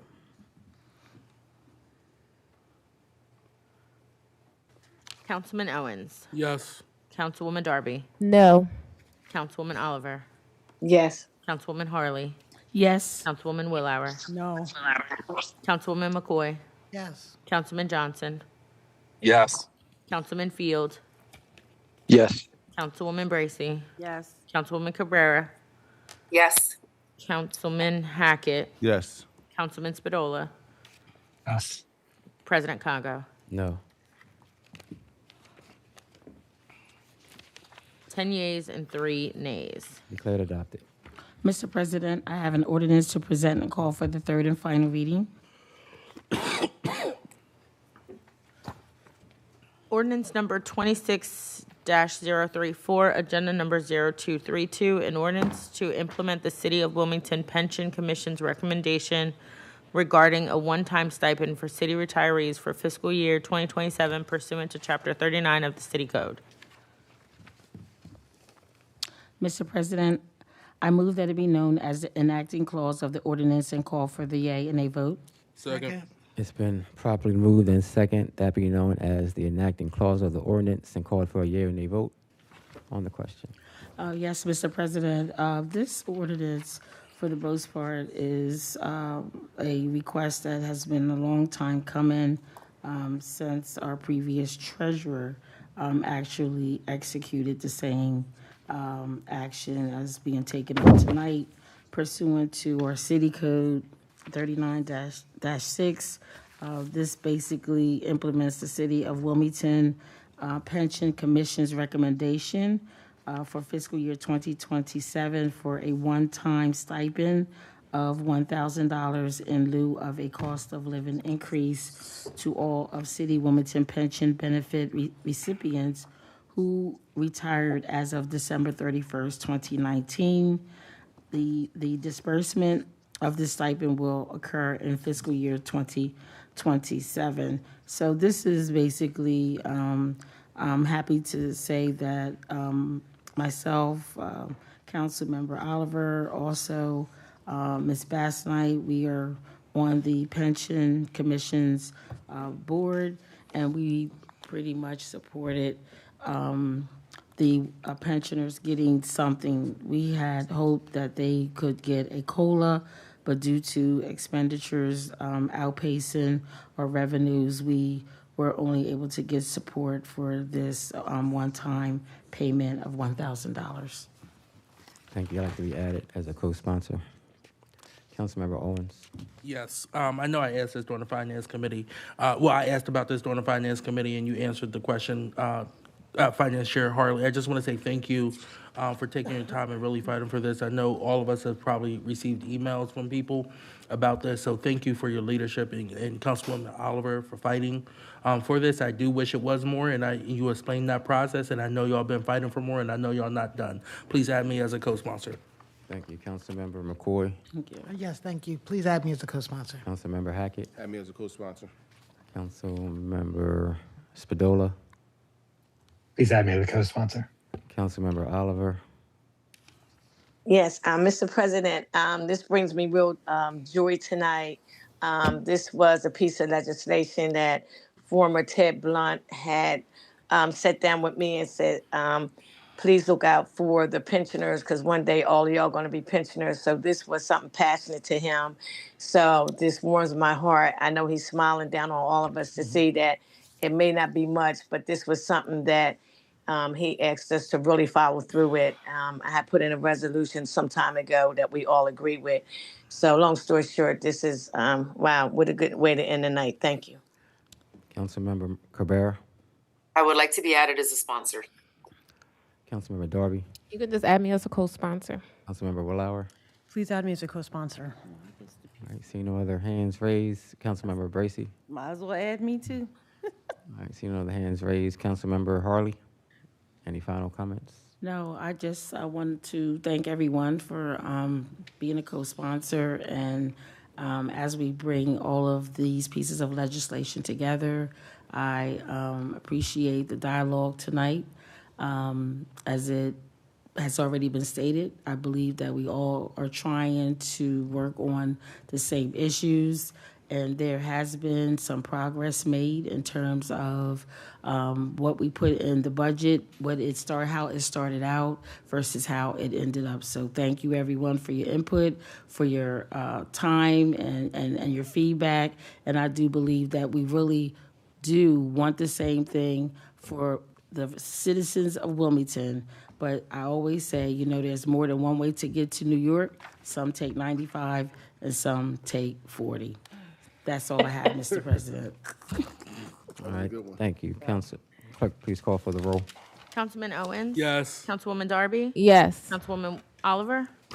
Yes. Councilwoman Harley? Yes. Councilwoman Willauer? Yes. Councilwoman McCoy? Yes. Councilman Johnson? Yes. Councilman Field? Yes. Councilwoman Bracy? Yes. Councilwoman Cabrera? Yes. Councilman Hackett? Yes. Yes. Councilman Oops, sorry. Bedolla? My fault. I'm just trying to Yes. be like him. President Congo? Getting sleepy. Yes. 13 yeas. Declared adopted. Councilmember Hackett. Mr. President, I have an ordinance to present and call for the first and second reading. One more, calm down. It's the first and second. Ordinance number 26-036, agenda number 0239, an ordinance to amend Chapter 2 of the City Code to create a Charter Advisory Board. First reading of the ordinance. An ordinance to amend Chapter 2 of the City Code to create a Charter Advisory Board. Second reading of the ordinance. Mr. President, I move that it be known as the first and second reading of the ordinance and referred to the Intergovernmental Committee. Second. It's been properly moved and second, that be known as the first and second reading of the ordinance and referred to the Intergovernmental Committee. Petitions and Communications, Councilmember Owens. Yes, on June 13th, we have a yard sale in the 1st District between Market Street and Washington Street, 33rd and 42nd. And also, I just want to say congratulations to Keelan, who was elected the chair of the Wilmington City Council Youth Advisory Council, and she's also a 1st District resident. Thank you, Councilmember Darby. Nothing for tonight. Thank you, Councilmember Oliver.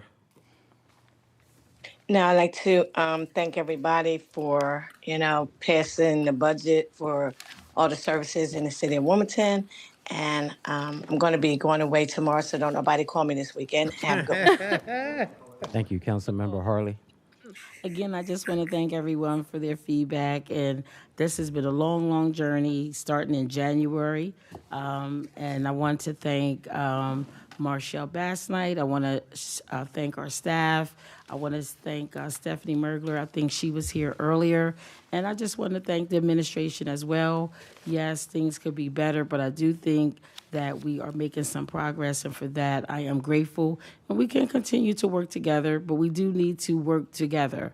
And again, I appreciate all the comments, especially the comments that Vice Chair Bracy had to say tonight in terms of how we need to be more collaborative and instead of throwing and talking at each other, and get together and talk with each other. That's all I have, Mr. President. Thank you, Councilmember Willauer. Nothing tonight, Mr. President. Thank you, Councilmember McCoy.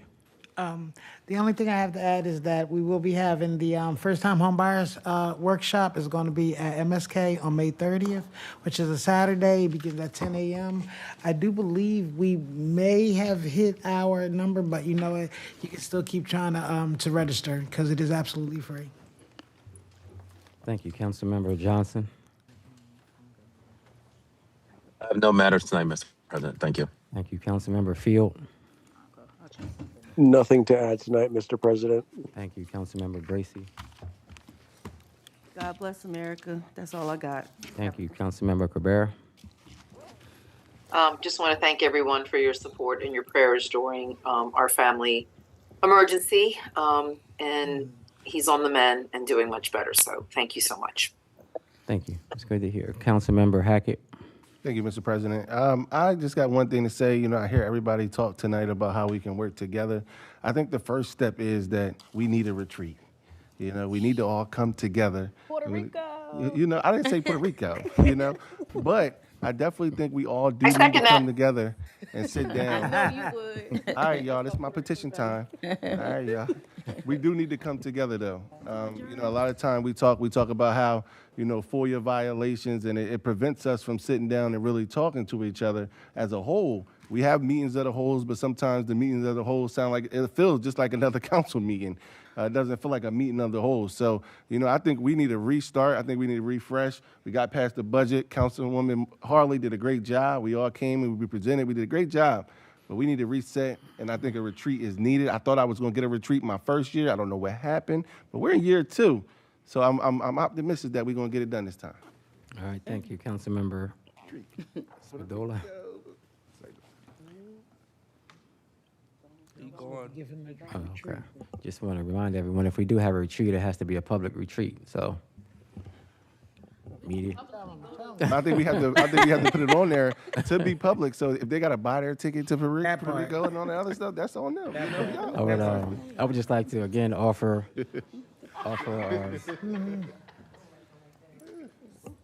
again, before we close out, just want to offer our condolences to the family of former Mayor Mike Brzezicki. That's a good one. And to just let them know that they are in our prayers. And again, Councilmember Cabrera, it's good to hear about Vinny, that he's doing a lot better. And with that, I will accept Motion to adjourn. Second. All in favor signify by saying Aye. Aye. Aye. Any opposed? Motion carried. Thank you, everyone.